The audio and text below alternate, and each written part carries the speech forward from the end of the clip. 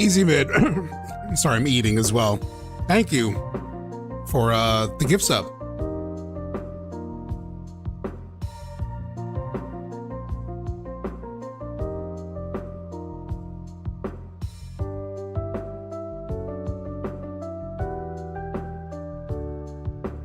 What's up, Caleb? Just eating dinner real quick before stream starts.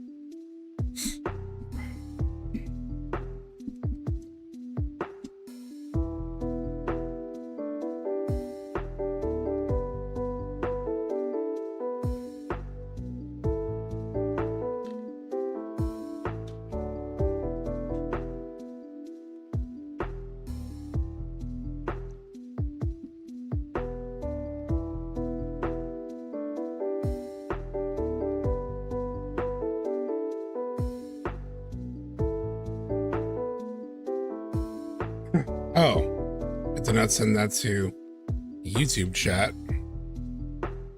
Yeah, I actually just finished eating, so it's in a couple minutes for people to file in.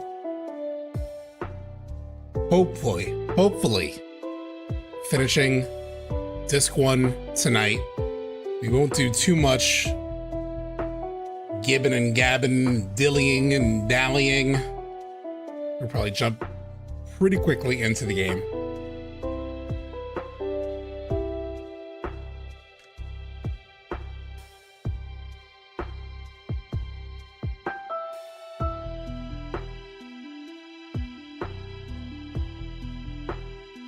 A little bit of shillying.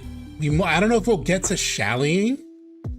We might get some shillying in, but shallying usually takes like some real commitment, you know? I don't think I have shallying in me tonight.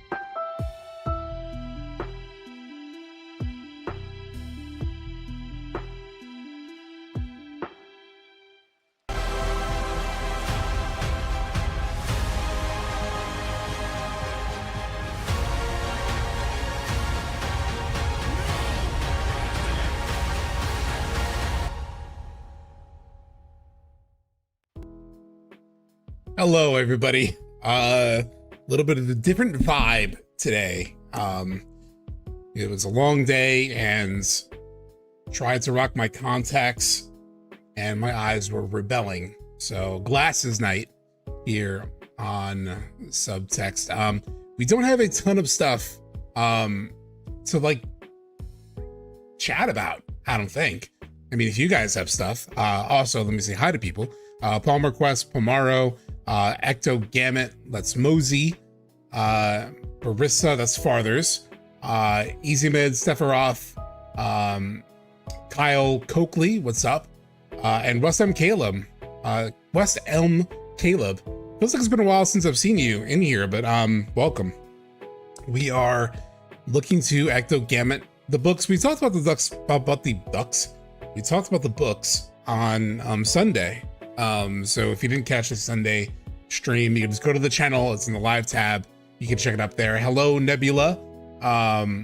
So yeah, it's actually been a fairly kind of like refreshingly quiet week in all things FF7 related. Oh yeah, that's true. Aerith, Cloud, Sephiroth, voice actors will be at the Gaming Expo in Arizona in March. Sephiroth. I know that's like your neck of the woods, kind of. Are you gonna try to make it out there? Probably shouldn't like put that out there, but you've mentioned it before that you're out there. But Virtua J, what's up? Haven't been quiet on FF7 Twitter. Yeah. So, oh, you too, Palmer. So hopefully some of you guys get to go, because that'll be pretty cool. I got to go to a panel at the New York Comic Con back before Rebirth came out, and then also got to go to a panel it was like the Tribeca film thing. It was just Katase and Hamaguchi, but that was really cool. You'll be going 100% now. I'm excited. Game Awards in a month. Yes. I'm trying not to get hyped. One of my friends, Baby Seal, was kind of like, I mean, he tweeted about it. He was like, everyone, I don't know, keep your hopes down. And usually he's like fairly accurate when it comes to these things. So I'm still wanting to believe. We talked about it on Sunday, but I still think it makes a whole lot of sense to have something out there. Game Awards. I mean, I thought we were getting something in summer. I'll be streaming it for sure. Hoping and praying that we do get something. I was not Clown Mask at that like Sony State of Play, the Japan only one. I had no belief in that. I think I'm pretty fairly like level set with like expectations, and I think Game Awards is feeling good. Also, like if they wait for like next summer, for example, to start doing the marketing, because I could see an argument for that, right? In terms of like, I work in the marketing world, and I know that like the promotions for things have like shrunken a little bit. Even like big Sony first party games, Starslinger was going on. Even like big Sony first party games have like shrunken their marketing cycles, like usually like fairly close to release date. So I could see a world where Square Enix decides like not to go, and they decide to like wait. But if they wait until like next summer, they're gonna be running into like GTA marketing cycle. So I would try to get ahead of it if I were them. So hopefully reveal at CGA. I'll be here, I'll be hyped, I'll be ready. Either way, it'll be a fun Game Awards, right? Like I know it'll basically be a sweep for Expedition 33. But I think there'll be some fun stuff. I think there'll be some games like trying to drop, trying to sort of like get ahead of GTA next November. So we might get games that were maybe being planned for like later in next year getting pulled up, and so like their marketing might turn on around Game Awards. So we'll see. TGA is on Amazon Prime now. Is it? I'm pretty sure it'll just be on Twitch and YouTube and all that. I mean, it might be on Amazon Prime, but everyone just watches it on streams on Twitch and YouTube. So yeah, maybe a late winter, early spring state of play. They could, though they've really been trying to like, oh yeah, we'll do a TGA bingo card. They could do like a early spring, they could do a state of play, but they've very much been pushing into like being multi-platform. So I can see them like not wanting to be tied down so much to Sony events. Even if they're like, you know, even if they're exclusive at launch to the PS5, they may want to reveal at a bigger like multi-platform event like a TGA, like a Summer Games Fest, so that people make those associations that it's not just a PlayStation thing and start to think of like, oh, I'll get that on Switch too, I'll get that on PC, I'll get that on Xbox. Although Xbox is in a weird place right now. But Max mentioned now it's on Prime, gets the new thing. Interesting. It probably shouldn't affect streaming. I mean, Prime is owned by Amazon, Switch is owned by Amazon, so I'm sure it won't really, for all of you, I don't think it'll really change much about the experience. Hopefully it doesn't mean that, I mean, I'm sure all the rebroadcasting stuff will still be fine, because streamers, that's a big part of the entire event. They're always like co-streaming and doing all that, so, you know, if you tend to watch it through streamers, like a Max stream or hopefully my stream, it'll be almost the exact same experience. I think we'll get the same thing they did with Rebirth, big reveal trailer, SGF, full panel, a TGS finale story, and next year's TGAs for launch. Yeah, for the most part, yeah. There'll probably be like an event here or there. They might do like a state of play even, you know, mixed in there, like a September state of play or something, or maybe a spring state of play. So I'm hoping for the reveal trailer. I do think the reveal trailer will be more than what we got for Rebirth, in terms of like that initial drop where it was like Cloud and Sephiroth walking, and then it was like the title drop and some lines of dialogue and Zack and Cloud walking. It was a lot of walking and then the title drop. And I think it'll be more than that. I think whatever this reveal will be when they do it, hopefully it's TGAs, it'll be like more of a proper trailer. I do everything through reveal. Yeah, exactly. Yeah. So yeah, I'm excited. We can keep talking about it, but I am like anxious to try to like get disc 1 of FF7 done. We need something, give us something. I know. I have been playing, God, I've been doing like a bunch of stuff. So I'm working on a Expedition 33 video, but at the same time, I'm also trying to like do a Dispatch video, because I did enjoy that game a lot. And there's some things about it that I want to say. More so about like the team and like the path to creating it, that I found interesting. I went back and I watched some like Telltale stuff, and there are interesting things about like when they closed and some of the things that were said then, and then like how that leaks into, you know, the birth of this new studio. And there's like something about there's something about it that I kind of want to put a voice to. So obviously I'll talk about the game itself too, and how it's written. You know, it's a good story. It's not like mind-blowing to me, but it just does the characters really well and all that. We've talked about it a bit. Never confirmed if I was right when the Northern Crater. It is confirmed Sephiroth controls everything, including Jenova. You said you'd let me know 4 months ago.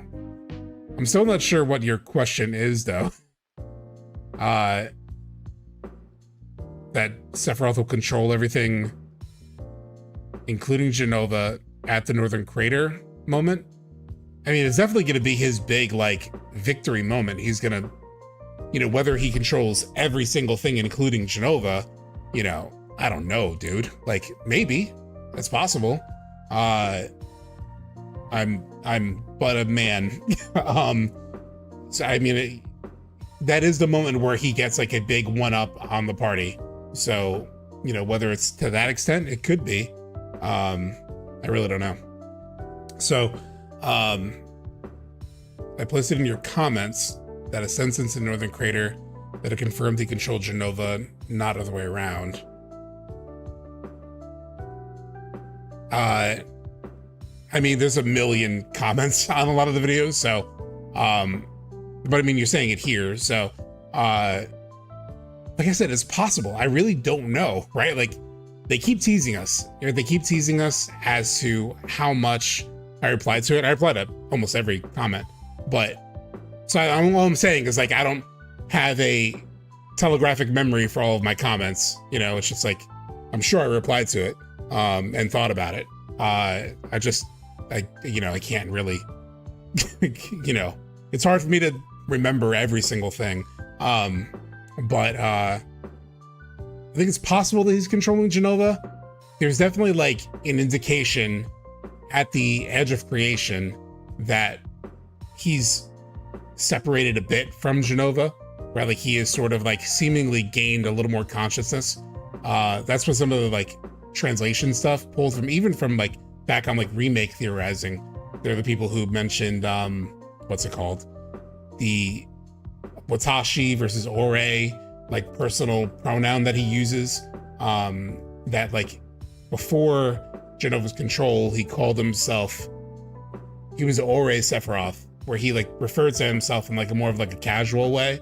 And then in the Edge of Creation at the end of Remake, he refers to himself, but then throughout most of FF7, he calls himself Watashi. And then in Remake at the end, in Edge of Creation, he refers to himself as Ore. So there's like some sense of like greater agency. And I did talk about how at the end of Ever Crisis, like episode 1, there's the scene where he's walking through the crowd of like Shinra soldiers, and then has like a Jenova headache, and it's like him pre-Jenova, and then it flashes to the Edge of Creation scene where he's looking up at that sort of like universe thing, and so there seems to be a connection between Sephiroth at Edge of Creation and then like the Sephiroth we meet in Ever Crisis, who is yet to be influenced by Jenova. So I do think like at the Edge of Creation in Remake, and so in some of the appearances in the Remake trilogy, he is separate from Jenova, seemingly removed from her control completely. So, I hope that's right.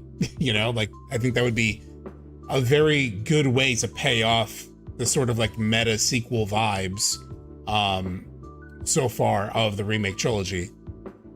So yes, I mean, I think it's possible. I think it's a very good chance. But in terms of like whether I could say 100% yes or no, I mean, I'm about as reliable as almost anybody else who's sort of like dug into this stuff. And Cloud is upset on the tree, the white text. It was Sephiroth who controlled the clones. Well, now he's the one who controls the whispers, right? They look at the table like they provide in Remake. Yeah, the Ultimania, in the Remake Ultimania, they had like the table breaking on the different Sephiroths, but they haven't done the same thing with Rebirth. I disagreed at the time. I mean, I don't remember exactly the words you said, so I can't say what I disagreed with necessarily. But here, right now, at this time, on November 19th, based on what I just said, it sounds like I think you could be correct. It's neither agreement nor disagreement. I genuinely don't yet know. I have not played part 3. I have not gotten enough information. I haven't gotten trailers for part 3 where I can like firmly say anything.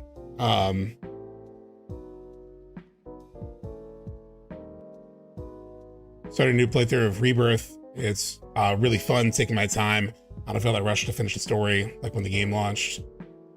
I think Sephiroth like Dinah's past the point where he can be redeemed.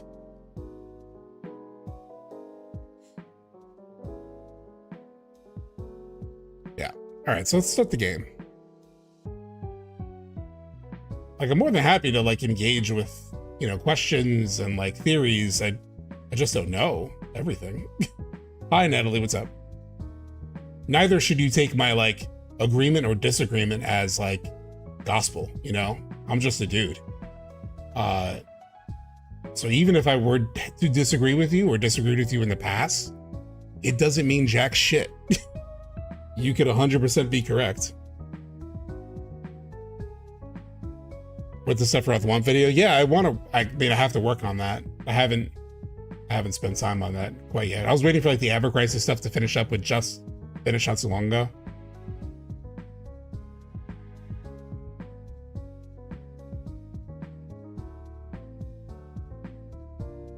All right, how do I do this? Game. Turn on our OG thing.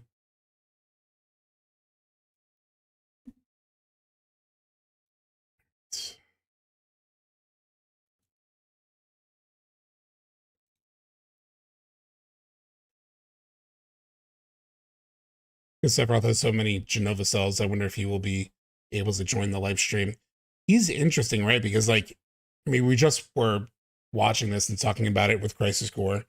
The fact that he has, you know, his creation was how was it? They injected him like as a fetus directly, which was different than how, like, even though like Genesis kind of had that, because Genesis, it was interesting, right? Because like Genesis also had Genova cells implanted in him as a where's the volume mixer? He had stuff implanted in him as a fetus, but Lucrezia had also had stuff, had Genova cells injected into her as a, like, into her body. And so it was basically double dipping with both her genes and then also the fetus injection.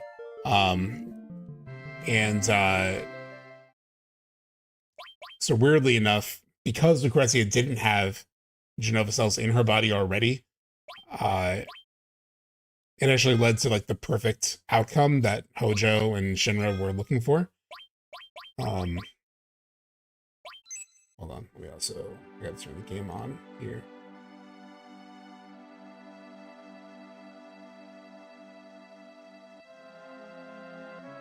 So he is a bit of a unique thing. And then like the interesting that Crisis Core especially, oh, hold on, I gotta delete it here. There we go. And the interesting thing that Crisis Core talks about too is that Cloud is the perfect S-Cell carrier.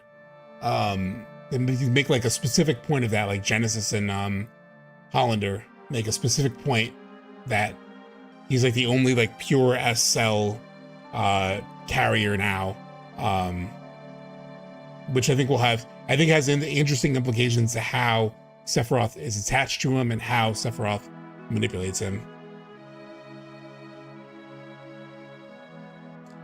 Yeah, everyone should be able to see the game now, right? There's a lot of weird gray area stuff with that. It's actually on the live stream, despite having Genova cells. Yeah, there are definitely people who have Genova cells. I don't know if like Sephiroth technically having Genova cells throughout birth, like while he was a fetus, like during his development, made a difference. Even though, yeah, Angeal, he wasn't injected, but he inherited it through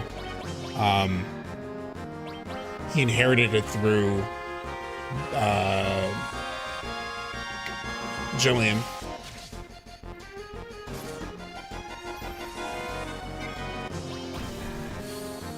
That's a great point, Actogamut. Like when people make theories, a lot of it is predicated on what we think we know about how the live stream works or what it is.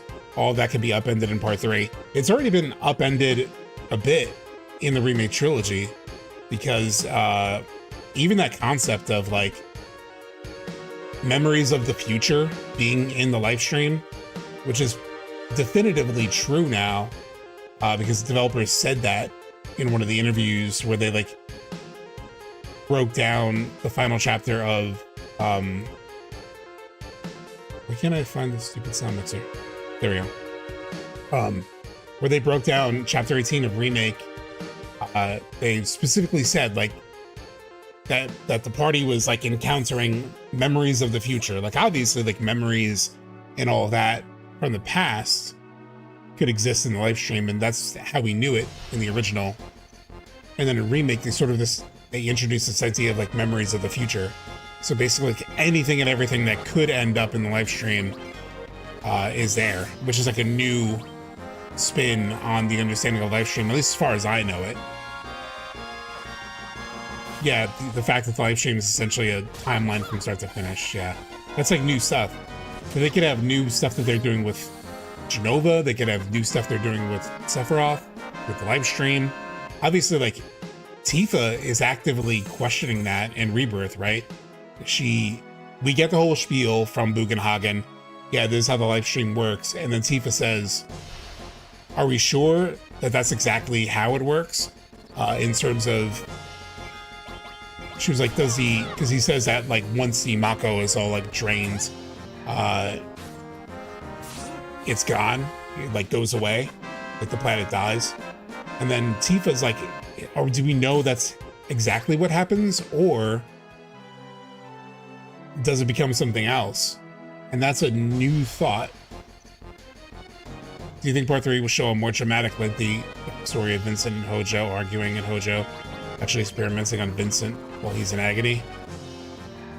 Well, they've done backstory stuff for everyone, like more extensive backstory stuff for everyone, so I could definitely see that, and Vincent is, you know, a fan favorite, so I could definitely see them doing that. Hi, Chimera Kate, what's going on? A bit late, no problem. I mean, we just started the actual game, so yeah, we'll probably get more Vincent. I think it's very likely, like more details of his past. It would be an opportunity for them to sort of, you know, do aspects of Dirge, like his backstory that they cover there, a little bit more. They can do it like the proper way, you know? They could also save some of it for DLC. There's always been the conversation of like, Vincent DLC would be fun, right? Holy shit. This wiped out Cloud.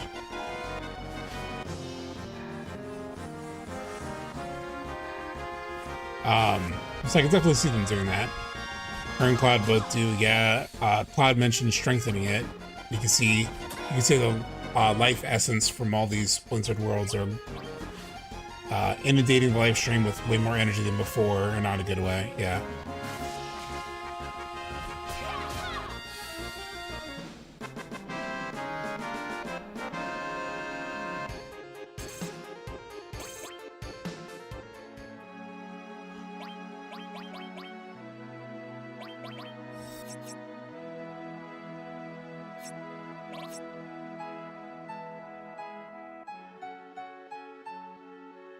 I mean, I think they're gonna do a lot with Vincent. That would be like what I assume at this point. the eye was a cuck thing. It's more than that, right? Like we were watching that Dirge video. That was actually pretty damn good. A bunch of stooges called them the Turks came by looking for some special rock. Say they'd pay 10,000 gills to get their hands on this Keystone. When I asked how much they pay for a regular old rock off the ground, they slapped me upside the head. What was I talking about? Oh, that Dirge video that we watched. Basically, the reason why Lucrezia does what she does is more so for her career, right? Like she's prioritizing her career. It's not necessarily that, you know, she loves Hojo or loves him more and all that. From what I could tell, she just really is invested in her career and her work, and she prioritizes that over Vincent. And given the Lucrezia thing is such a big part, like such an infamous, like famous part of the original, like going to see her, you know, going to her cave, I can see them wanting that moment to be incredible. So they'll probably do something for that for sure. So, would you mad or happy if after part 3 they re-release the entire series as a 2D game like Evergrande? I would hate that. I'd be a little mad because I know they changed things again. Yeah, this should just be the final thing.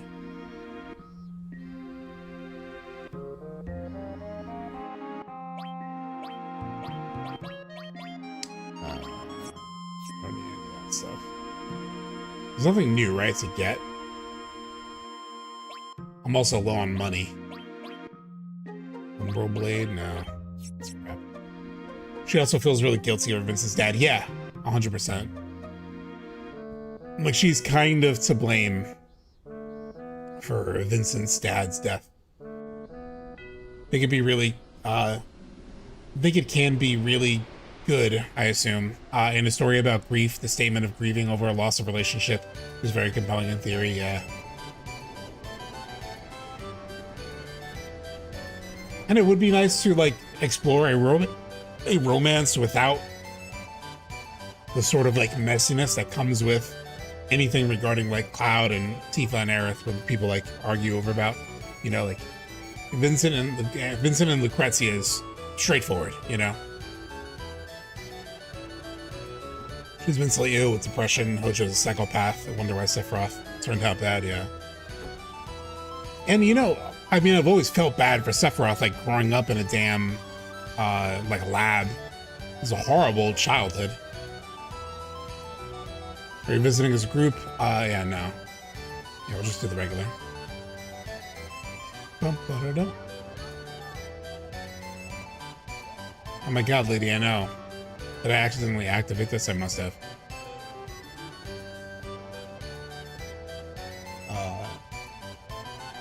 Retouch should be like Hojo's girlfriend. I think the idea that Hojo coerced her into a relationship with her and child. Yeah, I mean, she doesn't die, right? Because she's not technically dead, or she does, but she can't.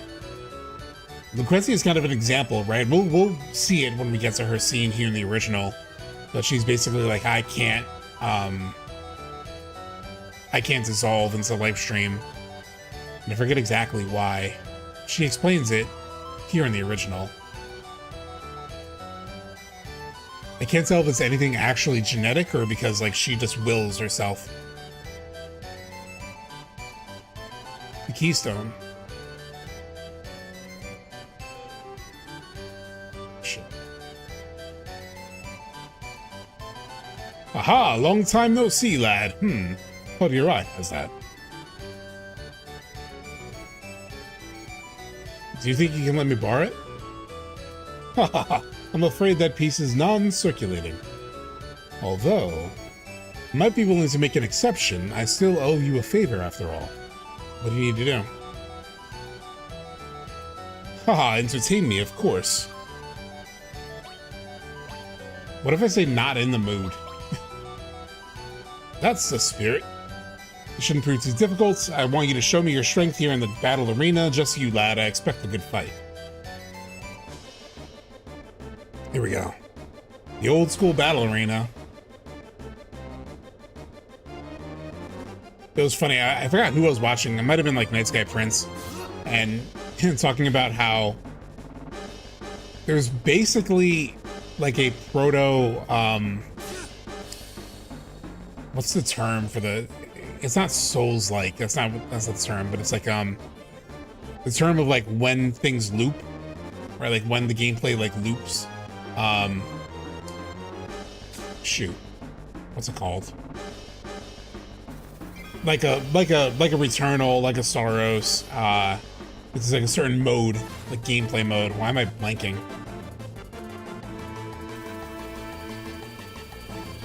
Right, this slowdown is killing me. A roguelike, yeah.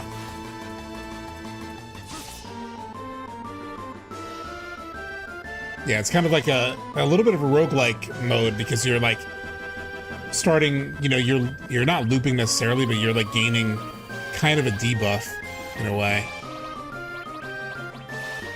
Do I have anything to help with this?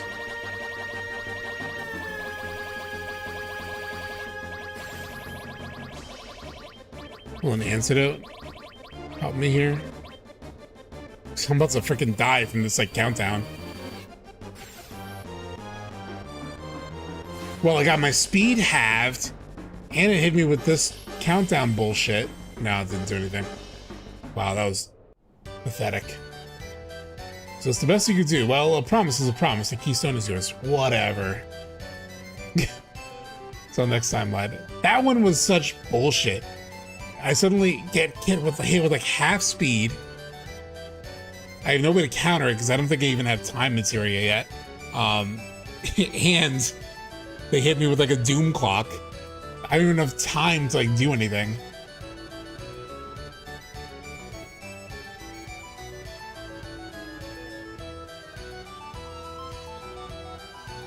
I will have you know, I've gotten several rounds in that before.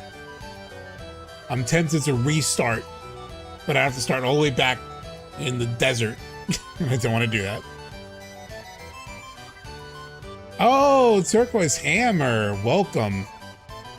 By the way, Turk, is there anything, because I didn't ask you guys ahead of time, are there any teasers for like differences to look forward to from here through the end of this one?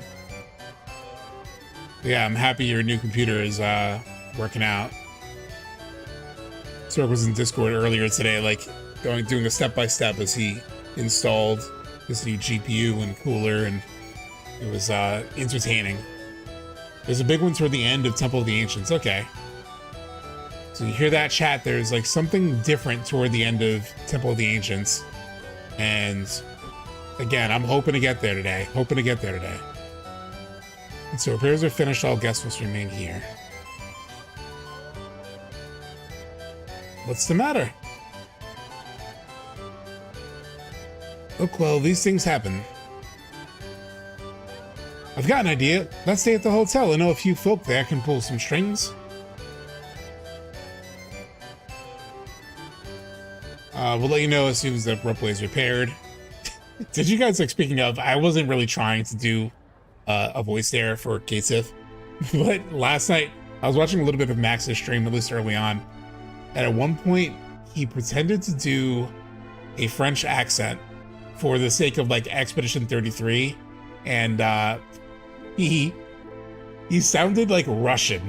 Like his French accent sounded straight up Russian.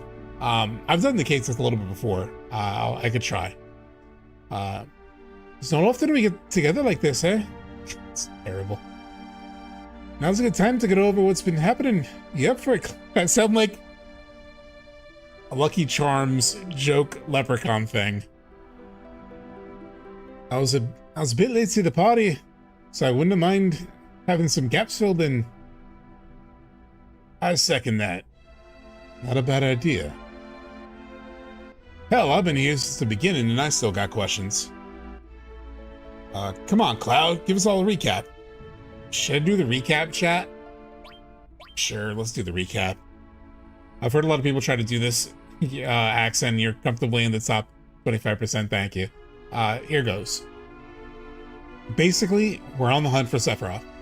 If I'm not mistaken, he's trying to reach the Promised Land. Promised Land. A paradise overflowing with Mako energy, at least that's what Shinra believes. But we don't actually know what kind of place it is, and where it's even located. Red's model, yeah, right? Yeah.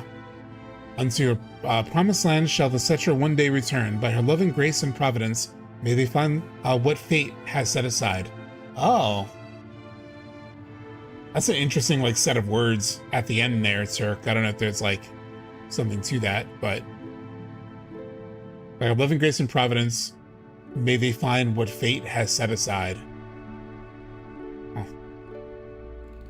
Cetra, that's some sort of disease? It's how the ancients refer to themselves. Did he listen to any of the elders in Cosmo Canyon? Anyway, it's not like the ancients knew where the Promised Land was either. You search and you travel until one day you feel it. You realize, oh, this is the Promised Land. Yeah, for some reason the way Aerith says it here is different from what she says in the Shinra building or what Barrett says in Remake. Interesting. So this is like closer to what is said originally. Interesting. And you think you'll be able to feel it too? Yeah, instead of like find their place in paradise, yeah. Probably, yeah. So Sephiroth's been running around the globe trying to find this Promised Land. I'm sure there's more to it than that. There's something else he's searching for too. The Black Materia. Director Dio mentioned that. He said a guy in a black cloak, black cloak was looking for the Black Materia. Right, those guys in black cloaks. Who knows what's going on there? They've all got numbers tattooed on them. I wonder how many there are. You know, I've got this 13 tattooed on me. Where'd it come from? Hojo. The rest of my father's are warrior glyphs. The rest of my tattoos are warrior glyphs, you know, for protection in battle. Hojo only gave me the number. So there's at least 13 of them? So those men in black cloaks have all probably had something done to them by Hojo. Yeah. But how's that related to Sephiroth? Who knows? Which is why it's probably best to go after Sephiroth himself. Agreed. No need to mess around with all that complicated stuff.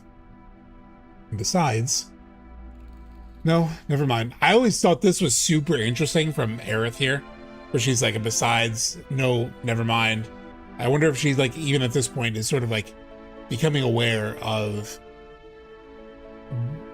like at least the danger that may be ahead of her, you know? Phew, I'm beat. I think I'll head to my room. Well, that was abrupt, and like they really hang a lantern on it, right? When I played this for the first time at 10 years old, I was so damn confused. Huh. That it? Then I'm gonna hit the hay too. I like that line because no one has ever definitely answered what it's about, yeah.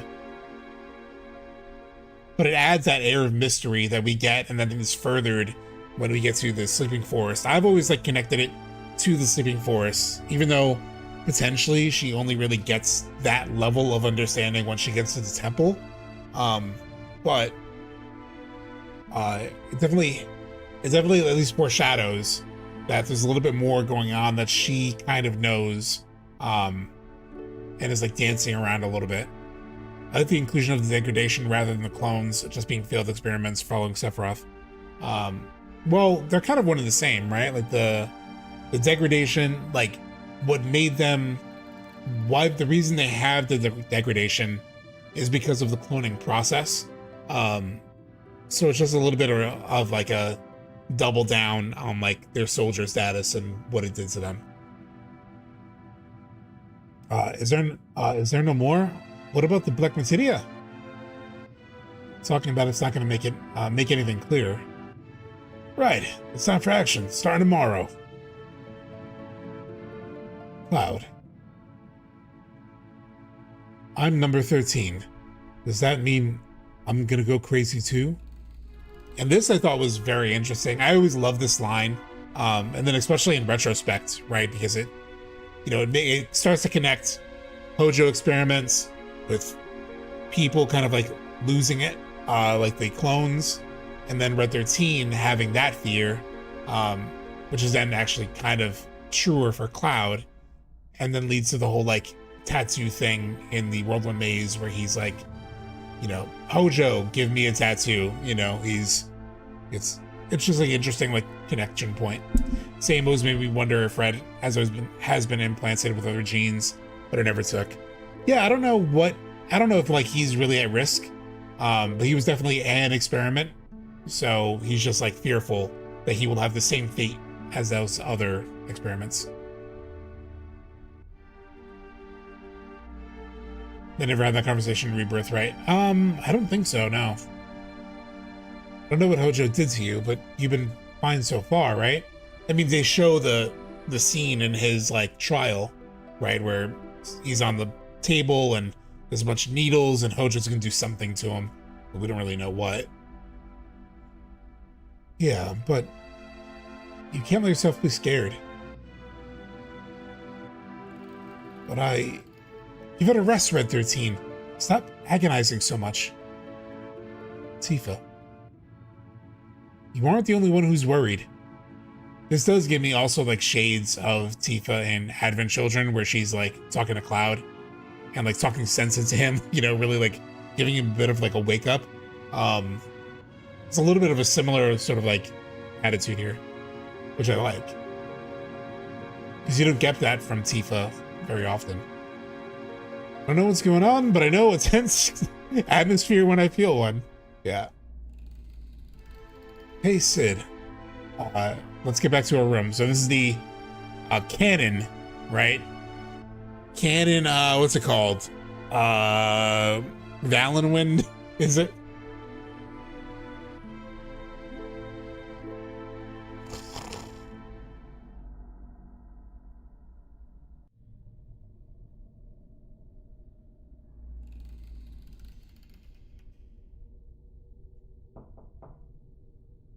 Feels like Hojo's comically evil in OG, how part 3 fleshes things out. Okay, full disclosure, it doesn't specify if they're in the same room. Cloud, what's up? I had a whole speech worked out, but now I'm too embarrassed. Hey, Cloud, why don't we speak out of here? Why don't we sneak out of here and go have some fun? Just the two of us. Vincent is such a obvious shit. Then Sid. Oh, that's a good one. Yeah, that's a good point. As a 30-year-old person, I do feel Sid's sleepiness. Yeah. So I got the Tifa date. Which I knew. So I've kind of, my answers and stuff have kind of led to that, but attention, tonight only. All attractions are free of charge. Enjoy the magic while you have the chance. Before we do this, so I did like speed through this a little bit last night at like 3 a.m. Because I was like, shit, I need my like image or my promo tweet and stuff like that. So I did play a bit of this to like get the shot of Cloud outside of like Temple of the Ancients. Although I ended up using the play, as you would have seen on Twitter or Discord. So I did play a little bit of this, and in the process, I did a version of the Loveless play that is arguably my favorite, but it's not what I'm going to do here.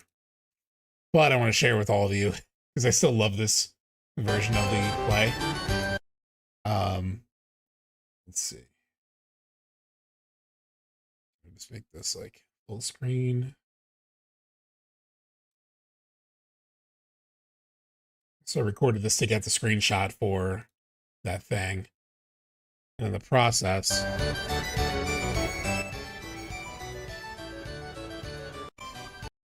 first of all, Battle Arena, right?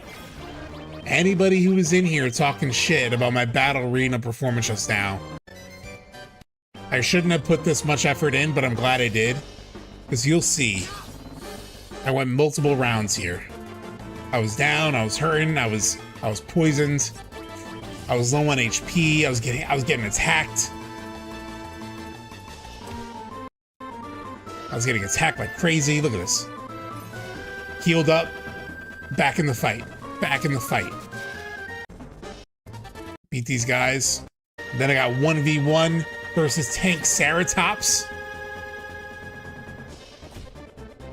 More like mid Ceratops. Easy money. Oh, my HP halved. Not a fucking problem. Boom, got this guy too. Wait for it. There we go. 51 points. Here we go. Round 4. Ah, shit. Materia broken. Ain't no problem. I got through that round too. Here we go. Ah, items command sealed. Damn, now it's getting hard. I think this word. Oh, so I got past that one, right? And then look at this. 0 MP, 0 items, 0 materia. I was silenced. I was cooked at this point, but I went like 7 rounds. Anyway, what I really wanted to show was this version of the Loveless play. This is like my favorite way to do the play. It's not even Loveless. It's just like, you know, the silly play. Once upon a load that I kind of sped through this a little bit. So you know, Varvadosh, Legendary, Alfred, Guardia, all that's updated now. Oh, Legendary Hero Alphino. Any 14 players. Okay, it's your line. Yeah, you, So anyway. So I was like, yeah. I went along for the first one, right? I did the Dragon King. The Dragon and Tifa come out. It is I, Dragon King Varvados, blah, blah, blah. Oh, please, brave hero, please rescue me, like that. So the knight runs up, gets messed up. This is whimsical. I know, way too whimsical. So here we go. This is where I had a little fun. Because I'll do a real playthrough here.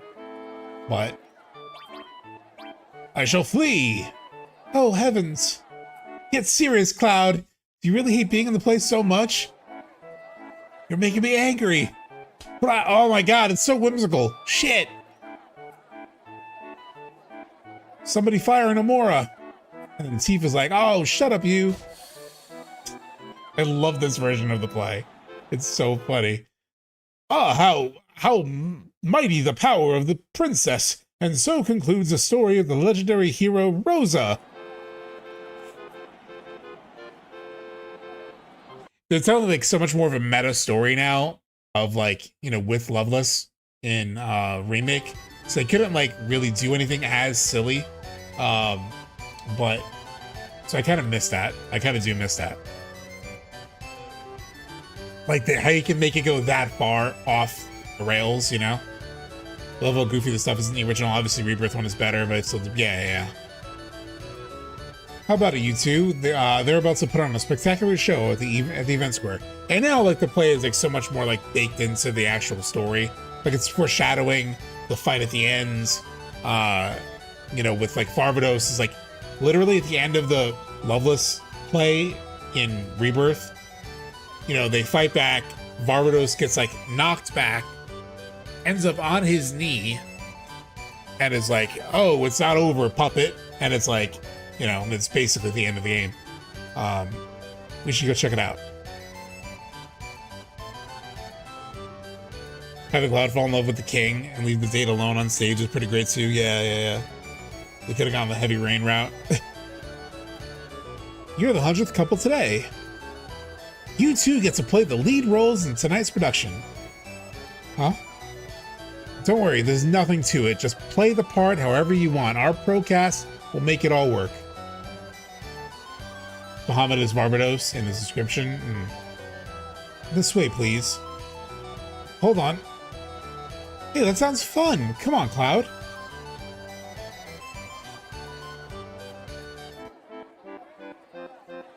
Once upon a time, long, long ago, an evil shadow suddenly beset the peaceful kingdom of Guardia. The Princess Rosa was carried away by the Dragon King Varvados, and a terrible fate seemed to lie in store. But just then, a legendary hero named Alfred appeared in the kingdom of Guardia. Could it be? Are you not the legendary hero Alfred? No. Hey, it's your line. Yeah, you. Could it be? Are you not the legendary hero Alfred? Yes, you must be. I am sure of it. For some reason. Please, noble Alfred, please save our Princess Rosa. Go, you must seek an audience with the king. Ah, brave hero Alfred, you have come to rescue my beloved daughter Rosa. Far away on the peak of the treacherous mountain dwells the Dragon King Varvados. The foul beast has captured my poor little Rosa. But heed my words, you cannot hope to vanquish the Dragon King as you are now. You must call upon another to lead you to strength, to lend you strength. Lend you strength? Shit, there kind of is, like, if I really wanted to overthink it, like, lending you strength, defeat the thing, you know, Sephiroth needing Cloud, lend him strength, maybe to kill Genova, I don't know. That's probably way overthinking a connection between two games that were developed almost 30 years apart, but let's do the wizard. I am the great mage Bowman. You'd think I'd be an archer. What would you have me teach you? Princess Rose's measurements. I forgot about that. Dragon King's weakness. Ah, you wish to know the Dragon King's weakness. It is not other than... Yes, It is not other than true love. Only the power of two souls in love may match the Dragon King's wicked fangs. No other weapon will suffice. Thrilling development. What will happen next? Ah, look what comes your way, brave hero. Gah, gah. It is I, the Dragon King Varvados. The princess is unharmed for now. What will you do?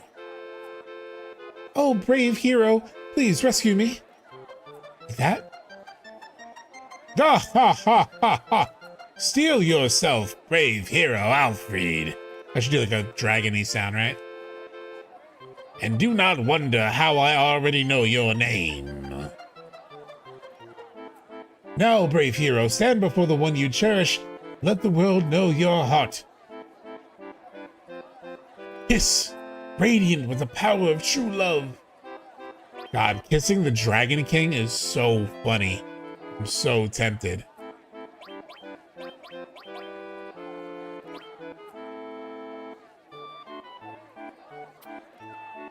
It's a little like, I think this mod added like a little like this sound. It sounded like Cloud, I mean Alfred. Ah, the power of love, my only weakness. Behold, the love of two souls has triumphed. Now let us all return. A splendid banquet I shall throw. Banquet, a banquet. I love the twirling off stage. Ah, how mighty the power of love. And so concludes the story of the legendary hero Alfred. Look at this dude, he's stuck in a loop in the corner. I think partially because like I'm playing this game like widescreen, and it's originally like a 4:3 aspect ratio, so you never really see him just continuing to spin off screen. He's pirouetting like a hell, right?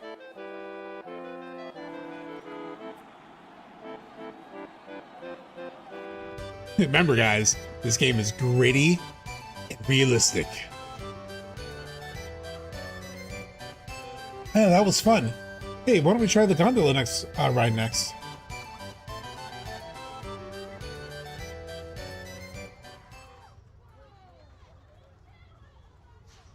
Is that my phone? Where is my phone? Give me 1 second, chat. I just want to make sure my phone is around in case I need it.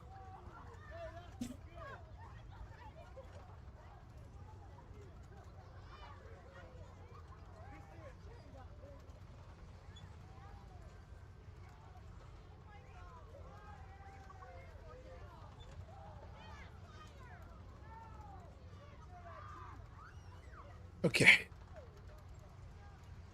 2, please. Very well. Please sit back, relax, and enjoy the majesty of the gold saucer. Here we go. Oh, it's so pretty.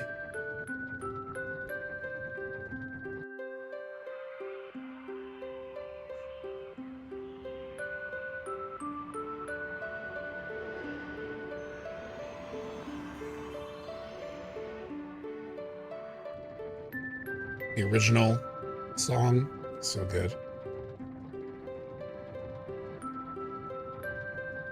You make Cloud look at the camera. Hey, over there, see that?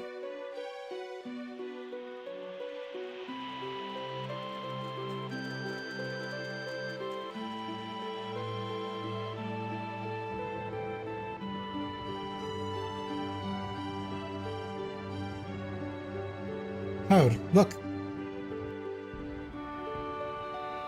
Actually, the very first trip to Gold Saucer, I only picked this up from watching, I think it was Jess Capricorn's stream, where she played the original for the first time. And on the first trip, if you go to the gondola on the first trip, I'm kind of mad at myself that it didn't. There's like an extended version of the gondola ride where it shows more scenes all around the Gold Saucer. It's crazy. Isn't it beautiful?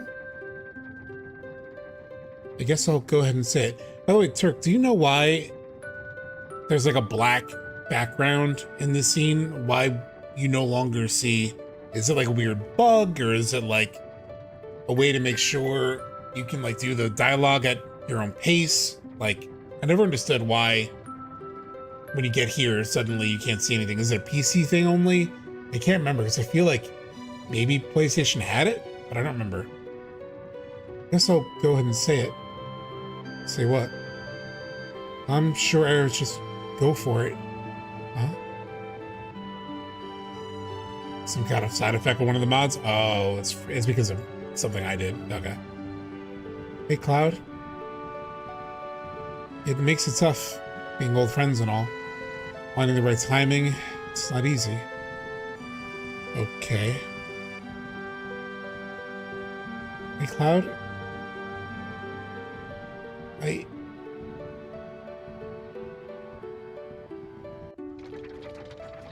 God. I mean, that does, like... You like, it tells so much about Tifa as a character, right? Like, she can't bring herself to sort of, like, have hard conversations, like, ever. Anything that sort of, like, scares her, you know, that's kind of like, I mean, she talks about that, right? Like, being a little bit of, I mean, she calls herself a people pleaser in Rebirth, but it's like, we talked about it earlier in one of the first OG streams, but just like her hesitance to like rock the boat, you know? She just doesn't want to like mess things up. I think it's true of like Cloud, for sure, but in general, she's had that, right? Like, she doesn't speak up too much to like stop Avalanche in Rebirth, or in Remake, for example, when she's like, she disagrees with them, and she may fight back a little bit, but she ultimately relents, right?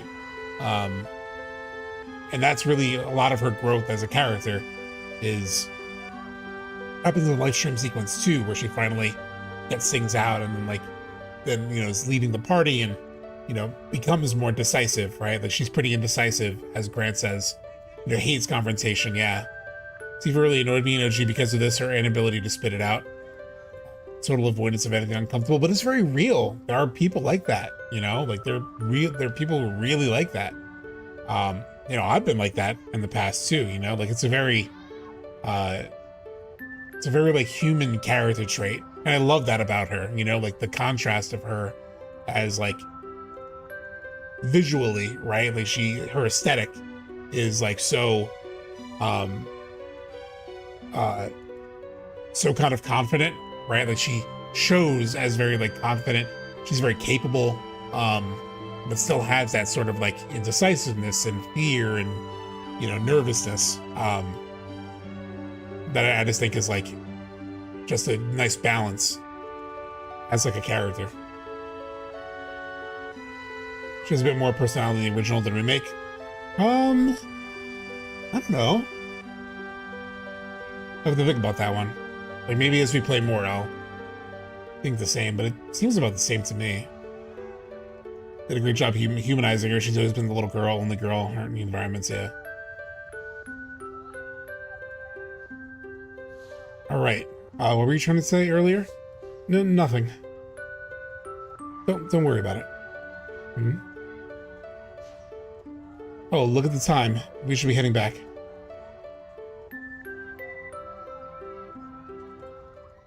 Yeah, I mean, for me, her character feels consistent, you know? I think they, like, give her more depth, right? There's more, like, time to explore her in Remake, for sure.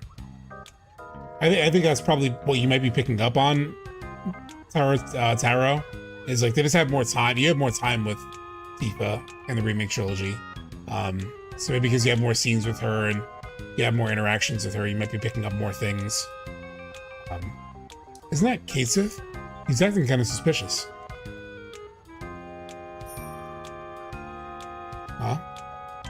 Is that the Keystone he's holding? Hey, Cait Sith! Jings! The hell does Jings mean? Turk, what in the hell does Jings mean?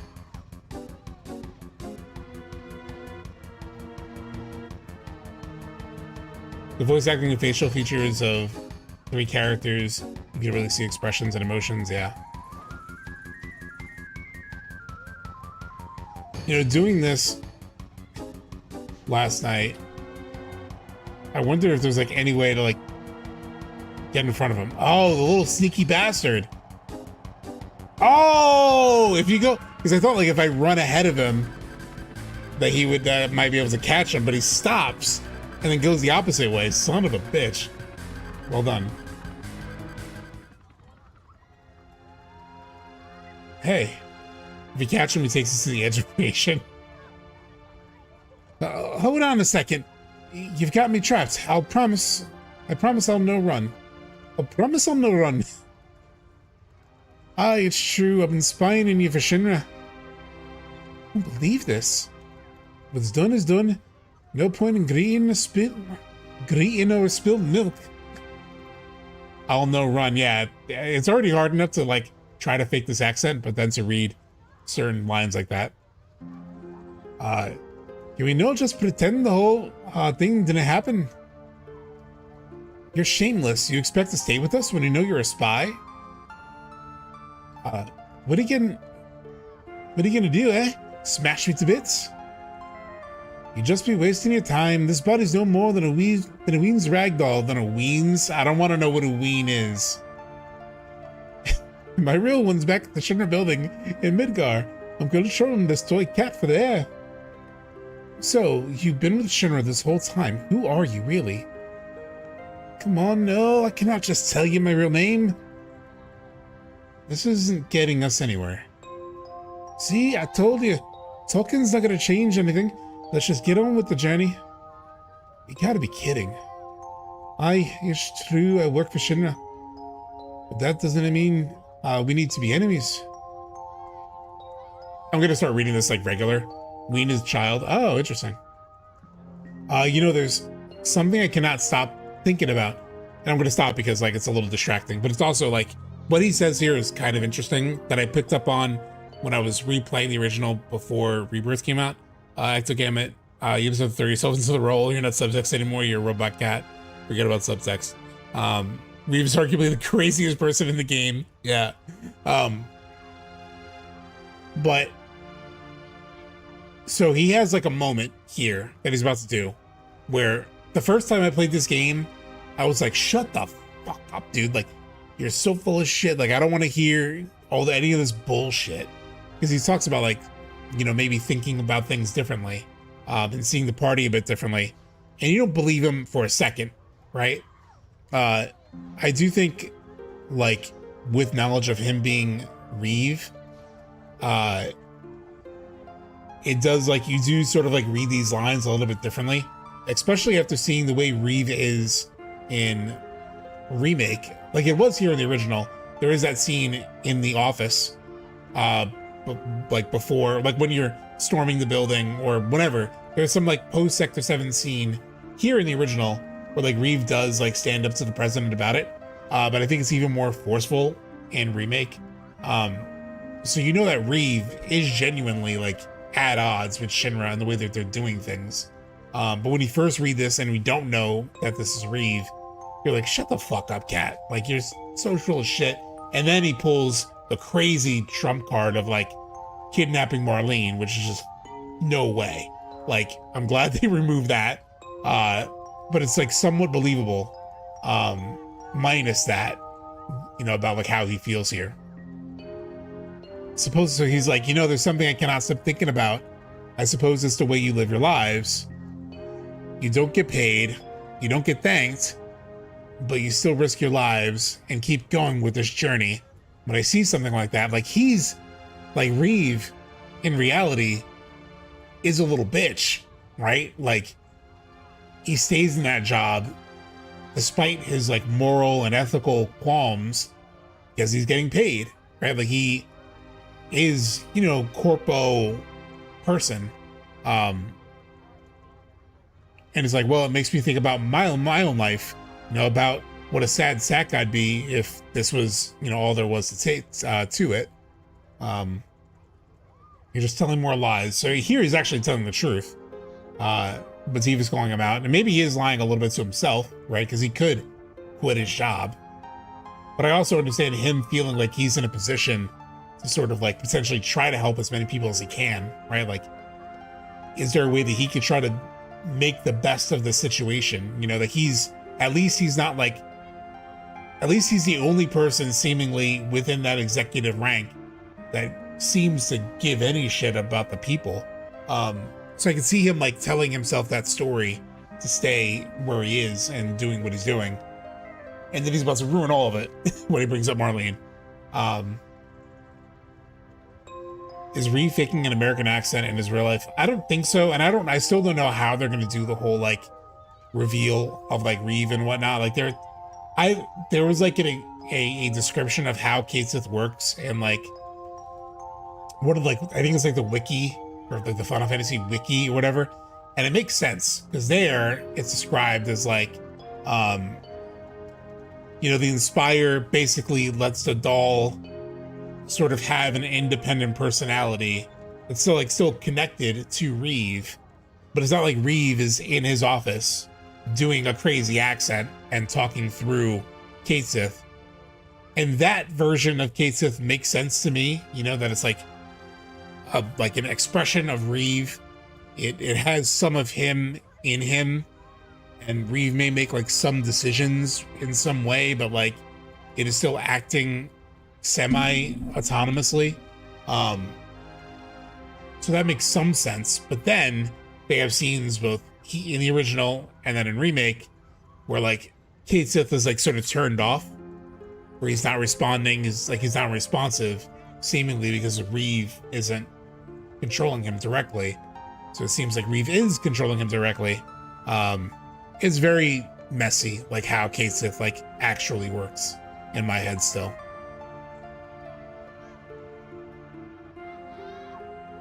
Does ever hear the term Inspire?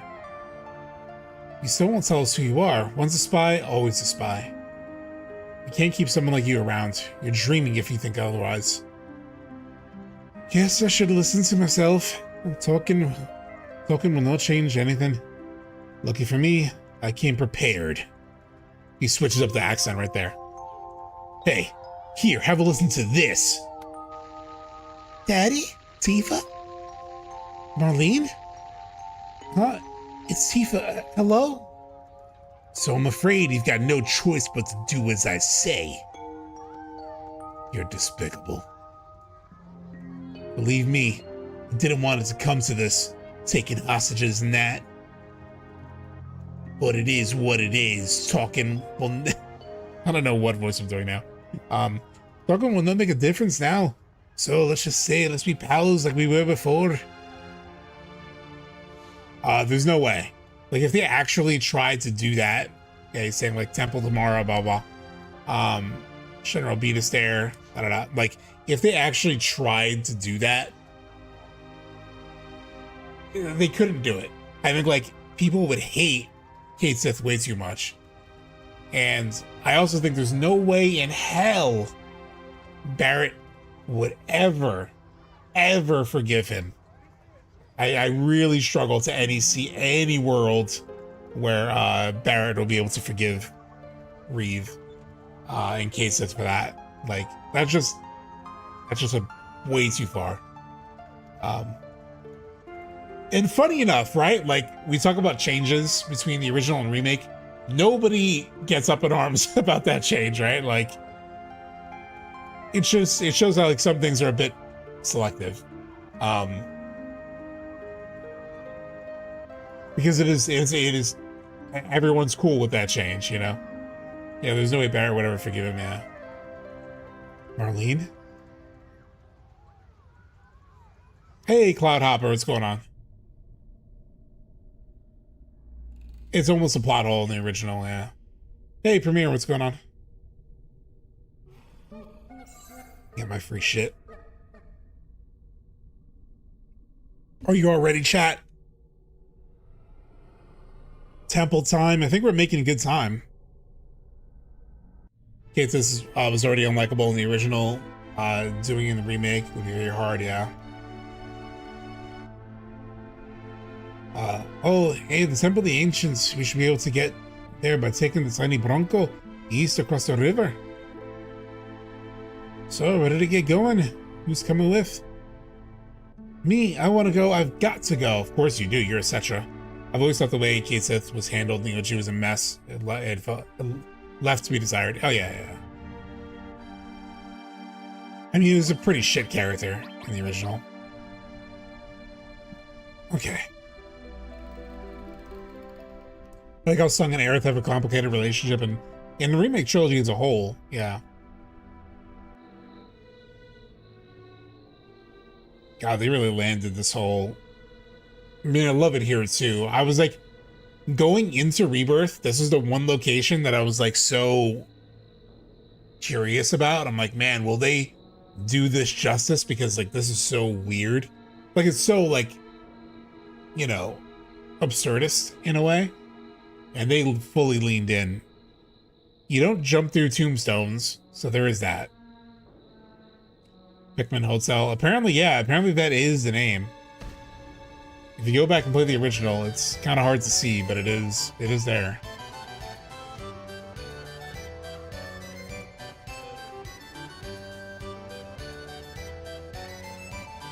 And Turk in chat, if he's still there, could probably like confirm. But I already asked about this at one point. Yeah, it is. It is Pikmin Hotel.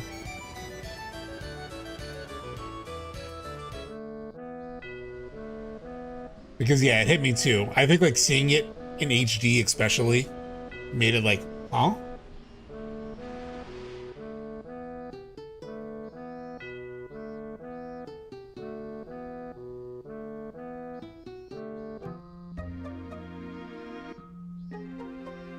Bum, bum, bum, bum, bum, bum. So the one thing I didn't do before this stream was I did not run around and get the big guard materia, or a big guard like an enemy skill. It's a Lovecraft reference. Interesting. H.P. Lovecraft, he has some questionable stuff in his history I didn't know about until fairly recently. Fuck, just killed Diva straight up.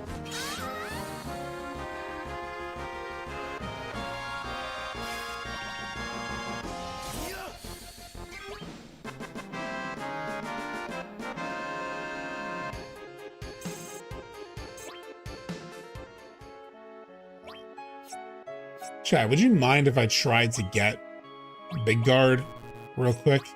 I just like, I know the easiest place to get it, like where I got it. Why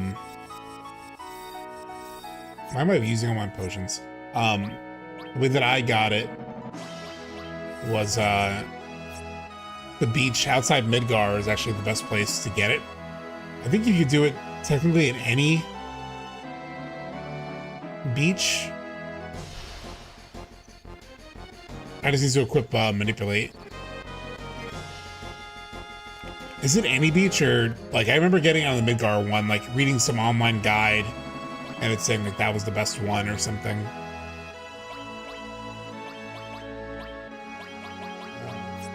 Just need sort swap.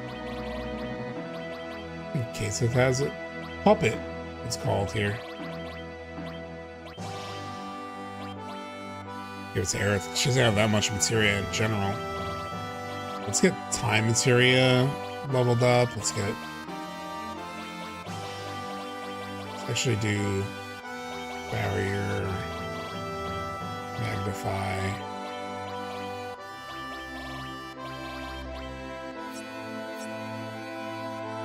No slots does the beach by Gungaga. The beach by Gungaga, okay.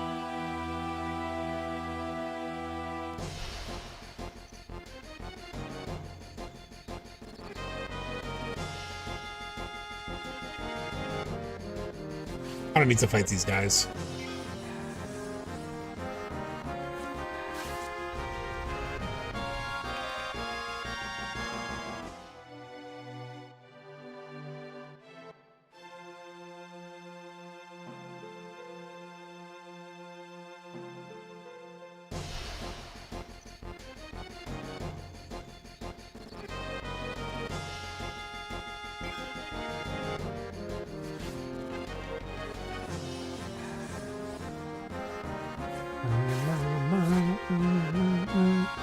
Because it would be helpful to have big guard, especially for like Demon Gate and whatnot. Oh my god, escape.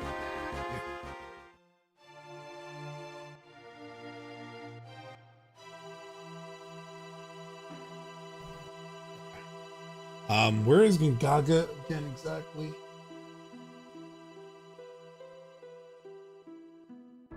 Gungaga. Gongaga.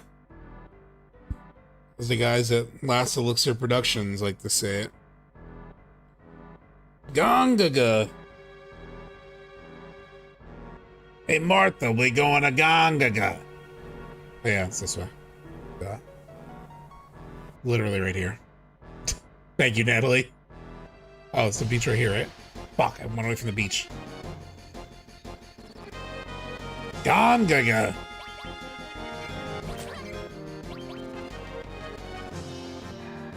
Hey, Martha, the kids from Gongaga are on our lawn again. Is there a Queen's Blood mod for OG? I don't think so. Okay, listen, I've always had the JP pronunciation in my head, but I have to study English before I do the recordings. Hey, Odie. Yeah, we just did the gold saucer stuff. Which enemy gives me the thing again? Mike Wazowski.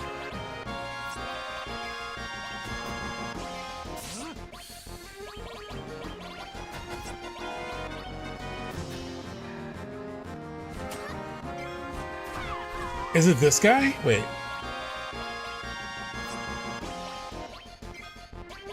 Up it. The big turtle. Okay.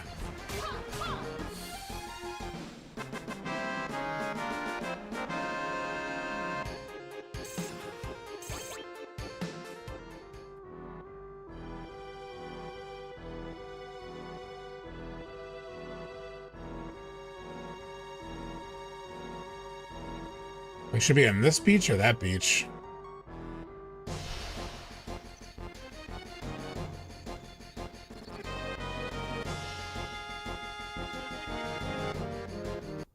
Could just Google this real quick.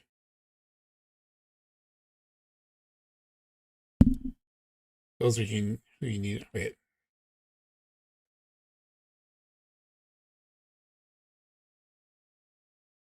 Get big guard. FF7. Right, how was those guys? Hopefully.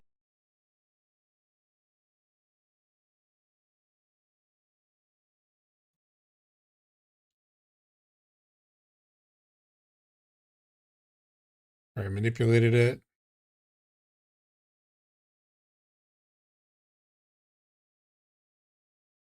Oh, it was those guys. You're right. It was those ones. The beach plugs. Which is quite some language.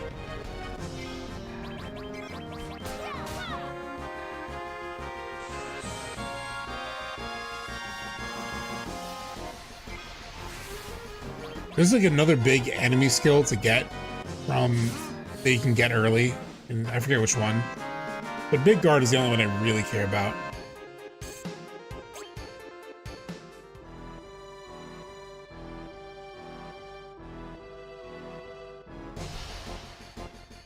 Oh, White Wind. Yes, White Wind. Do you get to like transform someone for White Wind? White Wind is pretty amazing too, actually.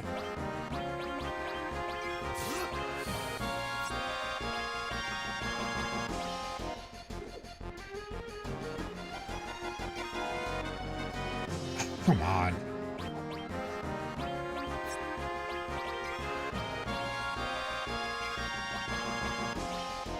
White Wind is like the big guy, right? It's the big guy with the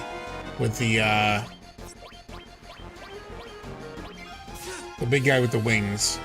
The big bird. Yeah. Aola bird near Fort Condor. Yeah. Mighty Guard it's called here.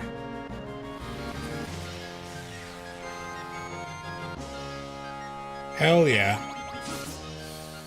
The huge owl guy. Yeah, that's how I know him. Yeah, the owl guy. So the owl guy is by Fort Condor. Is there anything special I have to do to get it? I feel like it's like transform it or something. So you get Maybe that was another enemy skill. Just manipulate.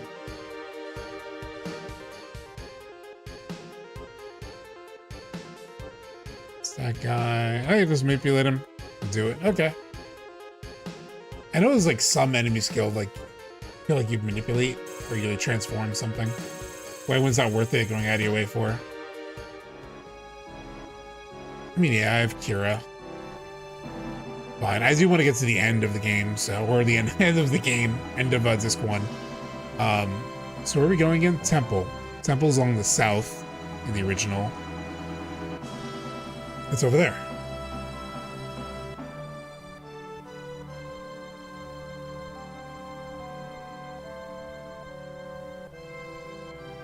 Here we go, chat.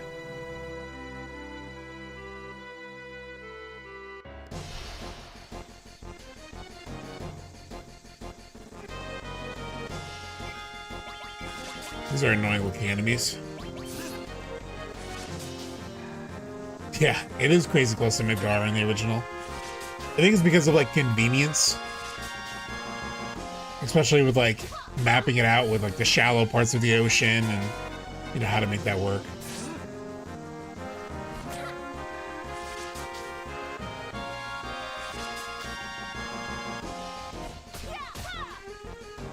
Yeah, free fury, right? They're just like handing out fury and poison. Now there's that.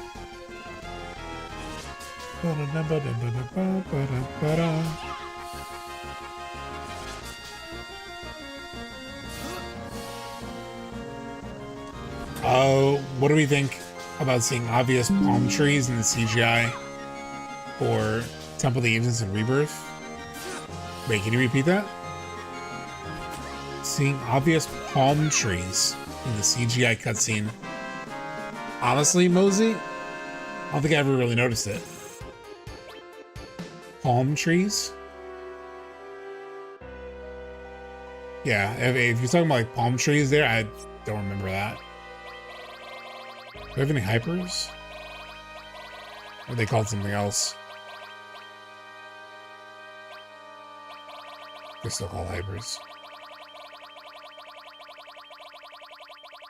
Yeah, they don't.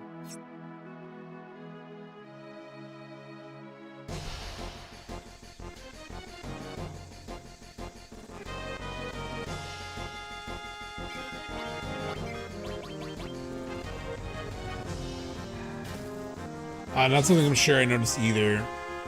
Should we have not seen them? I don't remember them. Damn, Aerith. You're not really known for your physical attacks, so that's a big W right there. Actually, quick double check on limits. She's still level 1. She's at level 2. I have it set at level 2. Okay. If I do a tent, does that get rid of my status effect? No, it doesn't. Yeah. Okay, Kyle. Thank you. Have a good night.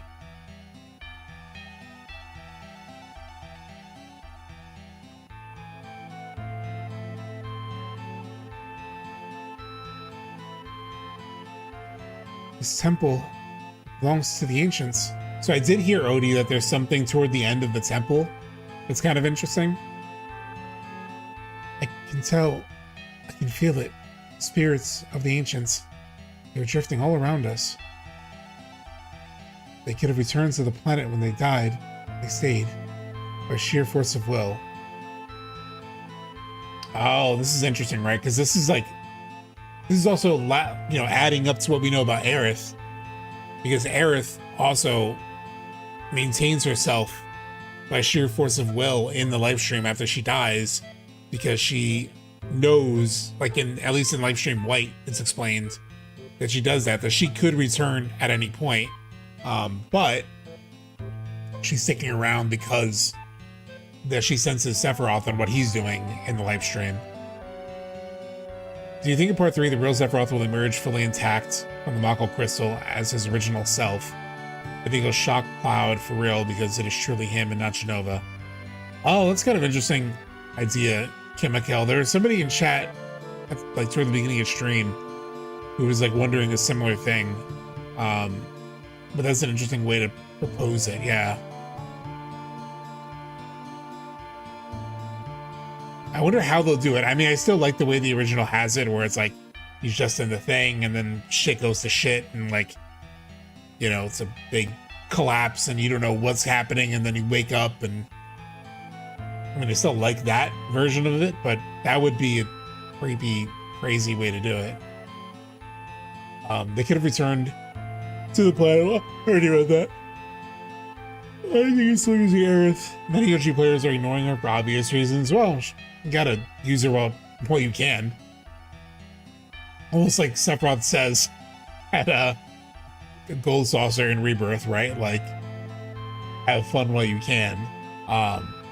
Why? For the sake of the future, for our sake. Actually, my uncle, who introduced me to a lot of, introduced me to FF7 in general. But I mentioned this before on stream at one point, but he had a like VHS recording of his playthrough of FF7. I don't know if it was like the whole thing, but he like VHS recorded his like playthrough. He was like an early pre-YouTube YouTuber. So he had a recording at one point of getting Aerith's level 4 limit break before she dies. It was like his second playthrough of the game or whatever, because he really wanted to get Great Gospel before losing her. So he was like grinding in the Temple of the Ancients, and then finally unlocked it. And that's how I saw Great Gospel for the first time. Why? For the sake of the future? For our sake? What are they saying? Can you understand it? Yeah, what a G.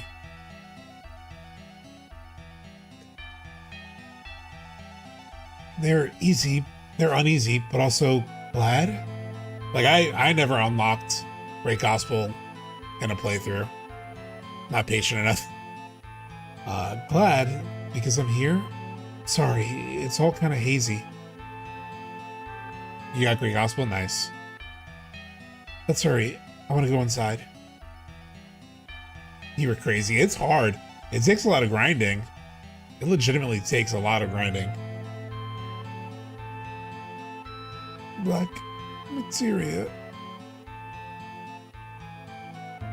Look. Another tattooed man. This one's got a 9.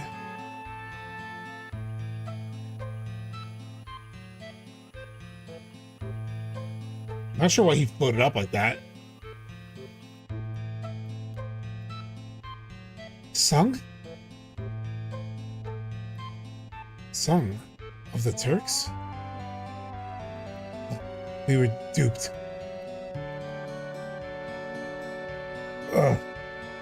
This whole time, it wasn't the Promised Land that Sephiroth was after. He got sucked into the rift. He was devout Catholic. Sephiroth? Is he inside? Go see for yourselves. Damn! Should have never let you go. It was all downhill. We picked Sephiroth instead. President made the wrong call. This dialogue feels different. It may just be a translation thing, but it feels a little bit different. Like, I don't remember this conversation of like the president making the wrong call. It probably just a language translation thing, but you guys have got it all wrong. The Promised Land isn't what you think. Besides, I never would have helped you. It's a real mess in the OG. This is a race Shinra was always gonna lose. Is this new dialogue at all Turk, or is it just a retranslation?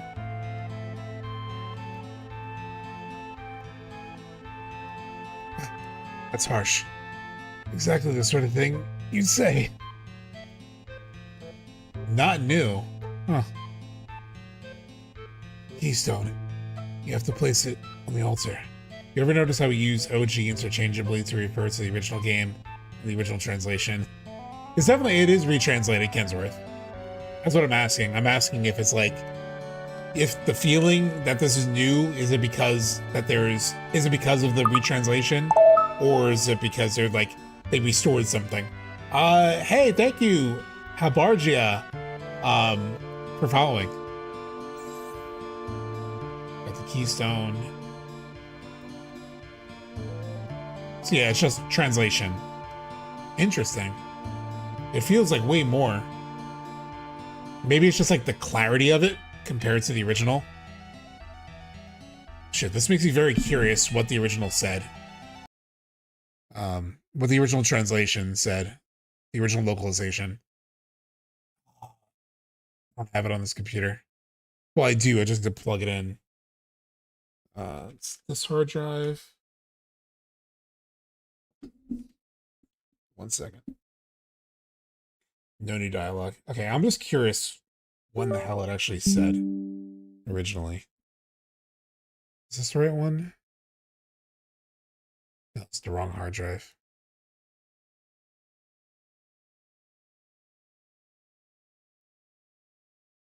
Project. It's this one. I have like footage. I have like 2 different external drives that have like different bits of footage.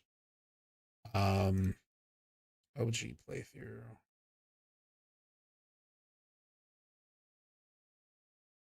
Temple of the Ancients.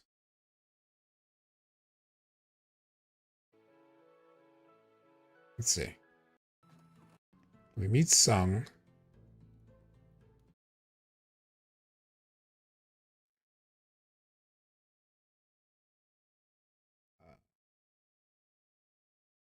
Song of the Turks.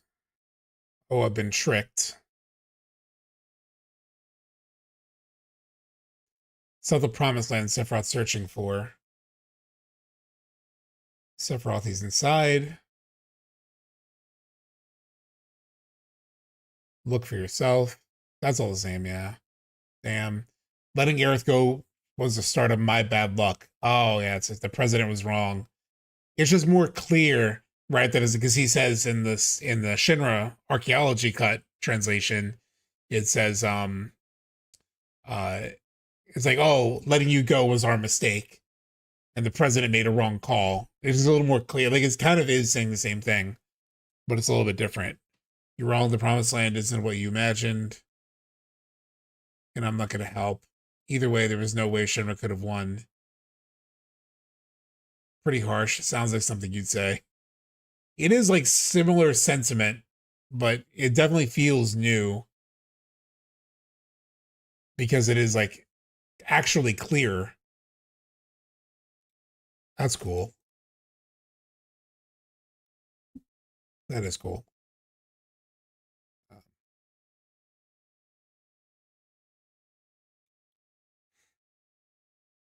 Okay. All right. Song's the Turk. I know he's the enemy, but we've known each other ever since I was a kid. There's not a lot of people I can say that about. Probably only a handful in the whole world who know me like that.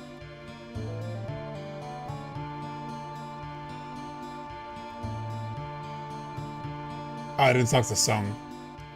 I guess we stick the Keystone in here. Oh well. One thing I have to ask has been puzzling me. In Dirge of Cerberus, when Lucrezia walks in on Hojo, standing over a shot Vincent, why didn't she stop Hojo from experimenting on him? Wait, hold on. One thing I have to ask, this has been puzzling me. In Dirge of Cerberus, oh man, a Dirge question? I don't know if I'll have a good answer for a Dirge question. When Lucrezia walks in on Hojo, standing over a shot Vincent, why didn't she stop Hojo from experimenting on? I don't know if I can give you a good answer. Dirge, in general, is kind of a weird one for me. You know, things that feel weird for you feel weird to me, and I don't think I have great answers for it.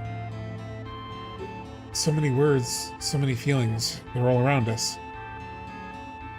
What a strange place. Yeah, Hojo has a lot of power over her. We talked about, like, she's very, like, we talked about it earlier in stream that she's, like, kind of putting her career first.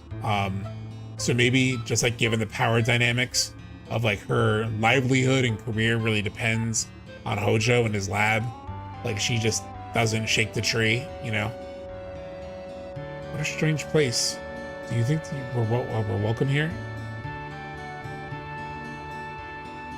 Cloud, I get the feeling we're in for a challenge.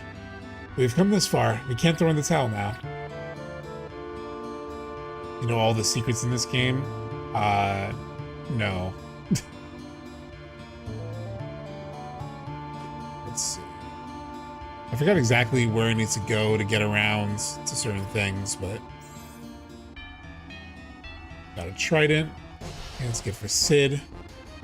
Easy answer was Lucrezia was worried about her career as a scientist, yeah.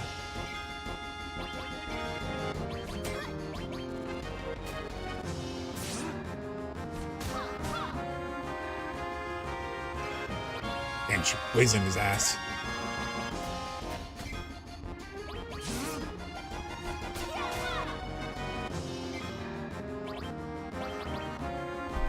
Gotta fire him. Oh, that healed him. Shit. He's fire-based, damn.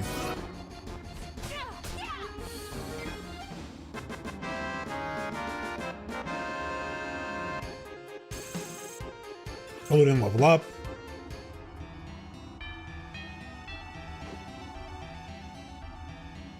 I always loved this door. It's sealed off. I can swear I've heard that sound before. And then I asked the Shinra Archeology guys about the sound thing. Apparently it's not a big deal. I thought it would be like some crazy thing about some like crazy lore thing. But it's really not. I forgot what their explanation was. The guys in the chat could probably say. But it wasn't really that interesting. Yeah, I hear you. He can have power over her, but still I wouldn't think that Lucrezia would have informed the president that his top Turk was killed. Maybe Turks aren't as valuable as the scientists. Or, you know, maybe she doesn't feel like that's her place.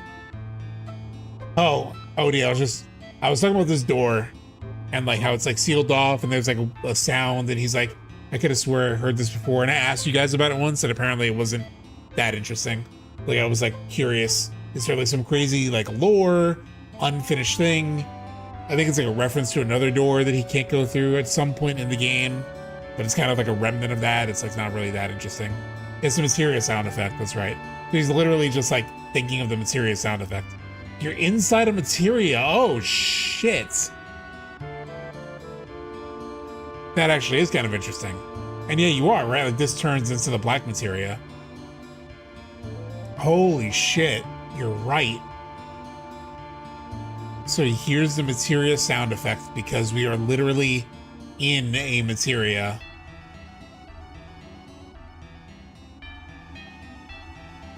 That's a cool, yeah, Turk is calling it a theory, or a best guess.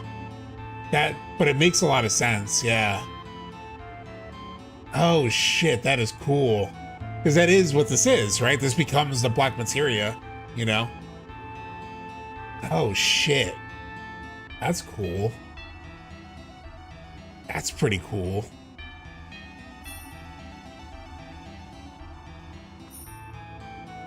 Shit. That's cool. Come here. I'm on your ass. I'm on your ass.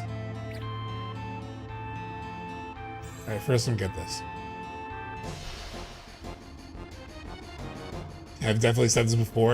Well, you may have said it before. I may not have like clocked it, you know? Like the full implication of it, you know?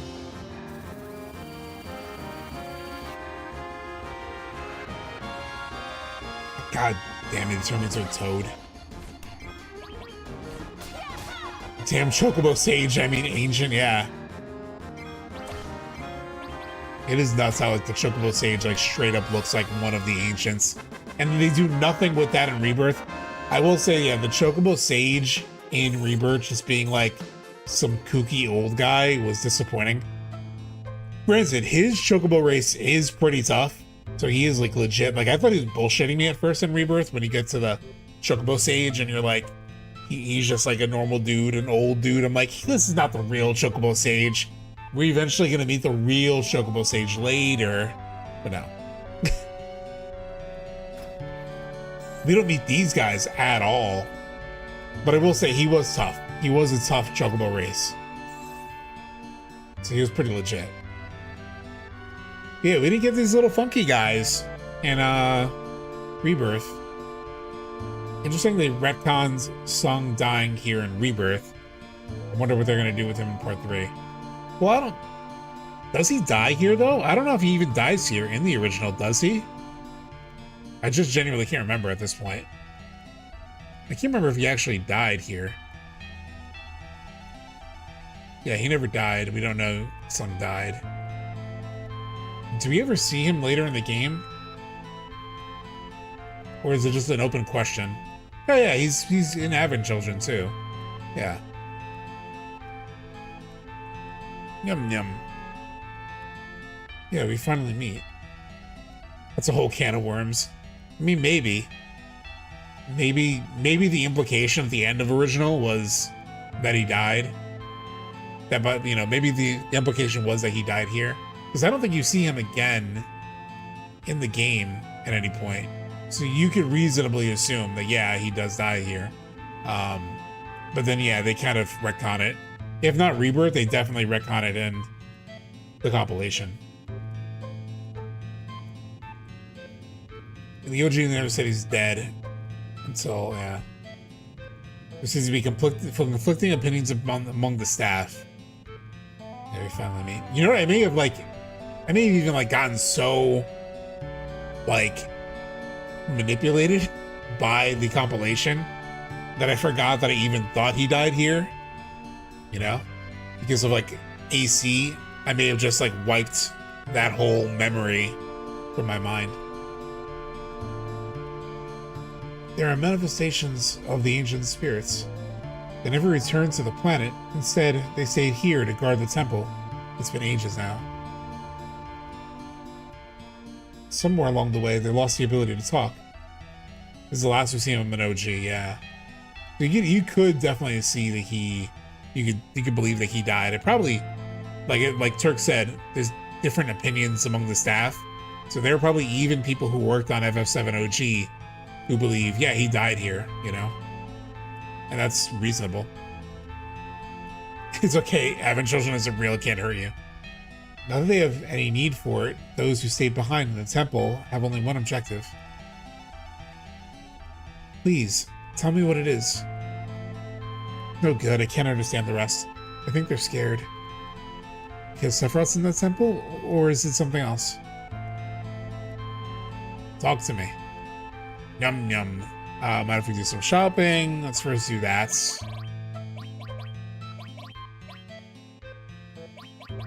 I might need some freaking Maiden's Kiss.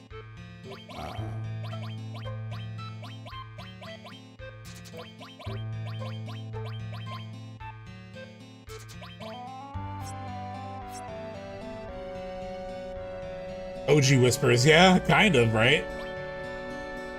Any chance we could rest? I was low-key hoping to see the mindfuck of the OG temple in Rebirth. I mean, it's still pretty mindfucky to me, right? Like, it flips upside down, and there's a lot of weird shit in the temple in Rebirth. It's just not any of these funky weirdos. We're stuck inside the temple with the ancients, and it won't be easy getting back out. Saving here could be risky. Yeah, whatever, let's save. We have so many save slots. We're good.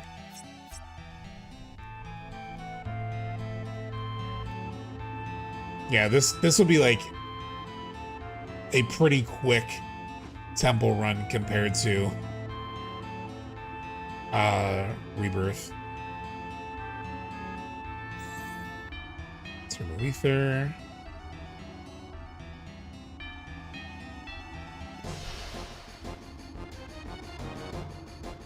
Rebirth has to tie a great deal more new context compared to OG. There's 3 separate games pacing. I guess you could say they replaced the Black Robe guys in Rebirth.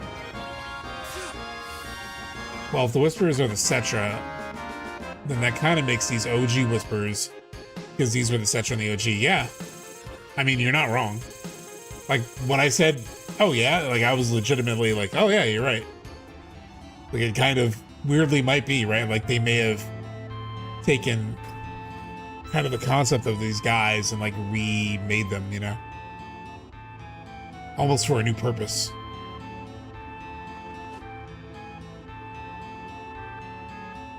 Funky weirdo, funky weirdo. Oh, it's that room. Not yet, not yet, not yet.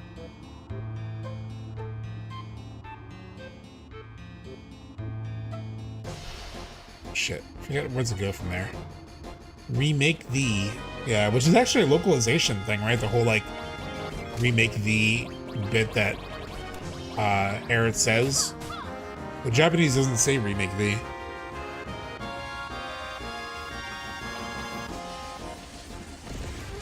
Whisperers aren't just Cetra, it's all those who died and returned. Yeah, I mean, we still don't fully know. But yeah, that is, I guess, what Aerith does say, right? Like on the highway, she says like, it's the ones who died and returned. I mean, she kind of says that about the screams in general, but the whispers are kind of the, you know, screams.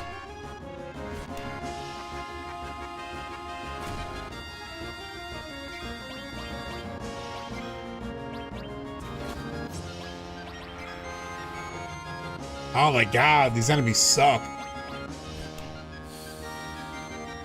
I can imagine if the puzzle were in Rebirth with both parties, people would still complain.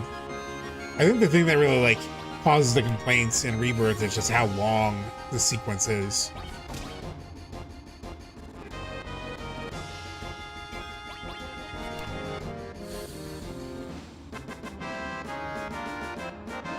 Given that FF, but in particular FF7, has been a goldmine for Square, although the devs are more older now, do you think they'll want to somehow continue more lore after Part 3 is over, or maybe not? I think they'll keep it so like the door is open. But I do think like this, like these creators in particular, will want to like feel like they put their stamp on it. So like not, I mean, I think there'll be like a lot of resolution to the core, like Cloud and Sephiroth and whatnot, like conflict. But they, you know, I think, okay, so I guess this kind of does get into a potential theory. One that I think I've mentioned before on stream, but basically the idea that they end the remake trilogy with like Jenova, Sephiroth gone. I don't think Aerith and Zack are back, but like things are like different enough that Advent Children does not happen next.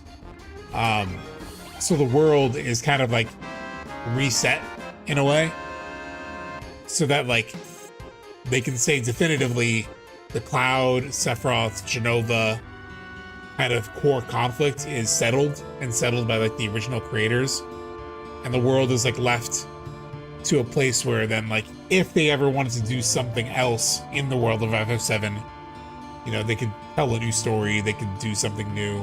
I mean, they could make it if they were really crazy. I wouldn't put it past them to like Zack being back, and like so it's a new world where he's alive, and to the point that maybe they do another Zack story in the world of FF7. I have no idea, but I wouldn't be shocked, you know. It's this way. Anything?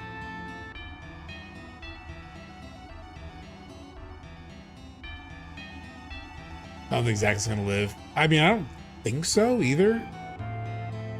I'm just like spitballing, like things that they could explore. Shit.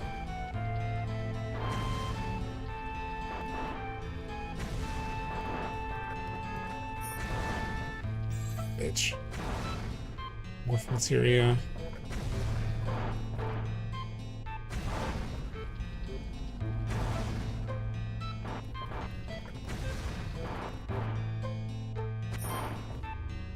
Got it. 0 fails. FF7 MMO. You made it. You're right, that was no cakewalk.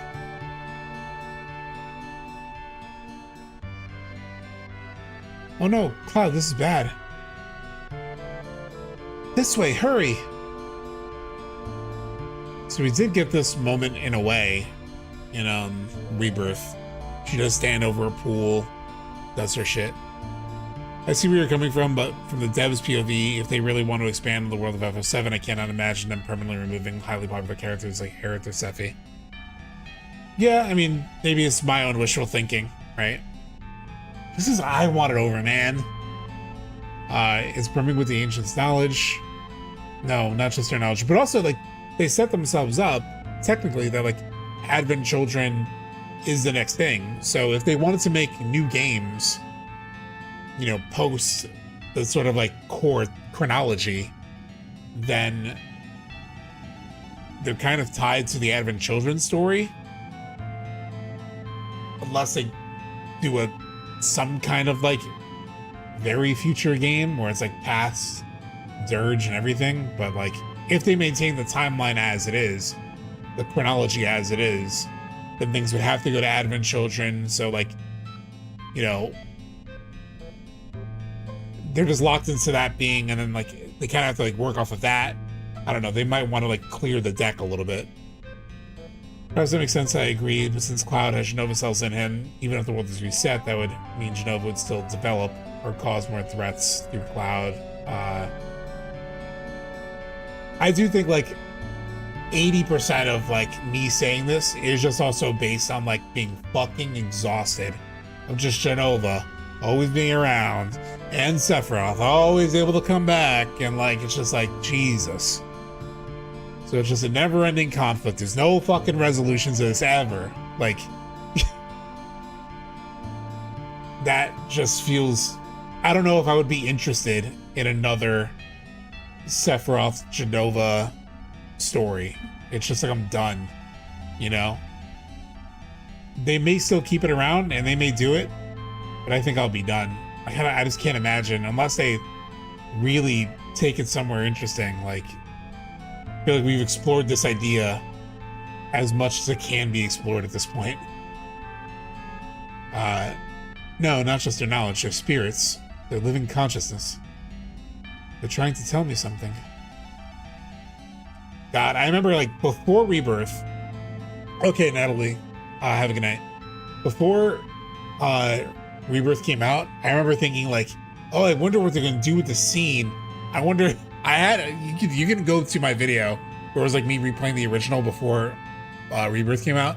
I was like, is it like, it's like Aerith's gonna look through this thing and she's gonna see, like, Zack's world? Like, is there gonna be, like, some, like, peering between the different worlds? Like, here there's, like, a consciousness in the live stream, which is kind of what maybe Zack is. Like, that was in my head. They didn't really do that necessarily. It's just the planet talking to her and her connecting to the live stream, but, like, nothing wild like that. I'm sorry, I don't understand.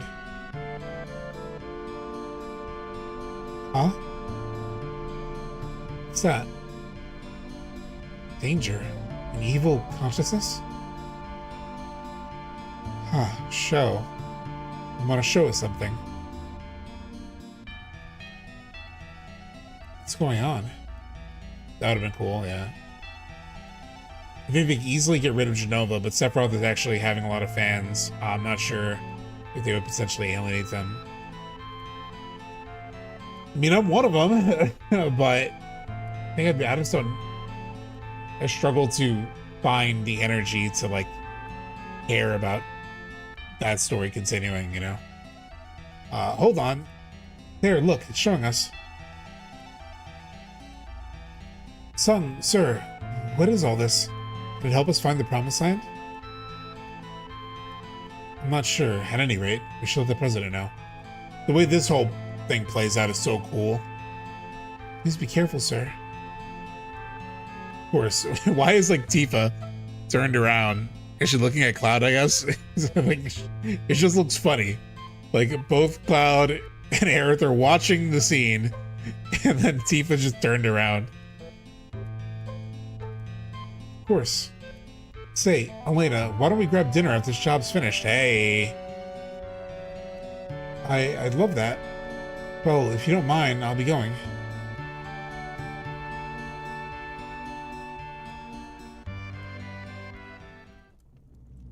Is this the promised land? No, it can't be. Ah, shit. The switch up on the music. You're seeing through the back of her head because the mod didn't make her face transparent from the back. Oh. It looks so weird. It does look like she's looking in our direction though. But yeah. Sephiroth? So, you've managed to open the door. Well done. This place, what is it? A trove of lost knowledge, a repository for the ancients' wisdom and all that they learned.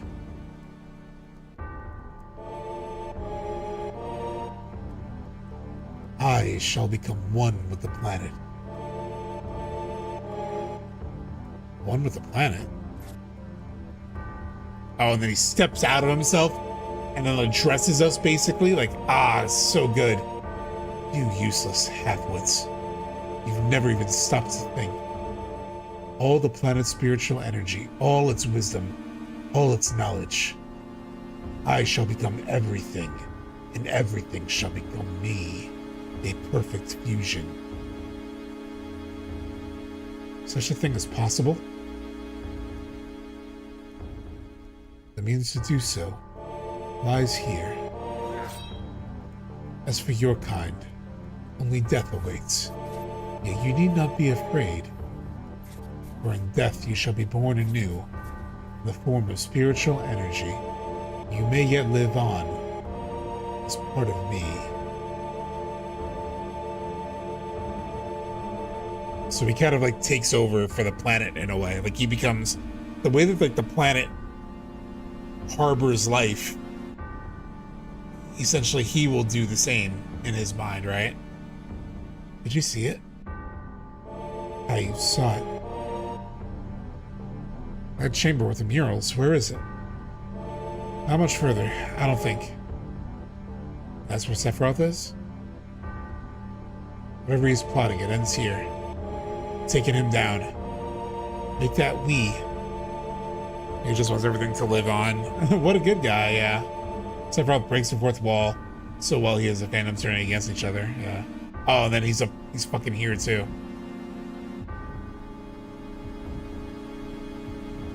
He just flies away, yeah.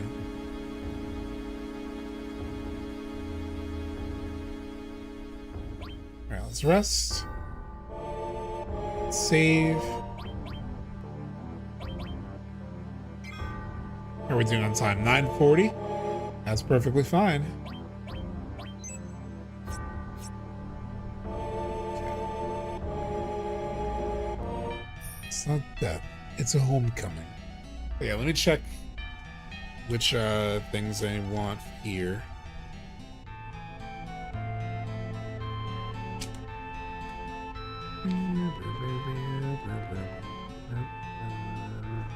Different times.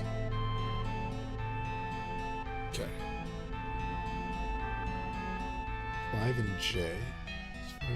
Oh, 5 is that way. Which J? That one. Hark, ye who seek the knowledge of the ancients. I am the arbiter of time.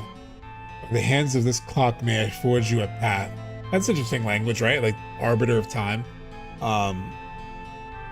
It's not a Death's Homecoming line in a way, yeah. Oh, is that why the clone floats off at the start of the temple? That's Sephiroth leaving. Yeah, I think so. Yeah, arbiter of time. Interesting.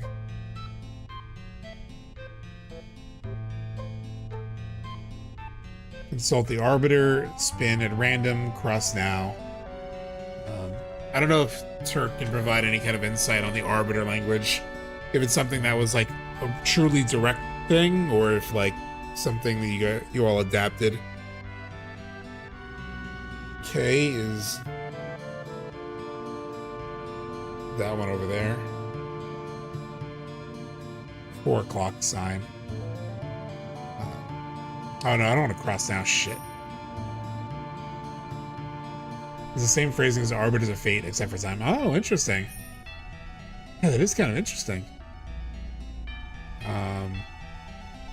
Consult the Arbiter. Oh, seekers of knowledge, what do you wish of me? Advance time. To what extent shall I alter time's flow? Just a bit. God damn it, I want you to do it more.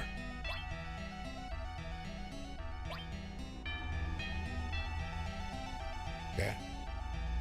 It's a whole lot of dialogue just across.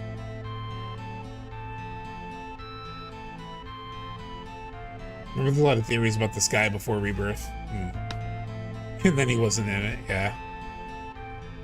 They kind of made this the Fate room, right? Or the trial room.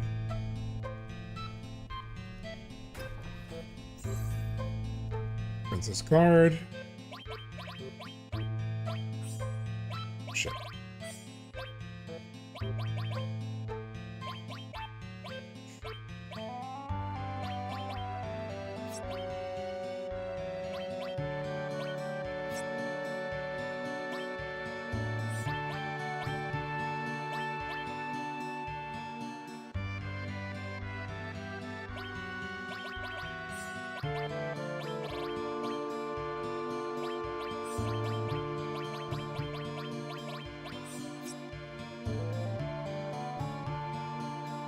Yeah, the trial, which is great in its own right. Yeah. Alright, so the next room that I want to go through is the one next door. Okay. Consult the Arbiter. It's time. Say a lot.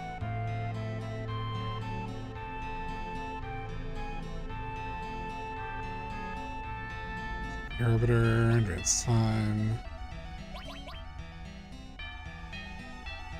I feel like there was a way to like control just to keep moving it without having to talk to it like constantly, but maybe I'm wrong.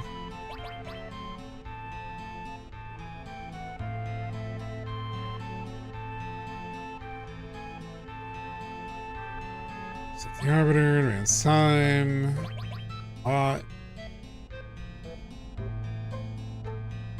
This is an obnoxious puzzle they scrapped. This is how the puzzle was in the Japanese. So you guys made it annoying, like the Japanese one?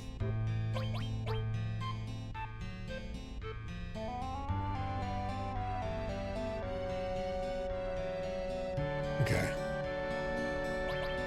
Find time. Just a bit. Oh, you went too far, you son of a bitch.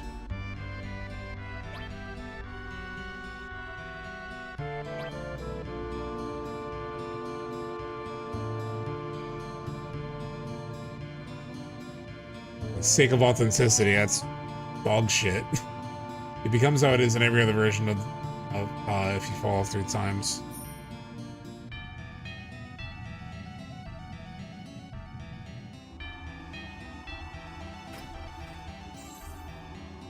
Ribbon. What does the ribbon do again? Yes.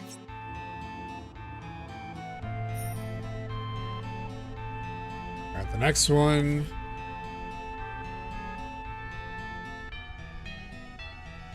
It's 6 o'clock. Advance time. A lot.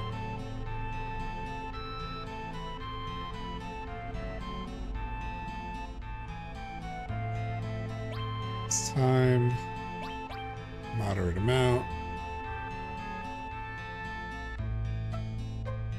It's time, just a bit.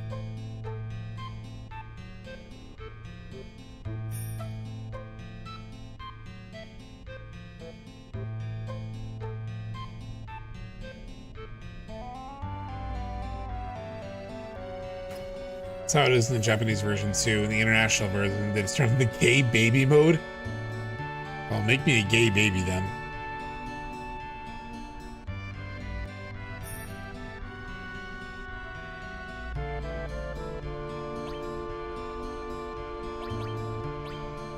it's just not an engaging puzzle, right? Like its sole mechanic is being annoying.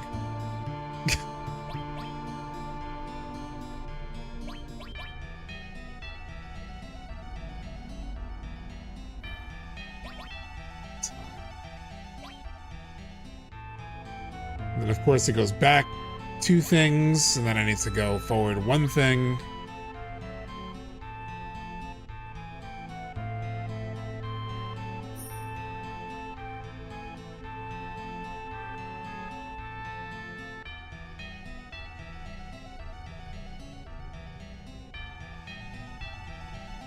Consult the Arbiter of Shit. Tetsuya no more, am I right? The Arbiter of Shit. And then if you get knocked off 1 time, there's something at the bottom, right? So I just need to let the second hand hit me. What's now? Come get me.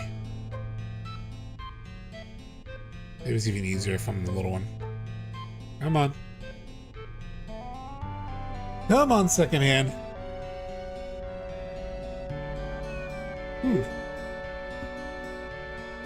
Or that works.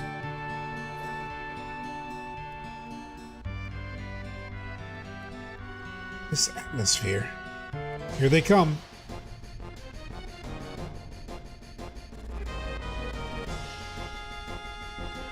This puzzle is the future we'll have if we don't change fate here today. Ow, that kind of hurt.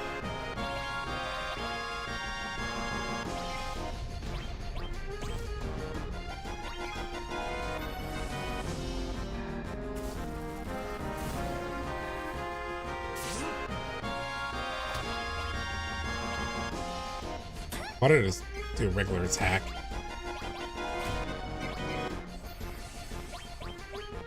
New skill, Mighty Guard.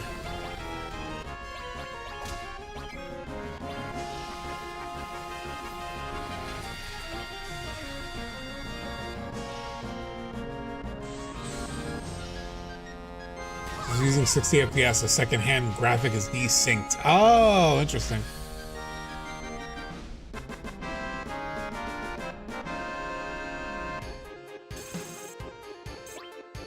Okay. Nail bat. Fuck, all that for a nail bat is powerful as shit, but no materia is rough.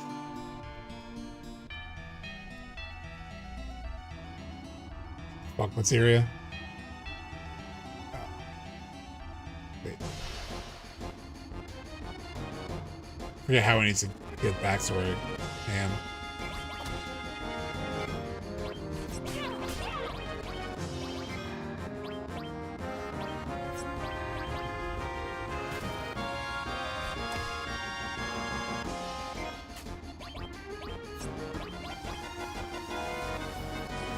What's going on with... Why couldn't I cast a spell? Oh, because she's a prog. Yeah, that makes sense. Hey, look. Tifa turned into Sid from FF9. A whole lot of spiral staircases, yeah.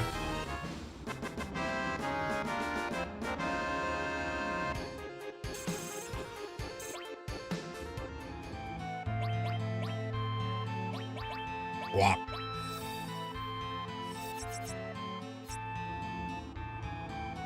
Which way does it go? This way, right?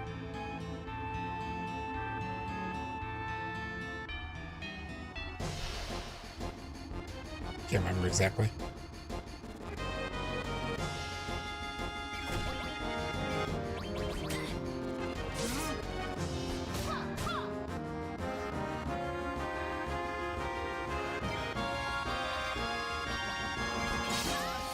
Damn, Aerith.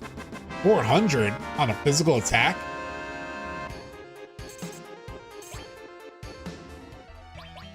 What material does Cloud have right now on his rune blade?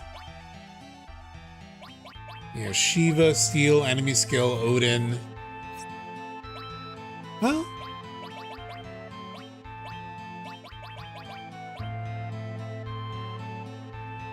oh, what is this shit? I don't remember getting this.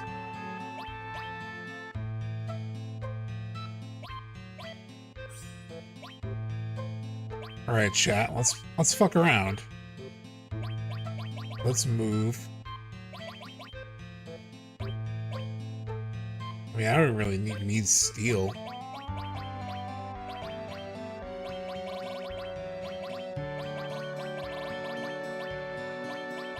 Let's give Aerith one of these.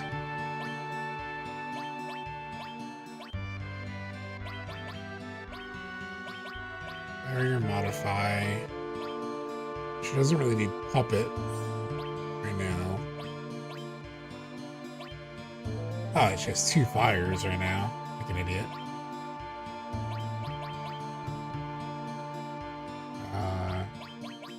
Move that over. Take Cloud's healing. Magnify. Give that to Aerith. No bad time? I could give him counter.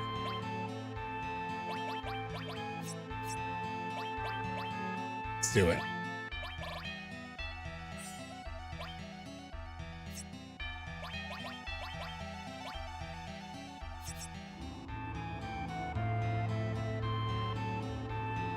Let's see how hard I can hit shit.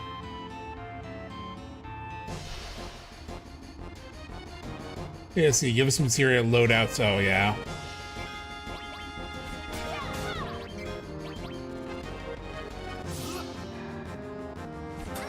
Pretty good.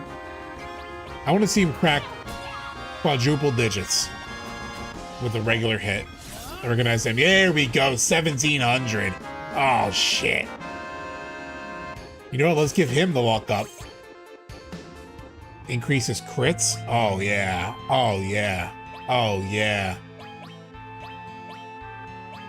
I think she has the luck up right now. Yeah, she doesn't need it.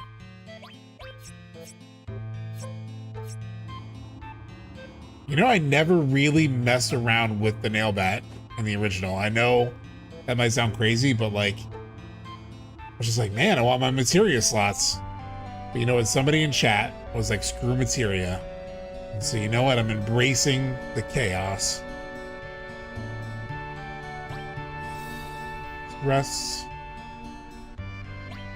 Save.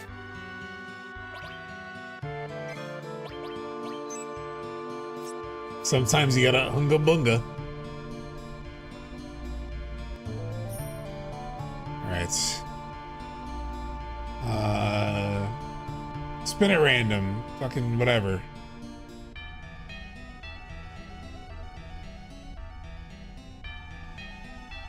Actually not bad. Which one is the... It's straight down, right? That I need to go? I'm pretty sure. Yeah, straight down. So it's advanced time, moderate amount.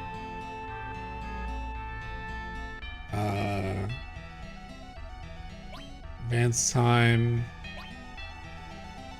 I didn't mean to do a bit. Moderate amount. It's gonna pass me. Okay. One more rewind should do it. Just a bit should go 2. There we go.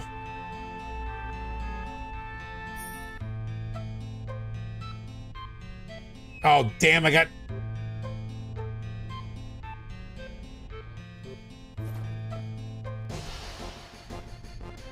It's because of the 60 FPS mod, the desync thing. It thought the second hand was... I thought it was past enough, you know? I know you told me, but I thought it was past enough. So apparently it has to be really far away.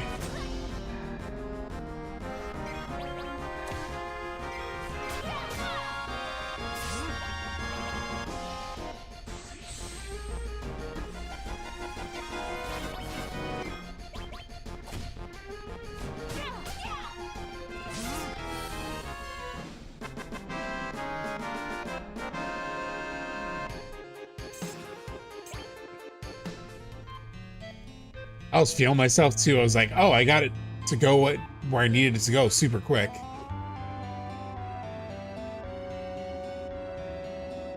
Oh wait, that's the wrong way. That's the wrong way. That's the wrong way.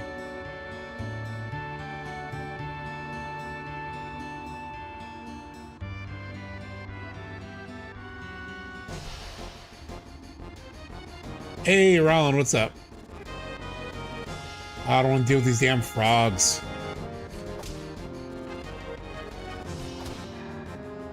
You know what, though?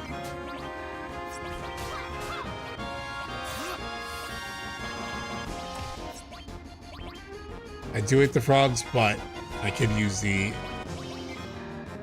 like, experience. Hey, what's up? Oh, you just finished working. Oh, we're working on finishing disc 1.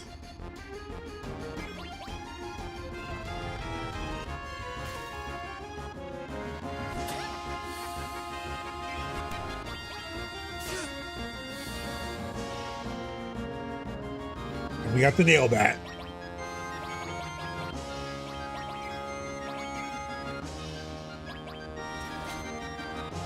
So after Rebirth, yeah, so we're catching up to the end of Rebirth.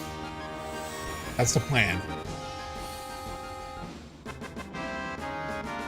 So that, like, next Wednesday, when we come back, we'll be in Part 3 territory, so we can get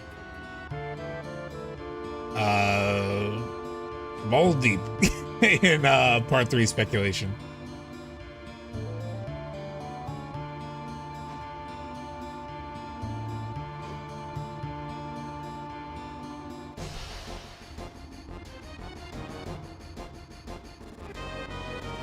We can even be like, all right, where does this part make sense? You know, like in the flow of Part 3, as far as we know it, what could they expand on? What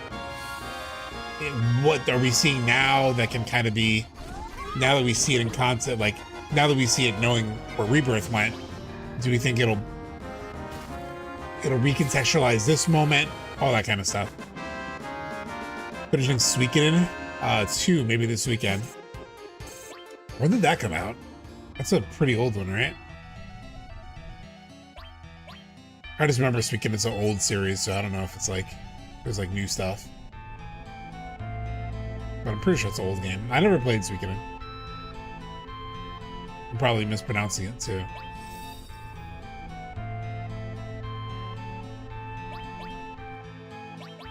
Oh, they're remastered.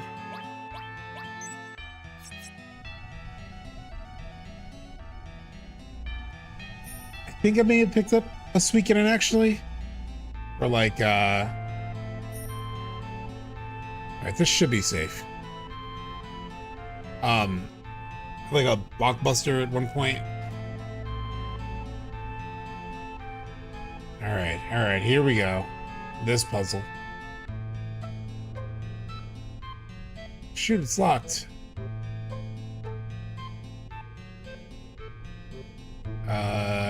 Yeah. Okay. Let's find him, let's find him, let's find him, let's find him. Alright, so he goes in here. He spits out there, which is where we spit out. He goes in there.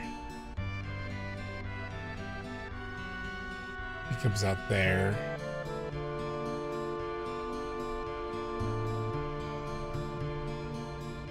He goes out there.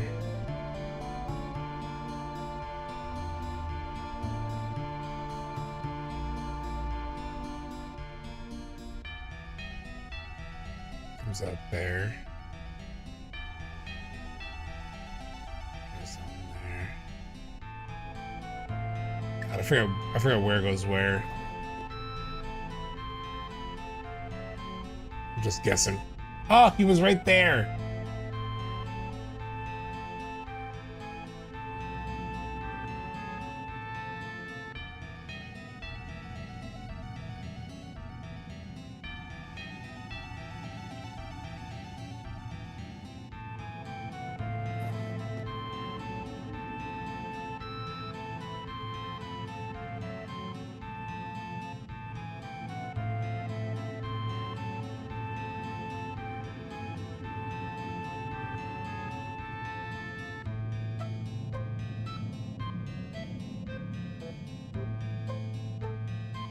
there, through there. I literally have a strategy guide that will show me where he pops out, but I don't want to do it.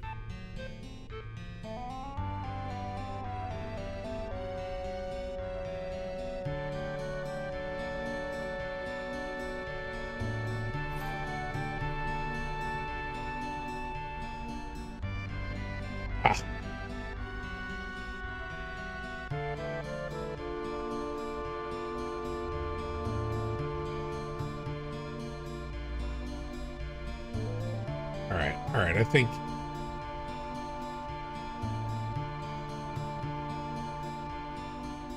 it should go the bottom. I feel like it's not. Damn it. Because the bottom goes out the top.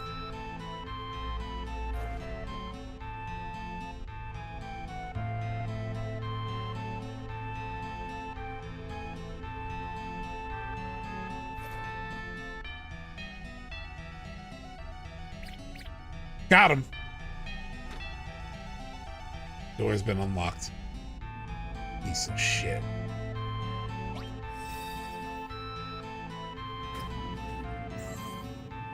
I guess I should save now that I've actually got past that.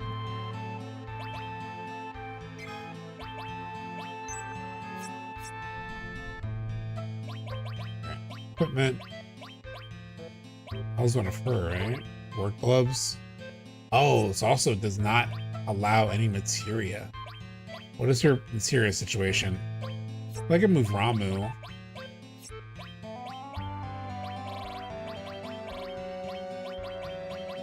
I'm just gonna be a goddamn cannon. I don't really need any of these. Like, really. Cannon time.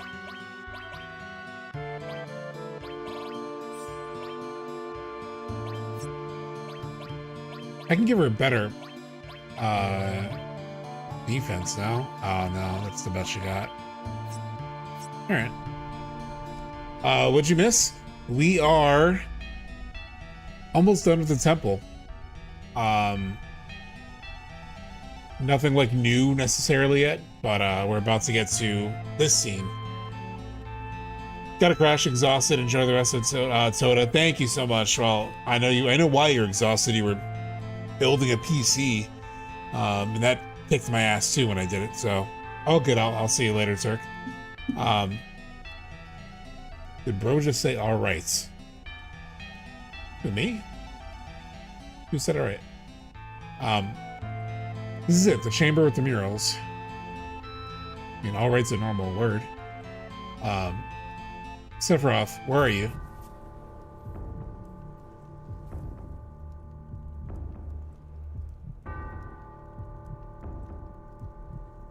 Oh, cold. Oh my god. I wonder if this dialogue is like sort of referring to, is like Sephiroth speaking of where he is right now in the Northern Crater, right? Like in that frozen thing, you know? Like this new translation of it kind of made me think of that, because I don't remember him saying how cold. I could be wrong, but no. All right, Odie's shooting that thought down. It's a cool, I think it's a cool thought. I'm right by your side, just like always. All right, I don't know how that connects anymore. Never mind. Come.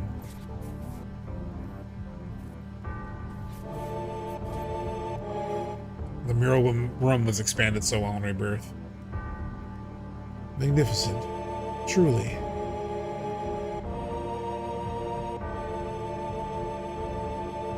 Trove of knowledge.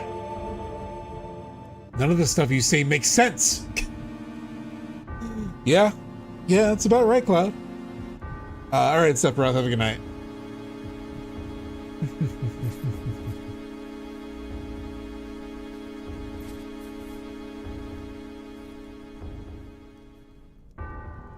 Look closely. At what? What the ancient's wisdom has to offer. I shall become one with the planet. Plethora of toxic shit confirmed.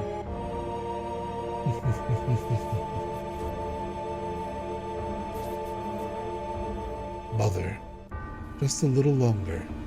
Soon, we can be as one.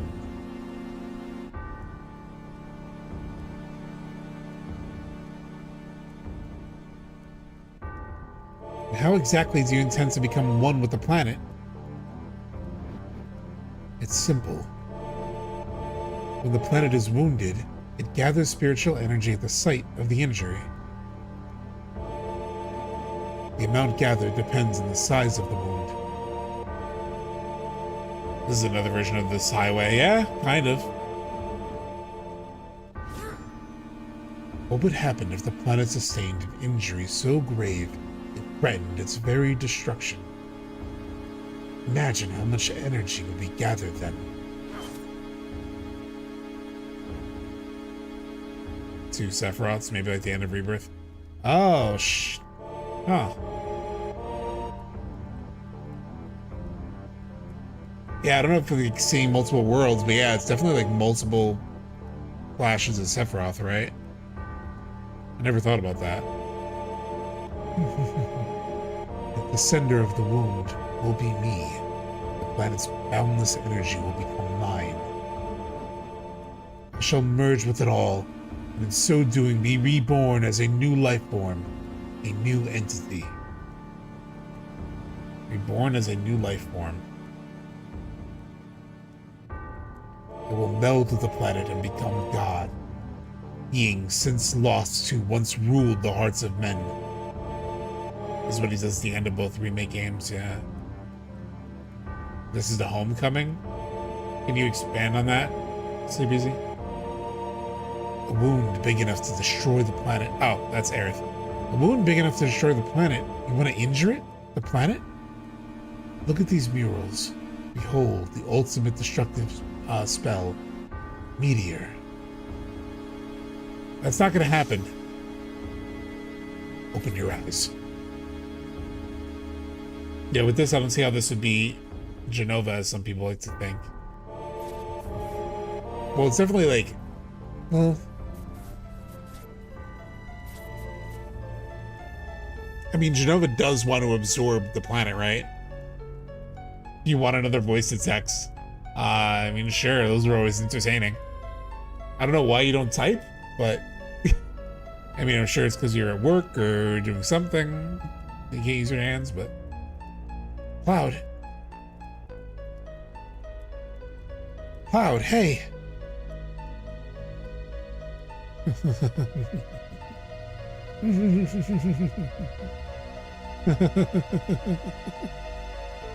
Materia. This was definitely like freaky as hell. The first time I played this as a kid, I was like, what is wrong with Cloud? It's because I'm driving. Oh, gotcha. Call forth a meteor. Cloud, get a hold of yourself. I'm Cloud. How do I love this like splicing like Cloud. I remember. That's how I act. That's how I act is so sus, right? Cloud? What's up? Something wrong? Yeah. No big deal. It's nothing, don't worry about it. She literally just says that, basically. Right, Tifa? Everything's fine. Yeah. You must have gotten away, Sephiroth. One thing always bothered me, Sephiroth actually doesn't want to destroy the planet, he wants to rule as a god. Genova, on the other hand, is a nihilistic being. Her goal is to eat up all life on Gaia. I always saw it as them sort of using each other in a way, right? How does this go together with Sephiroth's goals?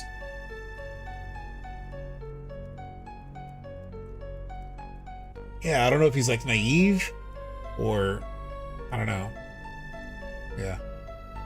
Never mind that. We know what he's planning now. This must be it. Meteor. Yeah, it was just a theory of Sephiroth not existing at all, and it was Jenova all along kind of thing, even if he's still following it in some kind of way. Well, he definitely wants to get the black materia to him. It's like his real self. So clearly, like, there's some level of, like, you know, the actual Sephiroth wanting, sort of summoning toward him.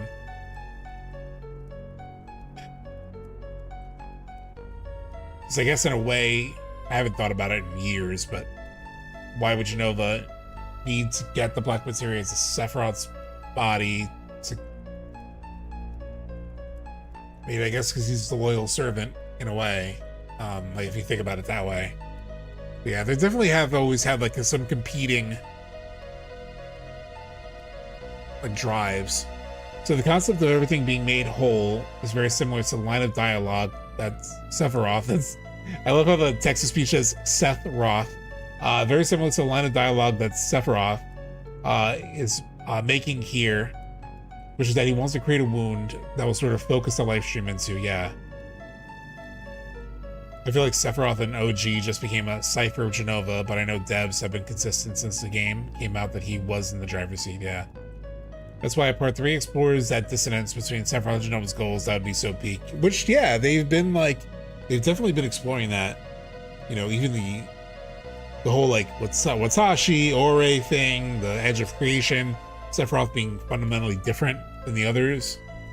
What if the Retouch Sephiroth's goal is actually to get rid of Jenova?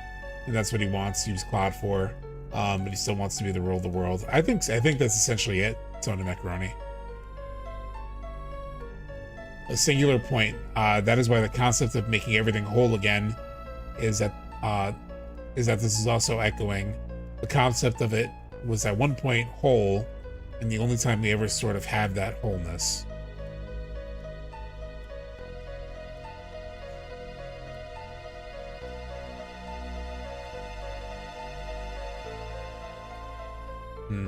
I don't know. I gotta think about that one a little bit more.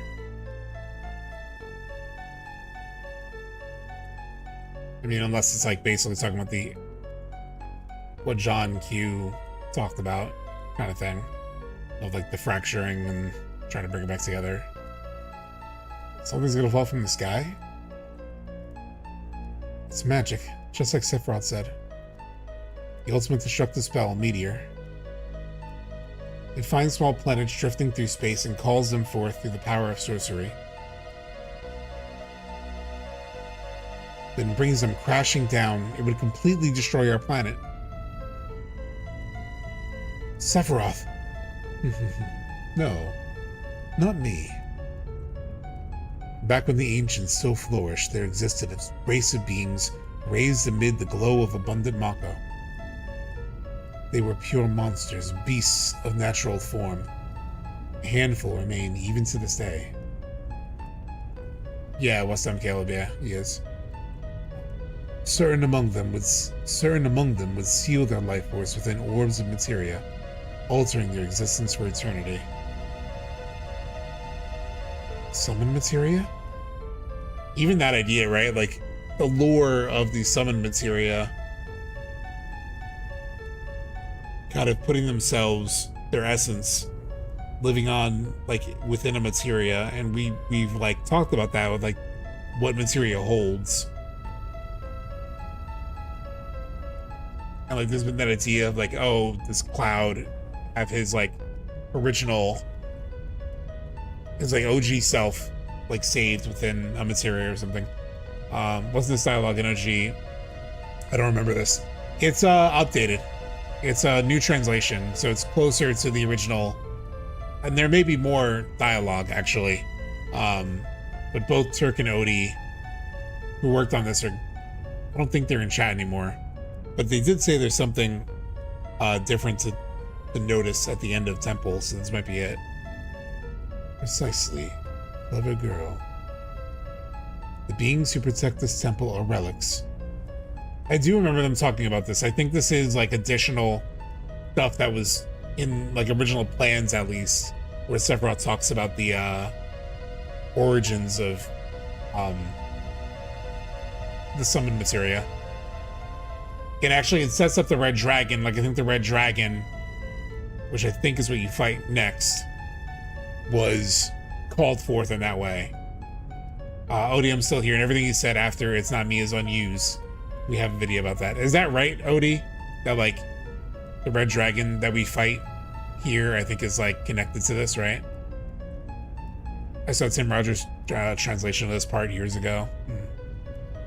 The beings who protect this temple are relics of a deep past, monsters that have weathered eons since the time of the ancients. They are a race far more worthy of this planet than yourselves, as you are about to see. Yeah, because then we fight the red dragon. Turk's theory is that originally you were going to fight Bahamut. That makes a lot of sense. That makes a ton of sense. Red dragon was shoved in due to crunch. That makes a lot of sense, though.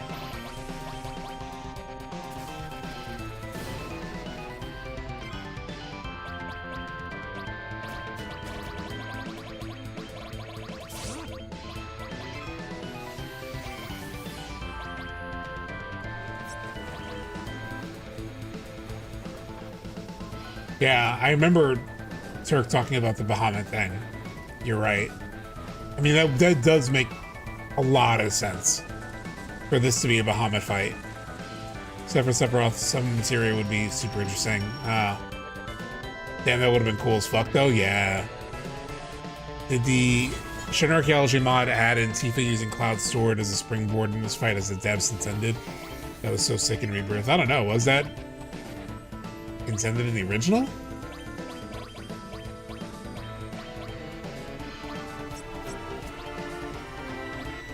Yeah, let's hit him with a Blizzaga.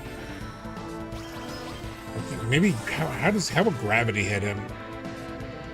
Curious.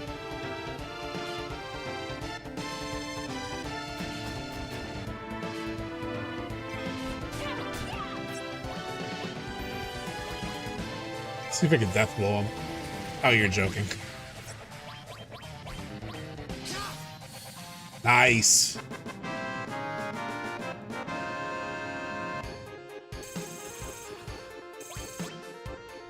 Death blow is like such a gamble a lot of times, like it doesn't actually connect. Have you sent him Sephiroth? I think he's gone. Yeah, and then we get Bahamut materia. That's why it makes sense. We would have fought Bahamut, then we would have gotten the Bahamut materia. I forget, do you get the Bahamut materia in the original at this point? I feel like you might, right? I could actually just look at my strategy guide.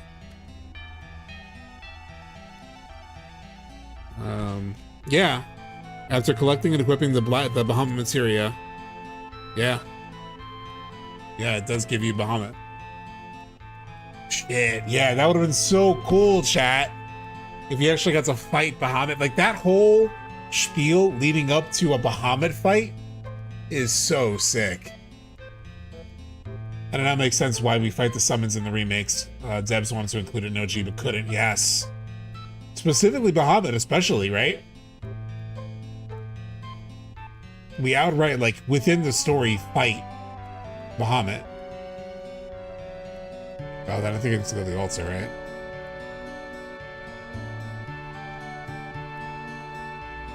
What is this? Something's written here.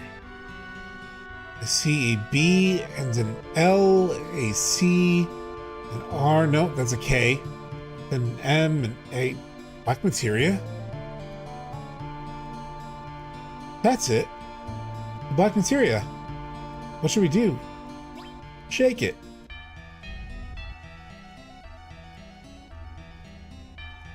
Wait a minute. I'll try asking. I don't understand.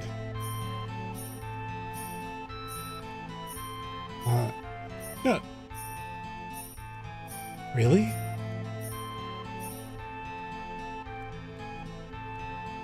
They said the temple itself is the black materia.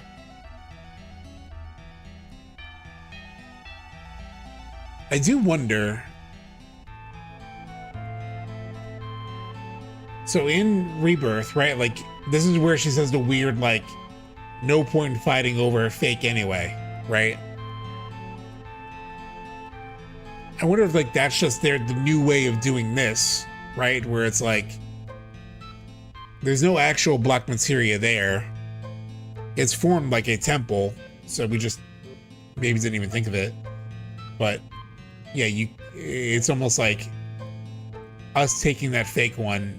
They didn't do the same exact thing. Like it's not like, but after we leave, the temple disappears, and then Sephiroth goes into the other world to get it. That is still weird, but it's kind of strangely the same thing in a fucked way, right? Like it is technically like this black materia is sort of fake. Like what's currently in front of us that the sign calls black materia is kind of fake.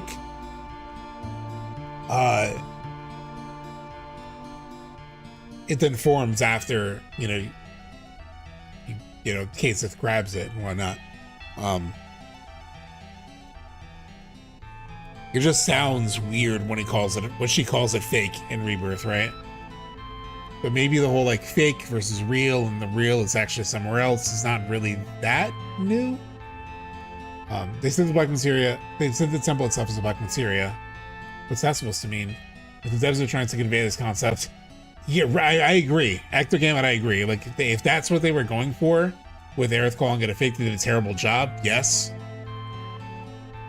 especially because like the fake thing, it's just one of the lines of dialogue that was one of my first genuine like, oh, it's a fake one? Does she say fake in Japanese? She does, I think. Pretty sure she does. I can double check it. But I feel like I've checked this before and she does. Let me find the exact verbiage.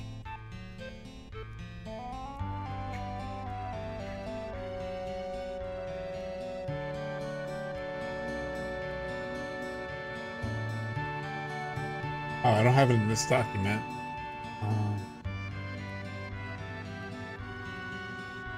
I have to go to like the full PC poll.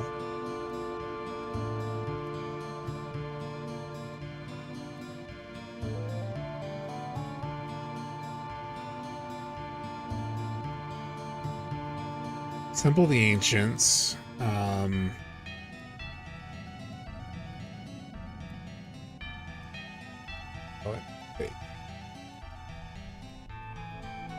I can just show you guys this.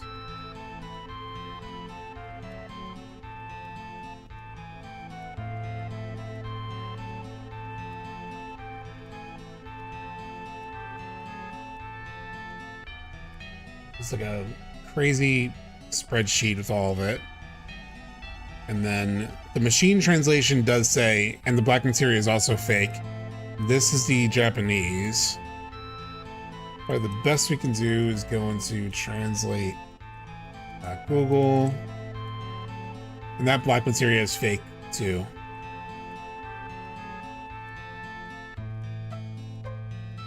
Granted, again, this is like Google, but this is, yeah. It seems so.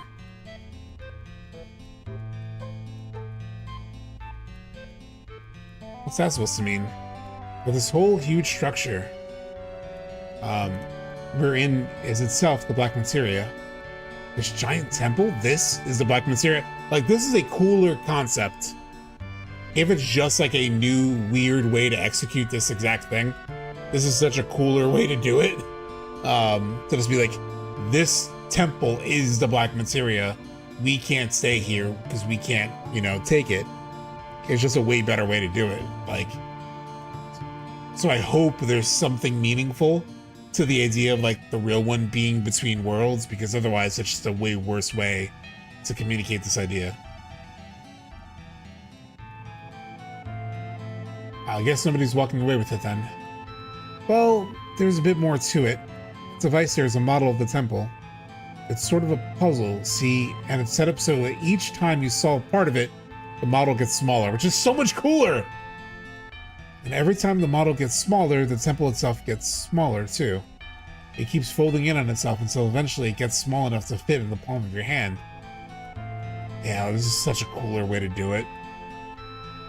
Because you know, it also makes you think. It makes you think about like Cait Sith, like actually solving these puzzles and like everything genuinely like shrinking in on him, until the point that he collapses into the finished black materia itself.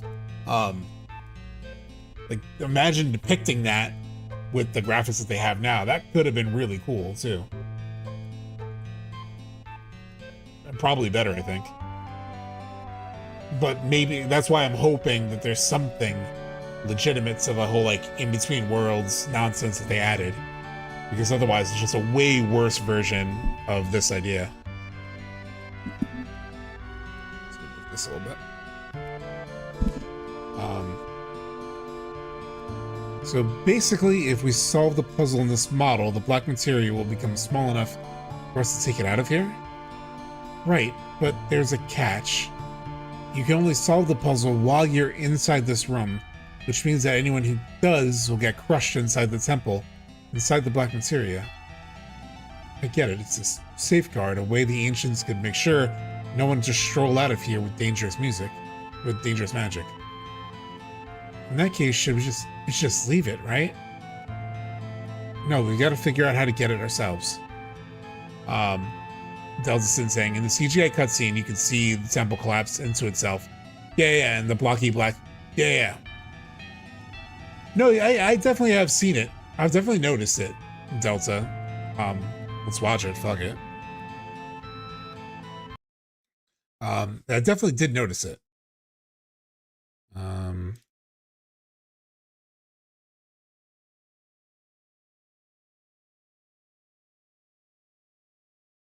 Chapter 13.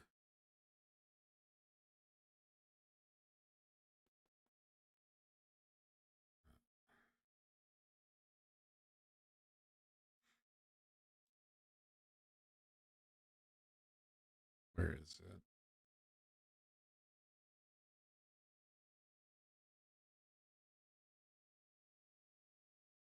Maybe I called it after. Maybe I titled it after Cait Sith.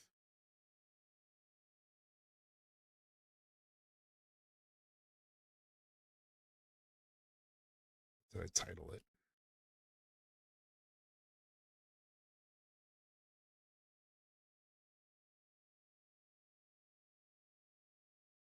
Maybe it's here. Escape run.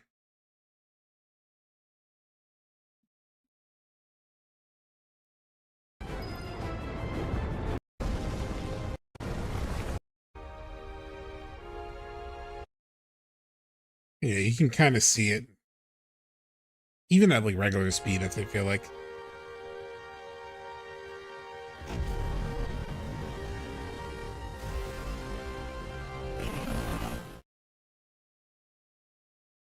The audio sounds like trash when you do it like that.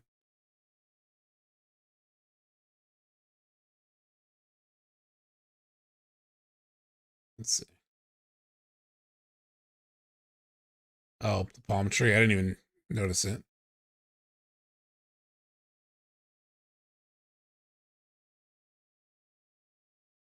I mean, now I see them. I don't know what to make of them, though, to be honest. Like, islands have palm trees, so. Unless there's some other palm tree symbolism I'm not connecting to, Let's Mosey.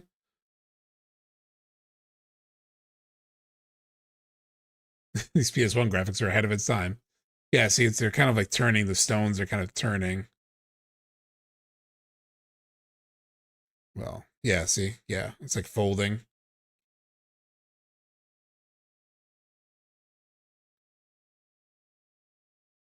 Turning. You can see it's sort of rotating in there. And then, yeah, just.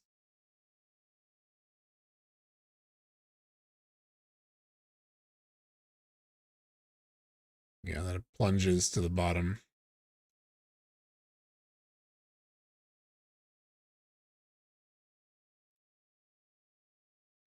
Which I do think is why, like, there are people who have theorized, right, that, like, oh, when Aerith looks down, she's seeing it. It's just that, like, she genuinely is just standing in the middle of all of this. Like, she's here. She's nowhere near the edge. So her looking down doesn't really add up to that idea of her seeing it. If she was actually looking over the edge, then I could see it. But yeah.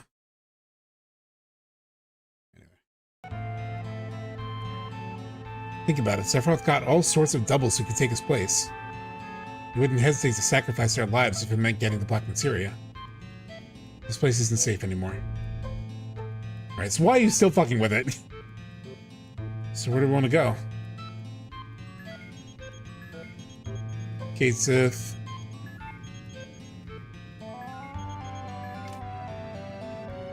Holy Cloud, it's me, Cait Sith. Seems you're in quite the situation. Didn't forget about me.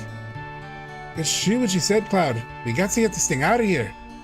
So why not use this stuffed buddy of mine? It's for the future of the planet, after all.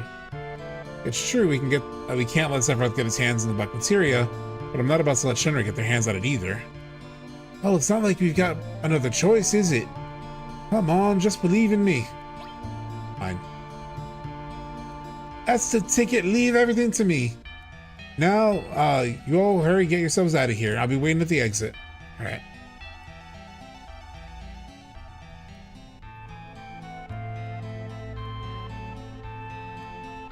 Yeah, I mean, somebody said has, like, I believe that was like a big part of the theory that Steed and whatnot had JV Dragoon, that like Aerith puts it in Cloud's pocket when they're at the bottom of the thing,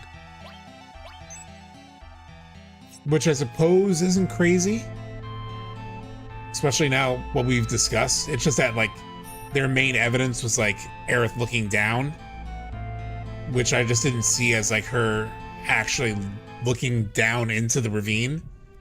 It looked like she was looking at the floor, but I guess it's not super crazy.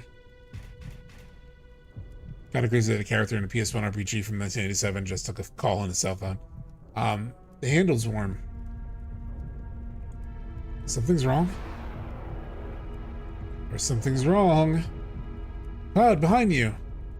Here we go.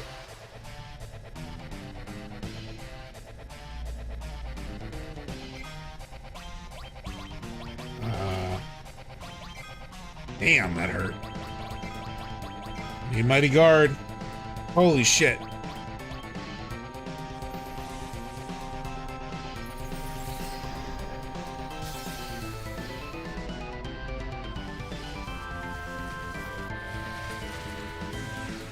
And this is why I wanted big guard.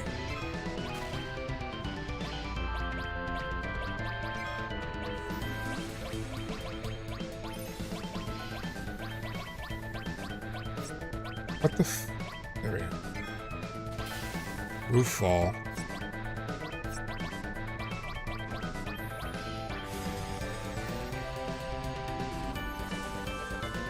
Regen.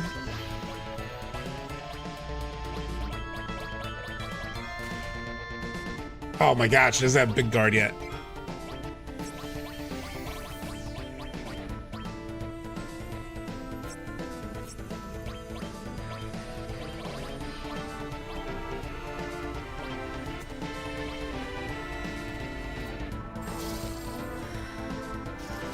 Nailbat's got this if I can use it.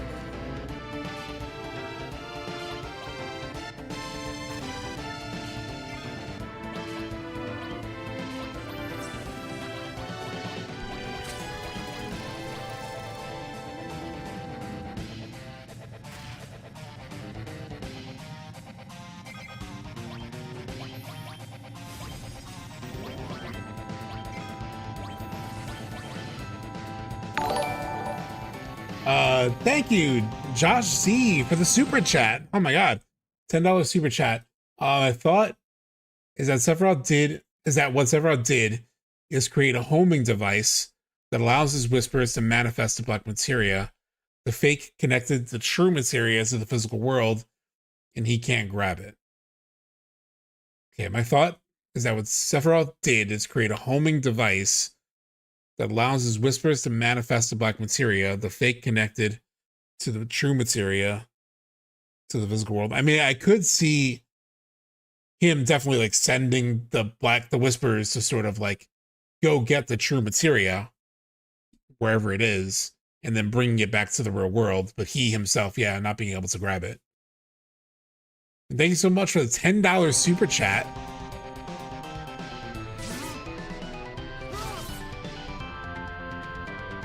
Oh my God, 3,500.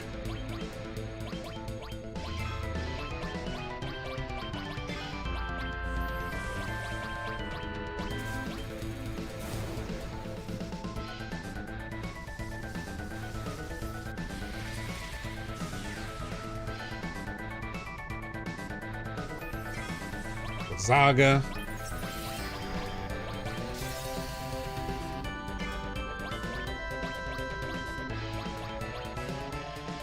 Demonic Smash. Not that bad.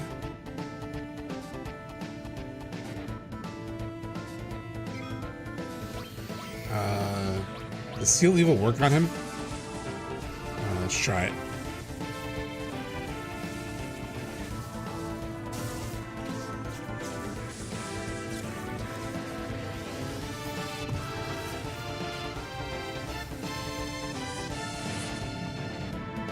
Wow, that's like nothing.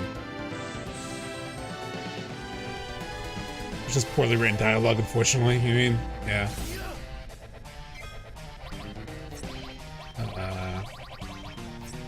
Who's Odin?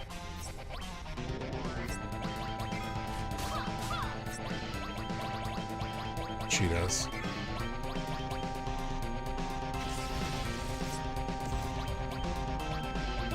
Death blow. And that was a powerful counter.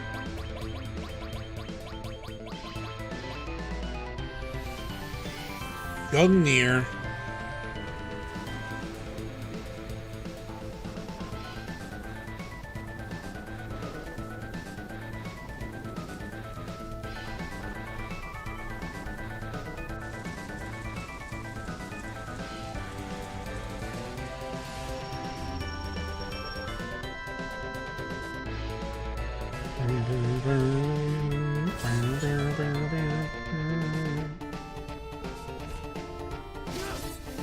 Hell yeah, Cloud! Kneel back! Kneel back, baby!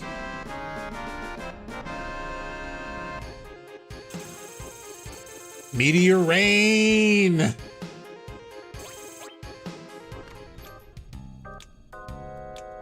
Here I am, sorry to keep you waiting. Just leave the rest to me. You all take care, alright? Is the Nobat strong against it? I mean, damn, it did a lot of damage. Cait Sith. Come on, Cloud, say something. I'm no good at this kind of thing. Don't worry, I get it. I feel the same way too.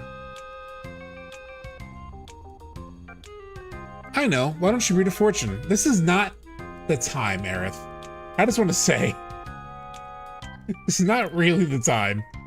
But this is where goofy FF7 gets goofy. If Aerith said there was no use fighting over key things would make more sense, yeah. Alright, it's been a while, eh? This should be fun, hit or miss. Fortune telling's always exciting. Now, what should I ask the old crystal ball?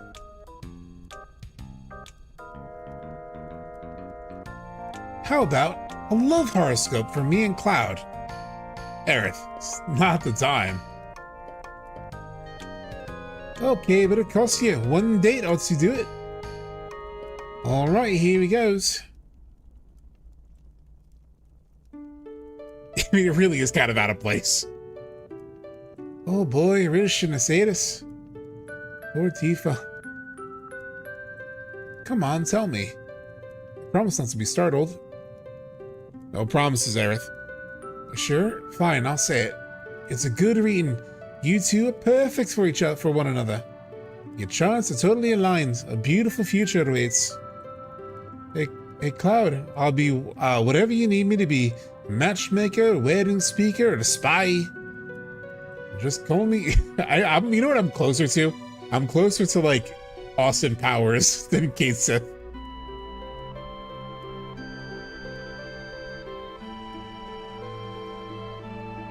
Thanks for having faith in a low-life spy like me. Well, I better be on my way now, for real.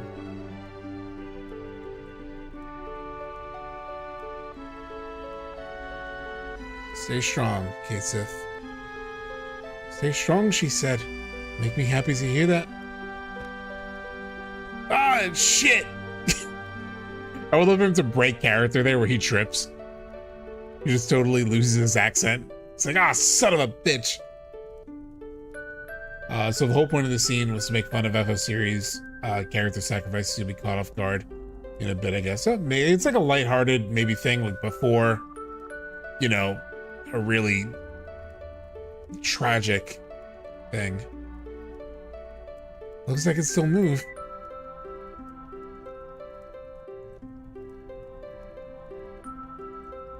He's literally lying to them, asshole. This must be it. The ancients sure were brilliant. Make something like this.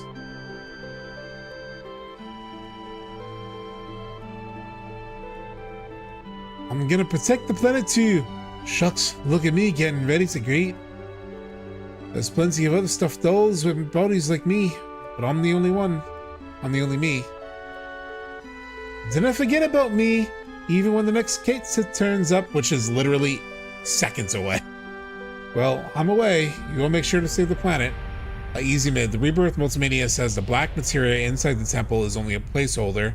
It serves as a guide that leads to the true black materia, which exists between worlds. If that is true, then what is Cloud actually handing to the frozen Sephiroth in that scene? It feels like this creates even more questions. Well, no, because now he has the real one. Easy mid. Like, yes, the black materia in the temple was like fake, and like Sephiroth does grab it and say, ah, the key to the real one, and then he takes that one away, or the Whispers do, and then it comes back to, he could be talking on the phone, by the way, Jake Lloyd, but like, he takes the, or just talking to himself, you know, but then he takes the real one from whatever, the Whispers bring it back, remember, and he can't grab it, and then Cloud gives it to him after Herod takes it. So that's the real black materia at the end of that scene. So whatever Cloud gives Sephiroth, that is at the actual one, I think.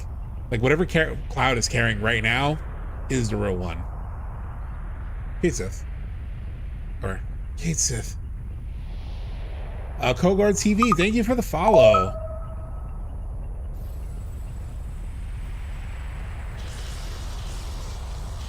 Here we go. Are we on time? 10:45. We could push through. We could push through to the into this one. It's the black materia. I'll wait for you here.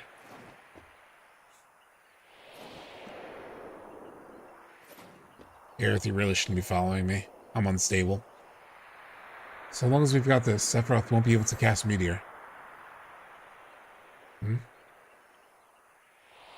Any chance we could use it? Nope, not right now at least. We need a huge amount of spiritual power. As in, lots of spiritual energy? Right. One person's energy alone wouldn't be enough. You'd have to be special. You have to be somewhere special, somewhere teeming with the planet's energy. Oh, the Promised Land. Right, the Promised Land. Easy, easy money. But that means... No. Sephiroth's different. He's not an ancient. No, so he shouldn't be able to find the Promised Land. Ah. But I already have. The scene right here is the equivalent of Rebirth, Sephiroth slicing the branch and then falling. Yeah, kind of. It's just this one also is a little bit of like the remake Highway, where he starts to say like, I know everything, blah, blah. And then also a little bit of the temple, right? And why did Cloud possess that black materia after he literally gave it to Sephiroth? I'm not sure. Right, like I think the implication is that Sephiroth gives it back to him for some reason. Didn't know you streamed your FF7 video and loved it. The video was well put together. Coming from a fellow video editor, I gotta say, you know what you're doing. Much respect. Thank you so much, Kogar. Yeah, that took me a long time to edit, partially because I was teaching myself how to do certain things in the middle of doing it. Like I would have an idea on like what I would want it to look like, and then I'd be like, okay, how do I actually do that? So a lot of Premiere Pro, After Effects, like tutorials and whatnot. But thank you so much. Oh, I already have. You see, I have become something far greater than an ancient. I have traveled the life stream, and through it acquired the knowledge and wisdom of ages past. Knowledge and wisdom not only from the ancients, but from those who came after they perished. And soon, I shall forge the future. We won't let you do that. The future doesn't only belong to you. Like, this is so, like, remake highway coded in a lot of ways. Is that right? Shut up! So, Cloud. There, Cloud. Good boy. I can't move him at all, though. He's just spinning. I remember being able to run around with the little guy. There he is. Earth, stop them. Cloud, stop. Stop it. You can't be afraid. Stop it. You can't be afraid. Stop it.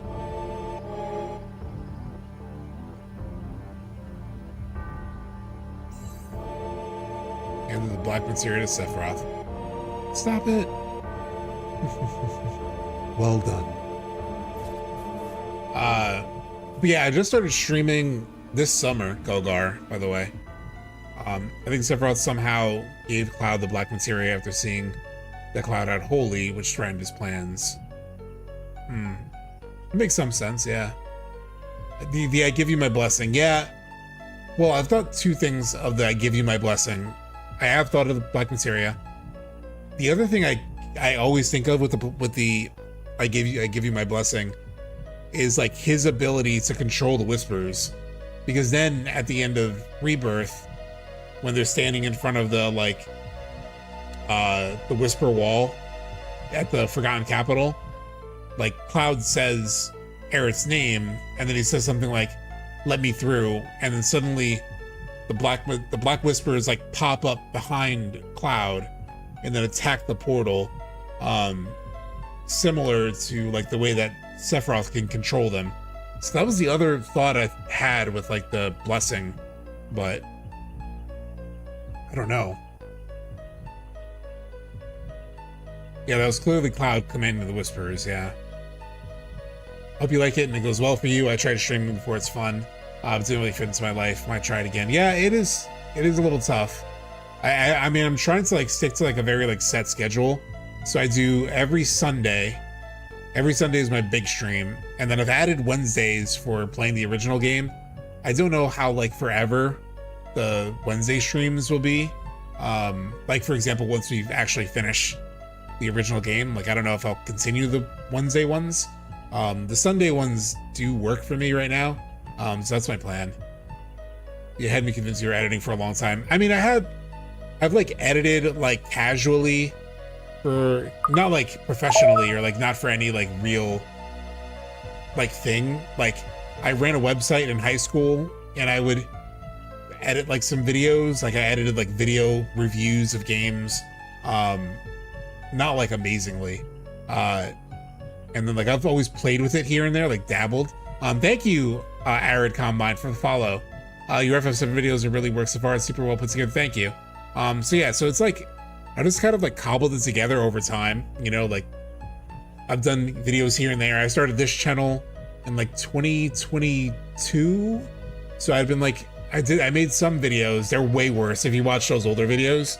Like the audio quality is terrible. My like audio mixing is not great. It's not super balanced. Like music is really low a lot of times compared to my voice. So I was like learning things along the way, and I'm really into film and TV, and I've like watched about like editing and like film and stuff like that. So I've like learned techniques, like filmmaking techniques that are just like incorporated into making my videos. So yeah. I watched your Sunday video when you talked about not wanting to read FF7 Destiny. Yeah, the new novel. Did not get spoiled. I tell you not to watch anything about the Ever Crisis because they already went over the Tifa meeting Cloud. Yeah, I think I didn't really watch that part of Ever Crisis either. Yeah. I gave the black materia to Sephiroth? What did I do? Tell me, Aerith. Cloud, just hang in there, okay?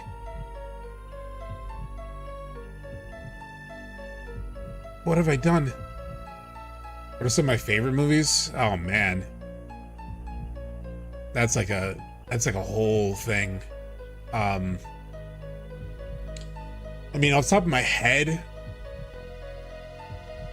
it's not like super advanced in terms of like technique, but storytelling wise and like character wise, God, I mean, there's such a wide range. Like, there's like fun movies, like Back to the Future and stuff like that, which I've talked about. Or, you know, then there's like the hardcore films, like There Will Be Blood, or like, I mean, I can tell you like some ones that don't get enough shine that I really enjoy. There's an old Kurosawa film, that's not one of his samurai films. It's called High and Low. It's like in the Criteria collection, and it's incredibly good. But it's like a businessman's kid gets kidnapped, and like the people take her for ransom, and it gets way more complicated than that. And sort of like it explores like, you know, class inequality and how the cops treat, you know, like different parts of society. It's like really good. But it's not like Seven Samurai, which like people know him for. Angel's Egg was fascinating, by the way. Beautiful and very interpretive, minimalist storytelling. I mean, there's a lot. I mean, I like Good Will Hunting. A lot of like normal, like average kind of takes. Trying to think of like really different ones. You know, it's like kind of a weird one, but I've watched this movie a million times. Collateral with Jamie Foxx and Tom Cruise. Just something about it, the vibe of it. It's just really fun. City of God. It's a real like eclectic combination of like all kinds of different styles of movies. But yeah, I would have to like think about it more. Like, I haven't thought about like my favorite movies in a long time, like in like categorizing it that way. I just watch everything and like lots of stuff. God, you haven't done anything. It isn't your fault. Wait. Cloud. You just meant whatever came to mind. Nice picks. Thanks. Yikes, looks like it came at a bad time. Hidden Fortress. I never watched Hidden Fortress, actually. Editing is so much more than technical. It's still kind of weird. You have to develop a vision for it. I don't know how to explain it, but definitely exposing yourself to it helps. Eventually you can recognize the patterns and learn from that. Yeah. Have you ever seen, I'm sure you have, Togar, if you're editing, into editing, or you're in editing, like the Every Frame of Painting YouTube channel? That YouTube channel is super good for anybody here who's like into film. I'm like talking over like Erica's getting the shit beat out of her, but Every Frame of Painting, that YouTube channel, check it out.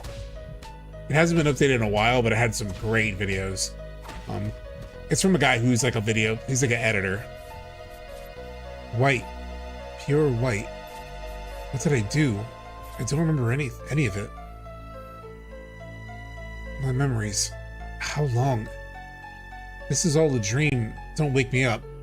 Oh man, I forgot this dialogue, right? Like this whole like, if this is all a dream, don't wake me up, kind of language, which is obviously super relevant and present in Rebirth. You know, this is essentially what Sephiroth tells Cloud, right? Like, you know, so what do you make of this, Cloud? Is any of this real, or is it all just a fever dream? And there's like the sleeping, waking, there's literal scenes of like Cloud going to sleep and like dreaming of other worlds. Or like dreaming, yeah, like Cloud of like Zack's worlds. Or at least like a connection point between the two.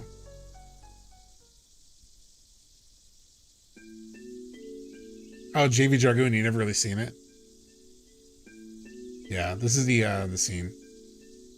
Cloud, can you hear me? Yeah, I can hear you. Sorry for what happened back there. Don't get hung up on it. Can't help it. Oh.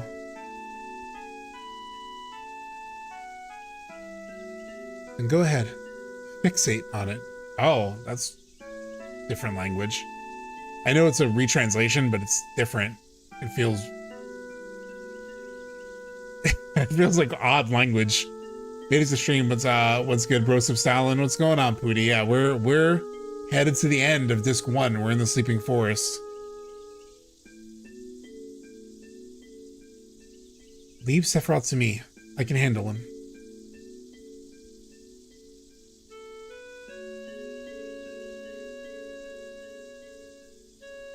It really is a bit of a difference. Like, I know this is what Max used as like in part of his like argument for the Genova Roth idea, or the Genova Rith idea, or Generith, whatever. Was the idea that like Hera tells him, leave Sephiroth to me, which she says here in the original here, and then in Rebirth similarly says the same thing, right? Like you know, leave Sephiroth to me. But then at the end, by the Tiny Bronco, Cloud is like, I'll take on Sephiroth, and she's like, I'm sure you will. It is a little inconsistent from this, right? The Tim Rogers video broke this scene down so well. I still have never seen his series all the way through. I've seen like half of it. But yeah. Just focus on yourself, okay? Aerith forgives Cloud for murdering her just now. Well, he doesn't murder her, but he does beat the shit out of her. And helping him create an illusion where Sephiroth does it later. So you don't fall apart.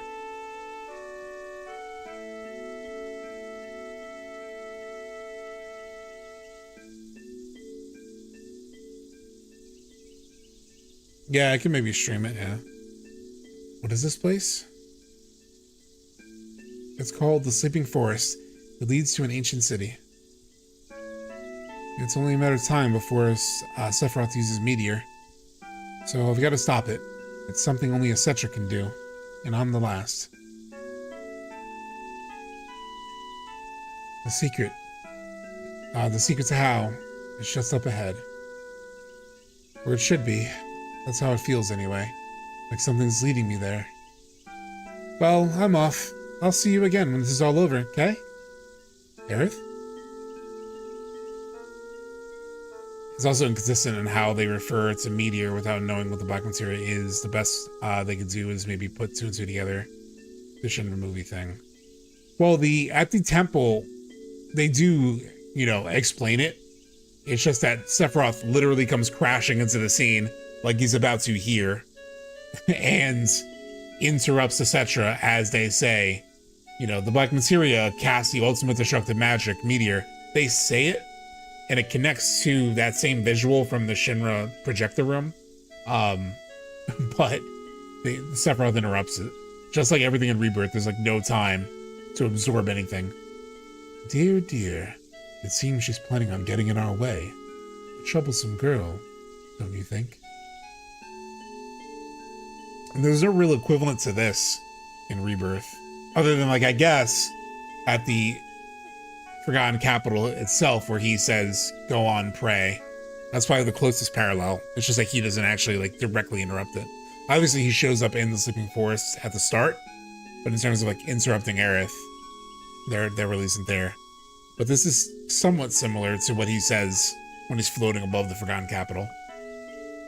That line, fixate, kind of reminds me of the Rebirth scene on the beach when Aerith is fixating on her hatred for Hojo.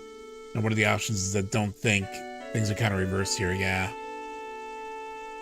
He does the poor form thing, yeah. The time has come to put an end to her. Cloud?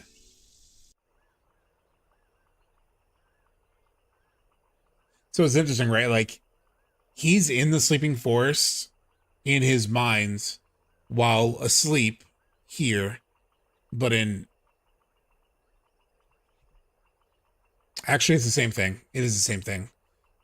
Because even though they're carrying him to the sleeping forest, he's still there with her, like in his head, basically. Sounds like you were having a nightmare. How you feeling? I'm saying not really sure.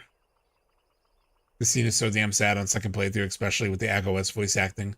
The Aerith actor did goodbye so well, actually teared up. Oh wow. I wonder, I would have to rewatch that because I don't get a tear up vibe though from that scene. Like she doesn't sound sad in that scene, right? She's like, okay, see you in a bit. I mean, there's definitely a way to play it. There's definitely a way to sort of like portray it, is to cry through that. Like almost like you're putting on a facade. That was never really my read on how she behaved here. I'll have to check it out. Feel you. Wouldn't worry about it too much though. Cloud, Aerith disappeared. Everyone's out looking for her. She's headed somewhere. An ancient city. The voice direction plays it in a way that made me misty-eyed at least. Got it. Apparently there's some way of stopping Meteor there. Say what? Why'd she take off all on her own then? Come on, we gotta go too. Only an ancient can stop Meteor. Only Aerith. All the more reason to go after her. What do we do if something happens to Aerith? If Sephiroth finds out, she'll be in danger. Sephiroth already knows. What? Then why are you still sitting here on your ass? And I find this next part really interesting. Come on, Cloud, let's go. I can't. Like, Cloud is so defeated in this moment. And I always found this weird in the original. The party definitely witnessed Cloud attacking Aerith. And then he's at a point where he's reasonably saying, like, I can't trust myself. And Barrett and the team sort of like pick him up and they say, you got to do it. We'll see in a second. But it almost felt like, yeah, like Cloud is very reasonable here of like wanting to, like being afraid of himself. What if I lose it again? If Sephiroth gets near me again, I might. Yeah, you gotta get, you don't gotta remind us. It's because you, Sephiroth, got his hands in the black materia. So take responsibility. Responsibility? I get it, man. I know you got issues. Lots of them. You don't even know who you really are. Damn. But you gotta understand, Cloud. There ain't no getting off of this train we're on. Not till it's reached the end of the line. Come this far, Cloud. Do you want to settle things? Don't you want to settle things with Sephiroth? Can't. I'm scared. I'm scared that if I keep going, I might stop being me. It's terrifying. I was just going around in circles. Yo, look at it this way, Cloud. How many people in the world you think really understand themselves? I get this perspective also. Everyone's just trying to figure things out. We've got all our own troubles, you know. But at the same time, Cloud has literally lost control of himself. We find a way to keep on trucking. You can't just up and leave the race. That ain't how things work. Cloud, I know you'll come with us. I believe in you.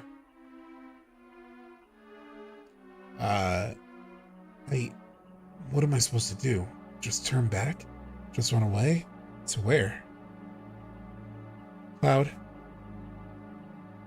Hold on, Tifa. Give him a little time. He's got to figure this out on his own.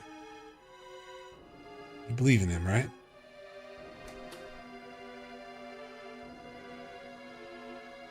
Let me catch up with chat. There was a really long message. I haven't actually, I'll have to check that out. I haven't done much film type stuff. I would like to. I'm not in a super great location for that, unfortunately. I do local things like promotional videos for music venues, etc. Been getting into YouTube editing a little bit. Mostly because I would like to do my own channel at some point. I would love to get into movies, more traditional film and stuff. I'm not sure where to go with that. Get making money, so can't complain. That's cool.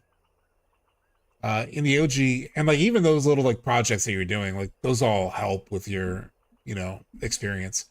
In the OG, Aerith doesn't know she's gonna die, yeah. And they talk about that later, like Tifa mentions it. Like when there's a conversation in the High Wind where Cloud is like, oh, you know, she was going knowing, and Tifa was like, oh, I don't think she expects to die. Like she always sounded like she expects to come back. Yeah, it was around when she was hugging him when I felt that tinge of sadness. If I wasn't lazy, put more effort. How different is this retranslation to what we got? It's like generally the same ideas, but there are like conversations that feel almost new. Like we watched a sung conversation at the open of the Temple of the Ancients. We played it here, and I was like, man, this feels very different. Because they did add cut content also, like content that was planned and like in scripts, but like not actually put into the game. And so I checked my regular playthrough of the temple and saw that scene again. And it was the same general ideas, but the words were better in this version, in this mod. And so it just came through sharper in a way that I was like, oh, I didn't even pick up that this was what was said, you know? It's when it's group people are hella forgiving for people that betray them. Yeah, exactly, Krimak. Well, it makes sense from their perspective. Barrett has this whole I'm a bad leader arc, and Tifa needs Cloud to be strong for both of them. If he loses it, she's lost too. I mean, it works, but it is like, it makes sense why he's like afraid to move on. And he hasn't had that moment. The reason I really bring it up too is that he has not had this. Well, he had this in Gongaga, ironically. It's kind of like this conversation is what became the Cloud and Tifa one-on-one conversation in Gongaga after the weapon. Like that's basically what happened here, right? Where he's like questioning himself and then they pick him up. That's basically this scene. Ironically enough, it's also in Gongaga. And so they kind of moved this conversation to that Tifa conversation. But then the thing that's different that we'll see when we get to the end of Disc 1, which I think we will still tonight if I stop yapping. But there's a scene after Aerith's death where Cloud is like, he second guesses himself that he maybe he should quit, and then he like eventually talks himself out of it. But he hasn't had that moment in Rebirth. He hasn't had a moment where he like after Aerith's death where he's like struggling with it, right? Which is a pretty fundamental difference. I played FF7 a few years. I have to give the retranslation a shot. Yeah, it is interesting, Kogar. If you can check out some of this playthrough, check out the well, you have to look at my VOD channel. But on my VOD channel on YouTube, which I think there's like a timer that posted. I can't remember if it's like this or VODs. There's a VOD channel on YouTube. It's called Subtext VODs. Apparently that command isn't, there is a command, but I forget what it is. But we play the Wall Market, and they added stuff in the Wall Market one. You can also check out the Last Elixir video about it. That's probably the even better way to do it, but I'll post it in chat. There's a Last Elixir video about Wall Market. There was a whole bit of Wall Market that was cut. That was kind of amazing. I'll post it in chat now. But it's from this mod, and it shows off all the changes that they made. It's very cool. All right, let's continue. What just popped? Something went weird. I don't know. You were saying degradation is most likely getting to him. Yeah. And the Gongaga scene. Oh, also Nibelheim. Yeah. I'm just saying, like, he hasn't had the moment post Aerith's death that he has in the original. And that's a big difference. Cloud. So what's it gonna be? I'll make it short and sweet. Do you want to find out about yourself, or are you too scared? Either way, if you hang around here, you'll just end up tearing your hair out. Sure, maybe you'll lose it again next time you see Sephiroth. If it happens, it happens. I'll just smack that spiky head of yours and bring you back to your senses. Which he also does in Gongaga in Rebirth. You'll be all right, Cloud. We're all here with you. But whatever happens, happens. No use moaning about it. You're right. I know you're right. All right, then. Let's go find Aerith. All right. All right, y'all. Let's do this. Subtext, what part of FF7 Rebirth 3 do you think will be hard to adapt? The huge materia stuff. For sure.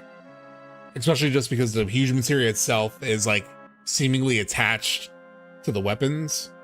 It's very different. You know, they're not just like little, slightly bigger materia that you can hide in Bugenhagen's attic. All right, so I gotta go to Bone Village. Yeah, that's the location. I thought that's where the location of the harp was. That's cool to know. Where the hell is that again? P, right? Bone Village. I gotta go up north. Part 3 has so much. It's nuts. So we're currently south. I forget, do I need to like go through the river thing maybe? To get north? I mean, that makes sense. I just wonder why they used a part of the, oh dude, why they used a part of the Rebirth, the live stream sequence? Yes. We talked about that a bunch during that part of Rebirth, the Rebirth playthrough. We talked about that a ton because that's a major, not only did they like cover part of it, they covered a part that's like a major, it's like a big turn. It's like the turning point in the live stream sequence. It's like when Tifa and Cloud get an understanding of like what happened at Mount Nebel when they were kids.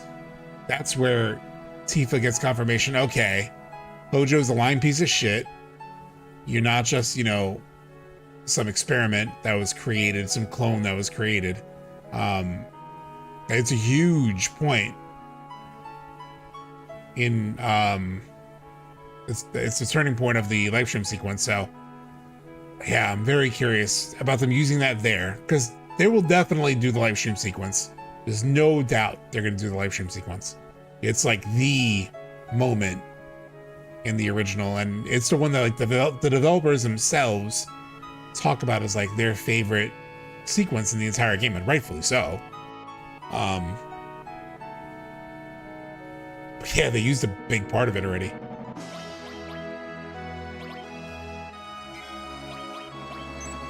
So I do think they might still explore that, right? They still haven't explored like Cloud's insecurities and not like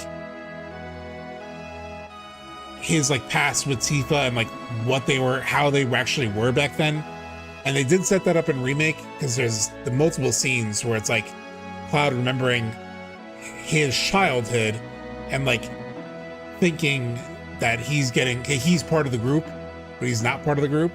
And so they're gonna like have to come to terms with like the truth of how he was as a kid. It's a big part of like his big arc.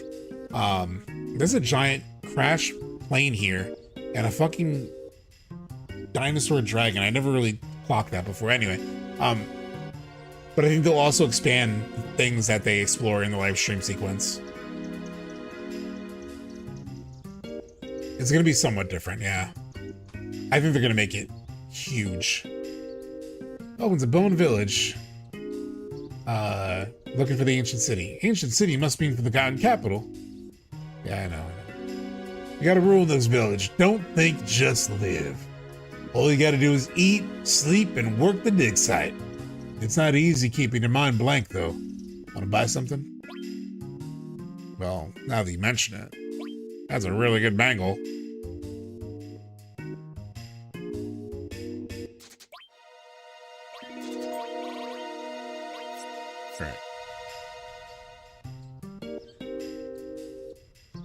The planet's memories are etched like a diary into its countless geological strata. Kind of romantic, don't you think? They've over-delivered part 1 and part 2. They've earned my trust. Yeah. Live stream sequence will definitely be different. I think they'll take that opportunity to explain what the heck actually is going on in Retrilogy. Yeah, for sure. We use the latest tech to locate what's buried underground. Basically, we set up bombs. All right, who did I talk to again? Is it this person?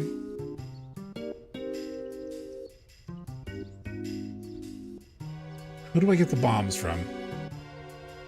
I thought it was the guy at the bottom. But he like sold me shit. Lunar Harp, yeah, that's what I'm trying to get, bro. The girl in the pink who went in earlier used the Lunar Harp to pass through. How do we get our hands on one? I already talked to that dude. I guess I talked to that guy to talk to this dude. I kind of want to see what really happened in every glitch that went through Cloud's head during the live shoot sequence too. Got about a Lunar Harp. We'd be happy if you're interested. Yes. Just the Lunar Harp. All right.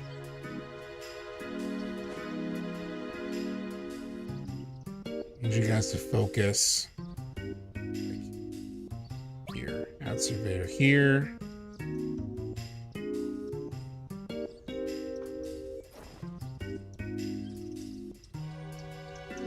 Add surveyor here.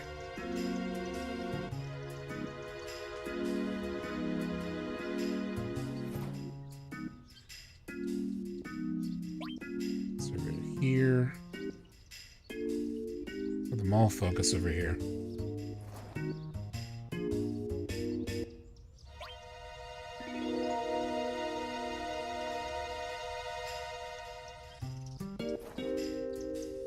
Actually, I can't even tell if I'm setting them the right direction.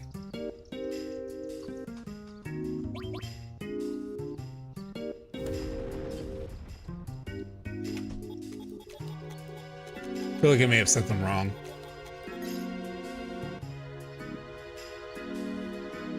Move to the location approximated underground survey and press square to confirm excavation.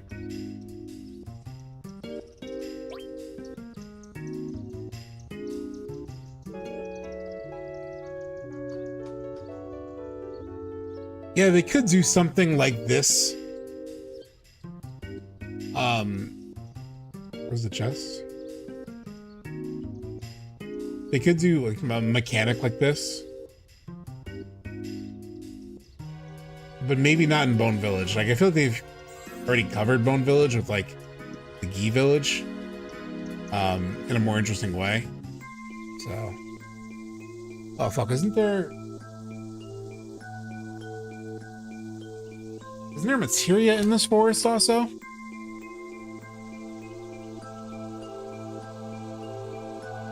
There is Kajada materia.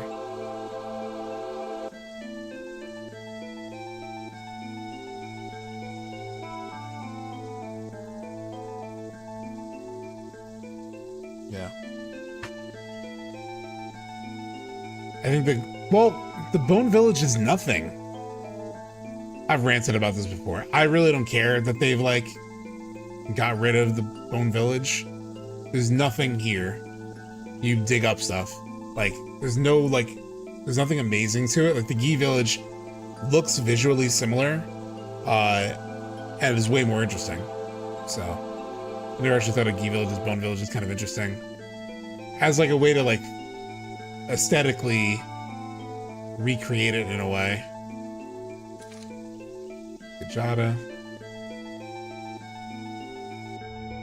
I had forgotten about Kujata because I assume I got it back in the day, but I don't think any of my more modern playthroughs I've ever actually picked it up.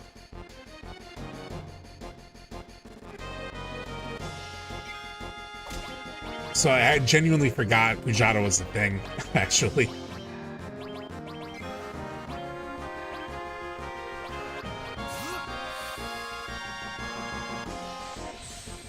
Go up the vine.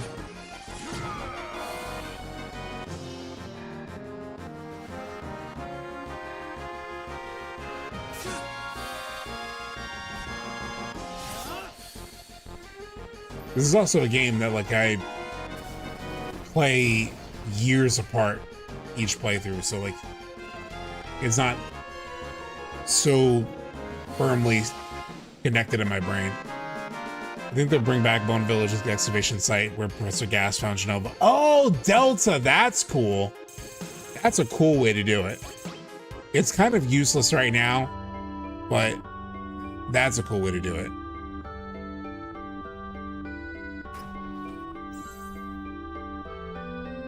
In the water ring.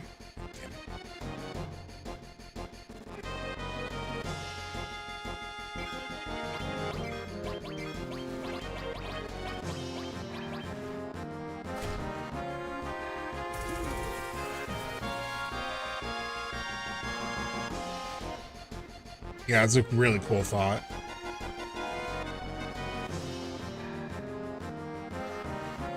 Oh, I gotta stand up. Too much sitting. Great in building up the live stream sequence and most payoffs coming in part 3. Generally, I feel like I can only be disappointed.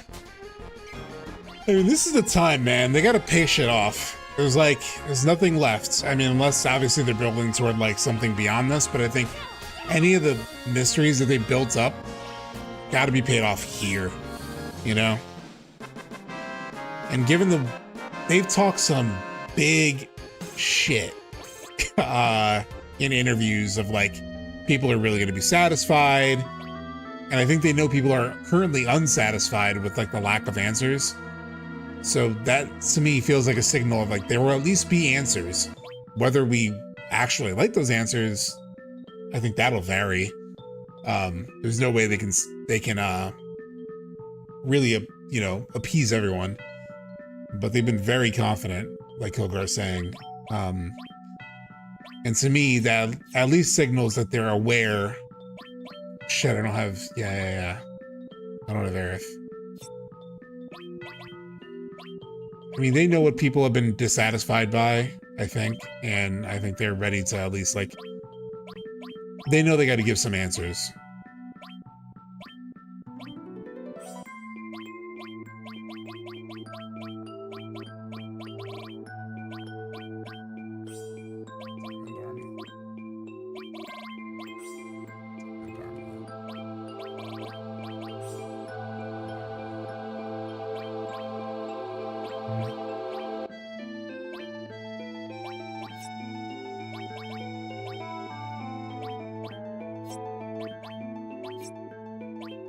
Give him healing.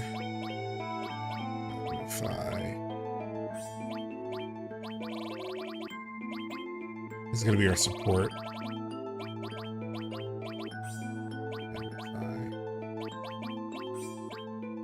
Jada. Give him Odin too. Okay.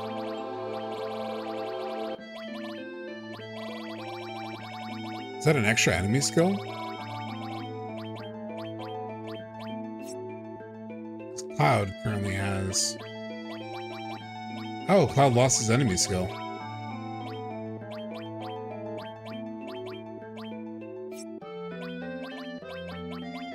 Sure. Let's give him enemy skill. Sure.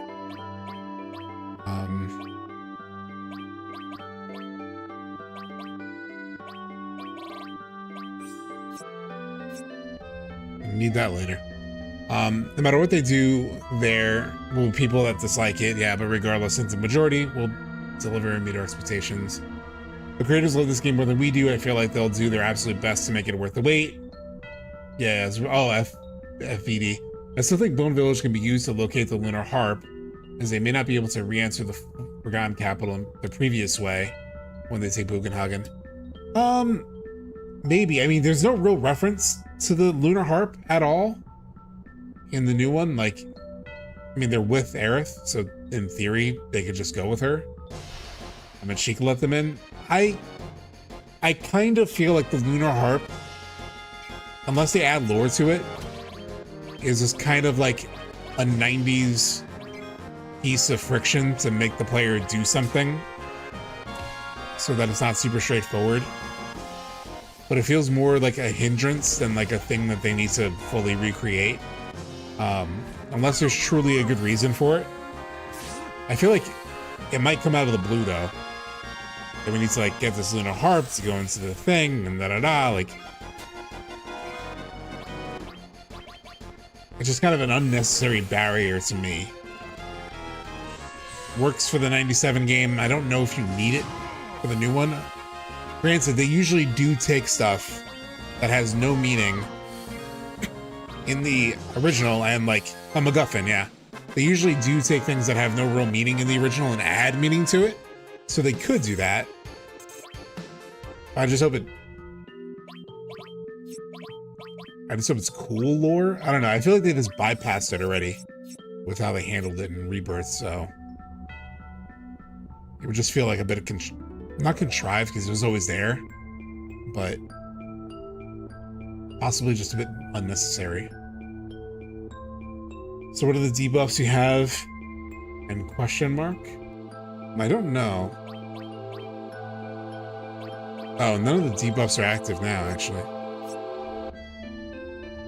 Can kind of connect the ancient force in some way, perhaps. We made it. There it is, the Forgotten Capital, an ancient city. That's where we'll find Aerith. Are we on time? 11:30? I mean, it's a long stream for a Wednesday, but I kind of expected it. Some people will be heartbroken if they remove the lunar harp. They say it's the coolest thing in the original, yeah. If I recall revisiting Midgar, that way in OG didn't have any new dialogue. You mean the getting the key to Midgar? I wouldn't mind like having to sneak into Midgar using like Yuffie or something, you know? Let's save. Well, it's... I forgot, are there any random encounters in Forgotten Capital? I don't remember. I feel like there aren't. Yeah, depending on how, yeah.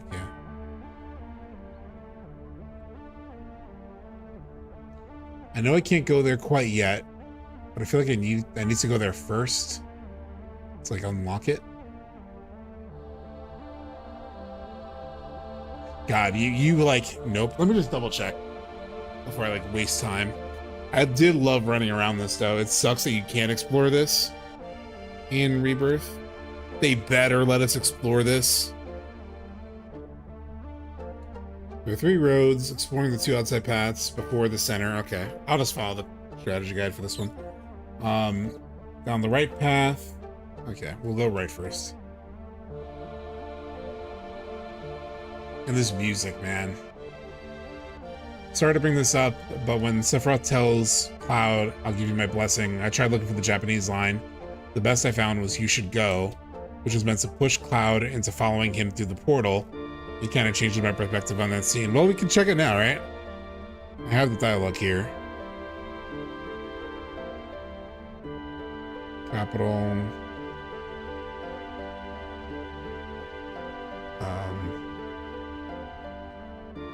Or actually, no. Where would it be? Blessing.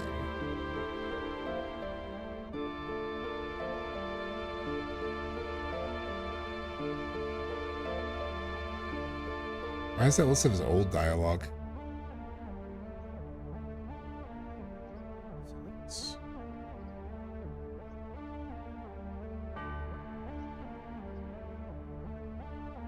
I give you my blessing. The Japanese is this dialogue. Let's see.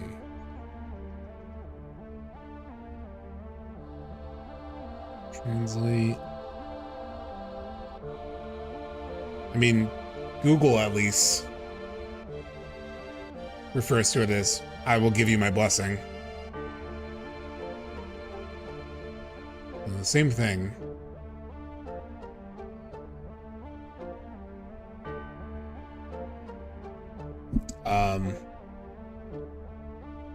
Yeah, during the execution scene. Oh, You don't even know Qhimm Twin. I have imagined, like, because in the original, you do the Junon thing and the parties are split, right? I talked about this before the other day, but I could definitely see them letting you actually steal the High Wind, like have the other party that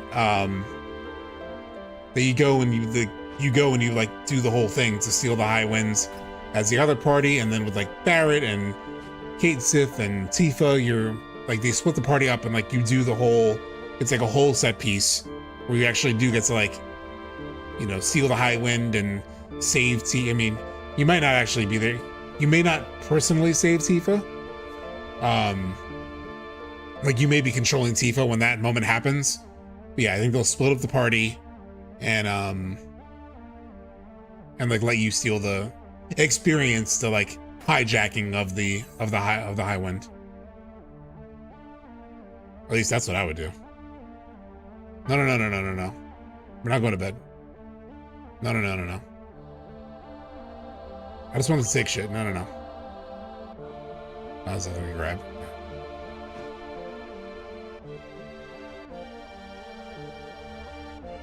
Makes you feel like everyone is actually doing something, yeah.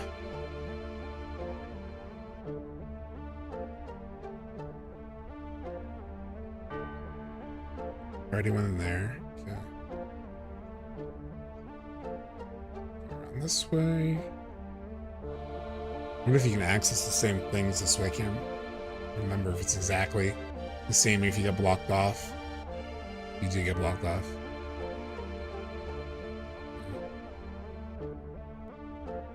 I can't wait to come back here with Bugenhagen now. Hey, Subtext in chat, how's it going? Hey, St. Jimmy.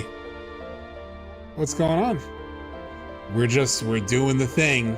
We're down to the Disc 1 endgame, the Rebirth endgame, heading toward Part 3 territory, which we won't play tonight, but next Wednesday we'll be ready after tonight's stream to get into Part 3 stuff.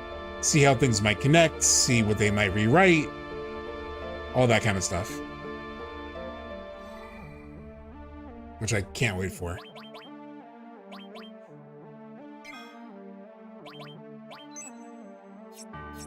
We very likely get involved, yeah. At a certain point, like Reeve himself will have to get involved in stuff, and obviously reveal his connection to Cait Sith, and maybe explain how Inspire works, how like controlling Cait Sith actually works. Because Lord knows it makes no real sense, but yeah, stealing the High One would be so cool. I want to experience that for sure. What did I just pick up? Gigas? Am I using all my material slots right now? Yeah. I don't really need Shiva. Let's get that Gigas. I think it still has enough. Yeah, it has enough slots. Okay. Nice. It's so crazy that Part 3 is covering all of this 2 and 3. Yeah, I mean, to be fair, Part 3, there isn't much. Like, Part 3 is a final dungeon, basically. Really, the only reason that that Disc 3 exists is because they couldn't fit all the cinematics onto 2 discs. Like, there were too many, like, CGI cutscenes. They couldn't fit it. So, that's really the only reason there's a third disc in the original. It's just because of too many damn cutscenes. So, I mean, don't get me wrong, there's still a lot to cover. We've talked about that in like all my streams. I know you're new, but probably my biggest worry is like how much they have left to cover. Because a lot of big story is after what we already experienced. I think I grabbed everything. You know, since Sid and Vincent were being bros all one in the temple. Yeah, and they have explained there's 2 whole characters they've barely touched in terms of Sid and Vincent also. In addition to all the story beats that are left, in addition to like all the new stuff, like anything Zack related. And we know we have more Zack because we've seen him in that church. So they have to unpack all that. Granted, with the way they handled Zack in Rebirth, you know, it could be relatively small scenes.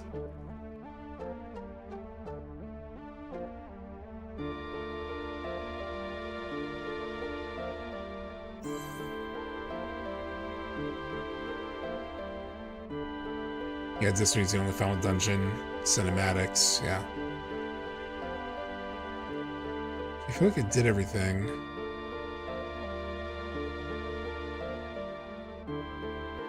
Does anybody have any materia slots? I can put comment on. This is kind of cool.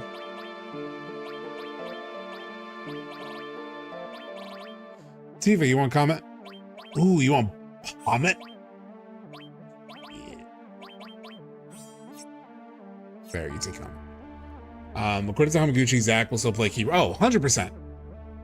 You don't even need Hamaguchi to tell you that. But yeah. Evercrisis has some cool songs, but I like the synthy version. Yeah, in general, there are people who like the synthy version of the original soundtrack as a whole. Like Baby Seals talk about that.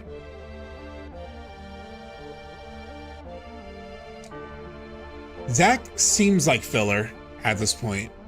He could be, but I think they're trying to set up this whole thing around, like, his whole thing all throughout Rebirth is like taking control of your life, and I'm gonna decide what I want it to be. You know, it's gonna be a life that I chose. It's all about like agency and like choosing your own fate, basically, not what is likely predestined for you. And I think so he's kind of a manifestation of like that whole thing, which obviously we're hoping part 3 will pay off, right? That part 3 will actually have us like change something. Like he's trying to change his circumstances in his worlds. I think a similar thing's gonna happen. I can feel it. What's wrong, Cloud? Aerith is here. So is Sephiroth. What? Sephiroth? But how can you tell? Can't explain it. I just know in my heart. Well, shit. This ain't no time for sleeping then. Right. Let's hurry and find Aerith. Here we go, chat. I'm Bronami on Twitch. Oh, hey, what's going on, St. Jimmy? Well, Bronami now, but I definitely recognize your Twitch name, yeah. Yeah, they certainly have. Oh. Aerith's voice. It's coming from over there. Exactly right. His motorcycle through the rift, doing wheelies and giving the whispers a finger, yeah. He's gonna be the Genesis role, right? It's gonna just be that. If it's 70 hours of story, they can fit it. I wouldn't mind 70 hours of story. Like right now, the actual literal balance of like Rebirth's like story versus side content was like 40 hours story, 60 hours extra, or even more maybe. I wouldn't mind seeing that reversed, right? I wouldn't mind seeing part 3 being 60% story and then 40% side content, but just to make that side content really good, make it missable, you know, make it like worth it. All the stuff that people have talked about in terms of like not making it lists and just interesting, right? Like take the ancient forest and like do something really cool with it. Speaking of staircases, people here on my streams know about my love of spiral staircases, of circular staircases of a sort. Stairs that have a circular nature. Roland Ventier in chat knows this well. He was named after Circular Staircase for a while. Most notably, they absolutely demolished the spiral staircase in Nibelheim. But they demolished another spiral staircase. This one. The most beautiful spiral staircase, circular staircase, more of a circle than a spiral. The most beautiful circular staircase in all of history. Look at this thing. I was so looking forward to running down this thing in Rebirth, and they completely removed it with another elevator. Endless elevators. No, this wasn't an OG. It didn't have the tech for spiral staircases. Yeah, I modded this in. Yeah, 100%. But God, how picturesque that staircase was. It's a little more ridiculous and absurdist than the one in the Nibelheim Mansion. But holy shit. Like, imagine running down that thing. Even if it doesn't make, like, sense. If there was any place for it not to make sense, it's the Forgotten Capital, like the land of the Cetra. So yeah, they fumbled that hard. Okay, here we go. And everyone said why they couldn't figure it out. Yeah, we talked about it a lot on stream. Piment. Aerith. Oh, Aerith? Right. By the way, nobody should let Cloud do this by himself. Chat, what are the odds that I go up these stairs, well, these, like, things, correctly on a first try? Almost every time I play this game, at a certain point, Cloud jumps backward. I do something with the control, and he jumps backward. If the odds are low, then we get through this perfectly. Come on. Okay, okay. Okay. Oh! I did it.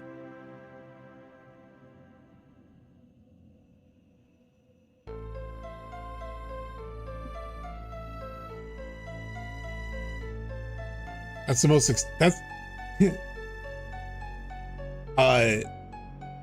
Ronami, you say, holy shit, what a gamer? That is more impressive than when I eventually platinum Rebirth, like when I get through Duel of the Worlds or whatever the hell it's called. When I get through the crazy, like, ultimate battles in Rebirth, which I ashamedly have not finished yet. I had a video to do, okay? Whenever I do that, this will still be more impressive than that.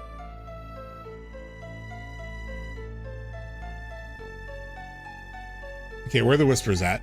Where are the whispers? That's my fundamental question right now.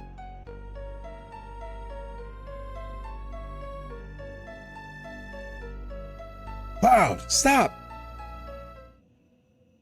Damn it. What are you trying to make me do?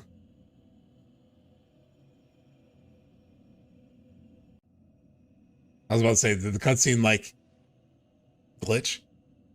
Here we go.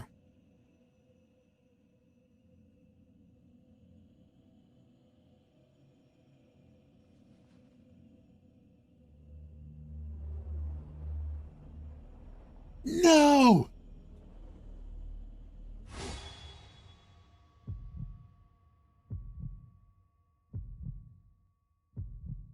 They're hard. Those VR missions. God, I forgot about the heartbeat sound effect here. Brutal.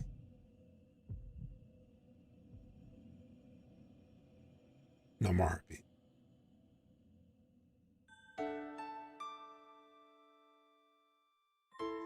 The smile there is gut-wrenching, yeah.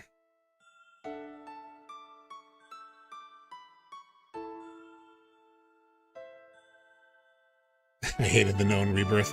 Oh, he says Sephiroth in Japanese, really? So it's kind of like Vader in the remake, or, well, not remake, but like remaster of the original trilogy, when they have the scene where, like, or no, actually it's in Well, they added it to fucking episode 6 also. But yeah, when, oh God, it's such a crime. I know, I'm like, I'm breaking the vibes, but I need to bitch. In episode 6 of Star Wars, where like Vader makes his decision, in the original, it's silent, nothing is said. And then in the remaster on Disney Plus, you get the no, and it's like, oh my God. Anyway. Earth. This can't be happening. There's no need to worry. Soon the girl will become one with the energy coursing around the planet. So concludes this little detour of mine. All that remains is to head north, to the promised land that awaits beyond the snowfields. There I will ascend and unite with the planet. All things, even this girl will— Shut up! I don't care. The cycle of nature, your stupid plan, just leave me out of it. Earth is gone. She'll never talk again, never laugh, never cry, get angry. What about us? What are we supposed to do? What is this pain? My fingers are tingling, my mouth is dry, my eyes are burning. What nonsense is this? Do you mean to say you have feelings? Of course. What do you think I am? Don't pretend you're sad. Why tremble with anger that's not even there? Because. Oh, it's not because. After all, Cloud.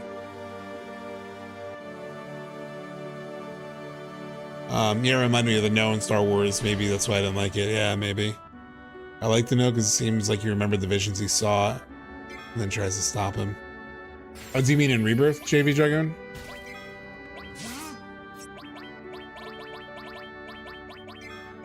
Let's do a Bahamut on his ass.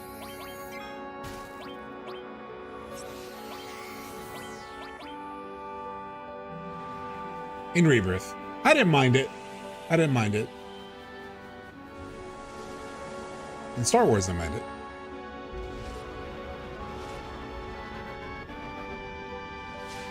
Like him screaming Sephiroth, I mean, I can understand liking it more, but contextually, it almost doesn't make sense, right? Like, to scream Sephiroth. God, hold on, let me not mess up the vibes. The music is going.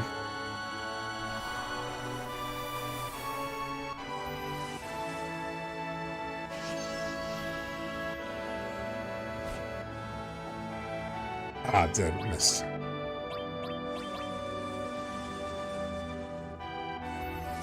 Thank you for healing me. Guard. Oh, damn, Tifa. Tifa, just a second too late. Because I just put up Mighty Guard. Sounds weird saying Mighty Guard, because I'm so used to being a Big Guard.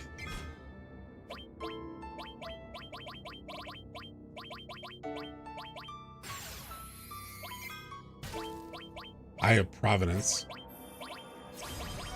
I'll just attack him regular.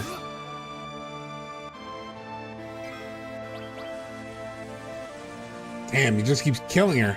Oh, it didn't kill her, Mighty Guard. Tifa.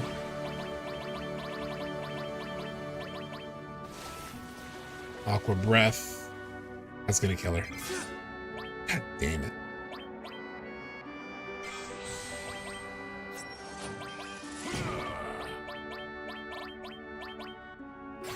It's down again.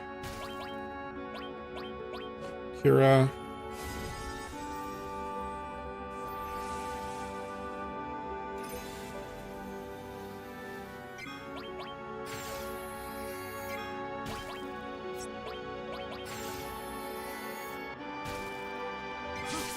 Yeah, keep doing that on Cloud. Mighty Guard on everyone.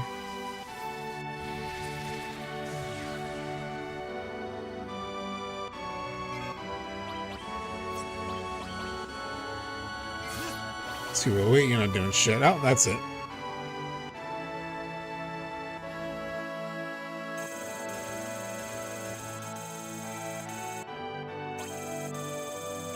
Magician's Bracelet.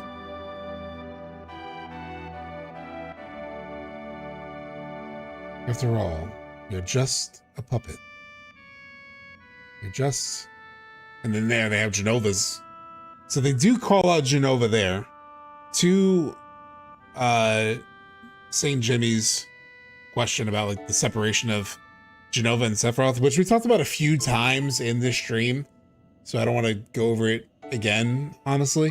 Yeah, I think they're definitely hinting at a separation between the two. And yeah, they're hinting at a separation between the two, especially with like the Sephiroth that's at the edge of creation, which they have tied with pre-Jenova like influence Sephiroth in Ever Crisis. So I do think there's like a version of Sephiroth that has his own sort of like will, and is pushing against Jenova basically. Yeah. But here we were discussing the long-held debate around like Sephiroth and Jenova in the original, like who's really in control. And here, at least, you could see that Sephiroth starts the line, and then it shows Jenova saying the rest of the line of like you're a puppet, right? So there's definitely like they're like at least have shared power here, or like influence here. All good, St. Jimmy.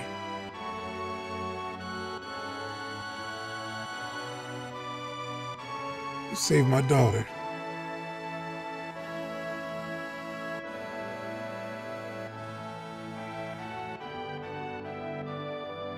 Imagine I had the Advent Children mod for Barrett here, where he has like the fishnet chainmail or something.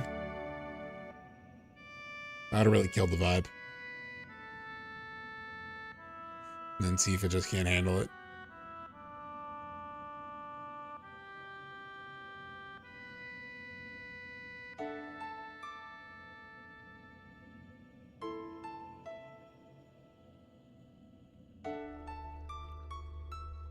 It seems really interesting, particularly because it presents it as Sephiroth killing Aerith, but he immediately is replaced by Jenova, which makes you think it was her speaking with his voice, yeah. Please don't get the Baron AC mod, yeah.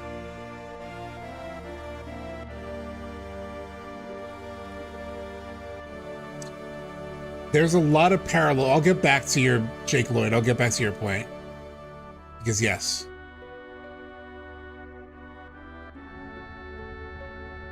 Obviously, I think we do have to see this at some point in part 3. As like part of coming to reality and everything. They have to show it at some point. Whether it's like part of live stream sequence or part of like Return to Forgotten Capital. There will be a moment where, well, Cloud in particular will have to face that reality. Even though I do think he's aware that she's dead at the end of Rebirth. I think he's like aware that she died, at least in the world that he's currently standing in. The only question in his head is like, it seems like he thinks she's fine somewhere else or something. Yeah. I've been standing up for like an hour at least, so let me take a seat again. Listen up, everyone. My name is Cloud. Ex-soldier, born in Nibelheim. So he has like none of this. This is what I was talking about earlier. He said none of this in the remake trilogy yet. Like after her death, he's like totally fine. But here you're gonna see him like struggle a little bit and then like summon the strength in himself to go on. But he doesn't really have, like he's just fine in Rebirth. So his emotional state is quite different after her death. My name is Cloud. Ex-soldier, born in Nibelheim. I came all this way to settle a score with Sephiroth. What's going on? I came this far on my own free will, at least that's what I thought. But if I'm being honest, I'm afraid of myself. Like none of this introspection. I mean, it happens in the Gongaga scene with Tifa, but not at this point in the story. There's a part of me I don't even know. I gave the black material to Sephiroth, handed it right to him. And if all you hadn't intervened, it would have been me who killed. Oh, wow. This translation? Yeah. I mean, he's aware, like, he would have killed Aerith. There's someone else inside me. Someone capable of terrible things. Me who isn't me. Which is why I should probably give up on this journey. Like, even this self-awareness is just nowhere right now. Other than the Tifa scene in Gaga. Before I do something even worse. But I can't. I'm gonna keep going. 5 years ago, Sephiroth burned my hometown to the ground. Now he's killed Aerith, and from here, he plans to destroy the whole planet. I can't let him get away with it. I have to keep going. I have a favor to ask. I'd like you all to come with me. You will, right? I need you to keep an eye on me, to make sure I don't do something crazy. But, I mean, I don't know how Aerith is planning to stop Meteor. Neither do we, at least right now. And I guess now we've got no way of finding out. But it isn't over yet. We still got a chance. We just need to take back the black materia before Sephiroth can use it. So come on, let's mosey. And yeah, he doesn't have the black materia here either.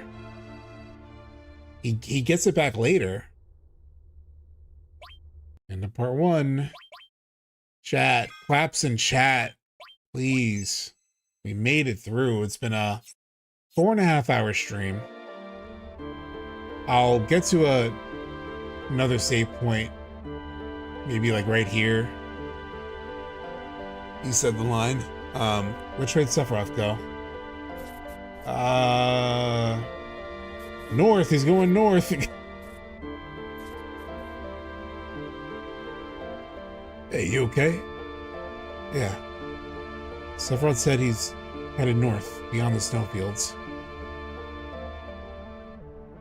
I could have just stopped at the last save point. There's another one here. There was. Oh, it's gone now. All right, we'll stop at the... Oh, shit, that other materia. Oh.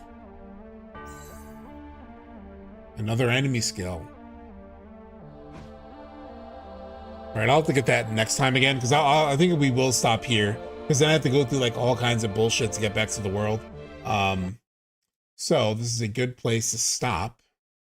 There is something in chat I did want to address from Jake Lloyd that reminded me of something. Let's go back to just chatting. Jake had said, thank you, Easy Mid, for, I don't know how, 15 bits. Thank you so much. Jake had said at some point, he said,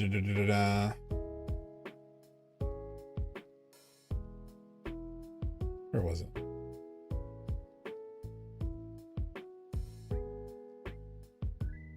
Maybe it was it you? I thought it was you.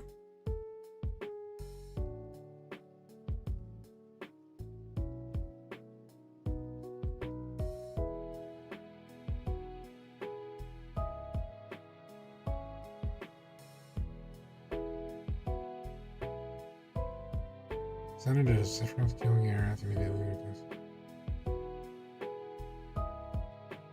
Oh, there it is.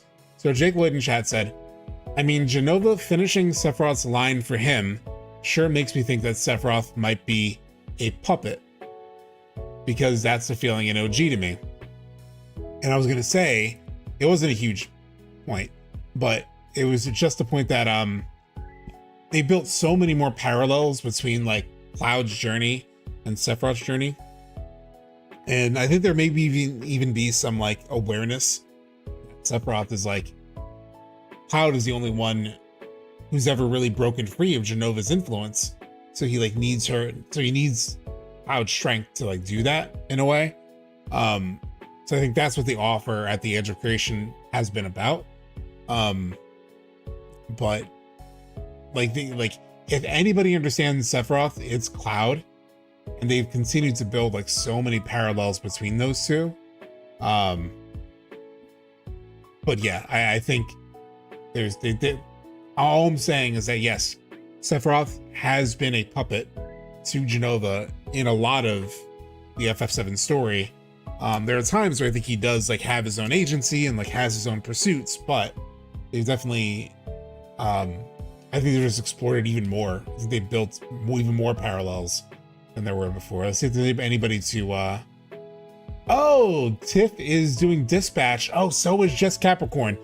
Let's raid Jess Capricorn. She is doing dispatch. Where is she?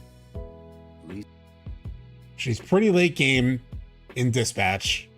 It's episode 7 of dispatch that she's in. So if you're on Twitch, I am going to raid into that. But spoiler warning, she's in late game dispatch. So if you're interested in that, just a heads up. But I do want to raid into her because I don't think I've ever been able to raid into her yet. And I'm a big fan of Jess Capricorn. I wanted to watch her dispatch playthrough, so I'll probably watch the end of her dispatch playthrough for the rest of the night. But thank you all for hanging out. Our next stream, hold on. First of all, say goodbye to everyone. Say goodbye to each other. Be kind to one another on the way out. Sunday, November 23rd is the next stream. We'll be talking a bit about the Whispers some more. We'll check out a Zack Part 3 theory, and we will play more Crisis Core. So that's the plan for Sunday. Thank you everyone for hanging out. And if you are in Twitch, we are starting the raid. It needs to do its thing where it's like 10-second countdown or something. But yes, if those in Twitch can hang on just to at least say hi to Jess. But yeah, she's in a pretty big spoiler. I might let that like pass real quick. She's almost done with the spoiler. At least with the worst part of it. But yeah, so Sunday is the next stream, and we'll get into it if this ever finishes.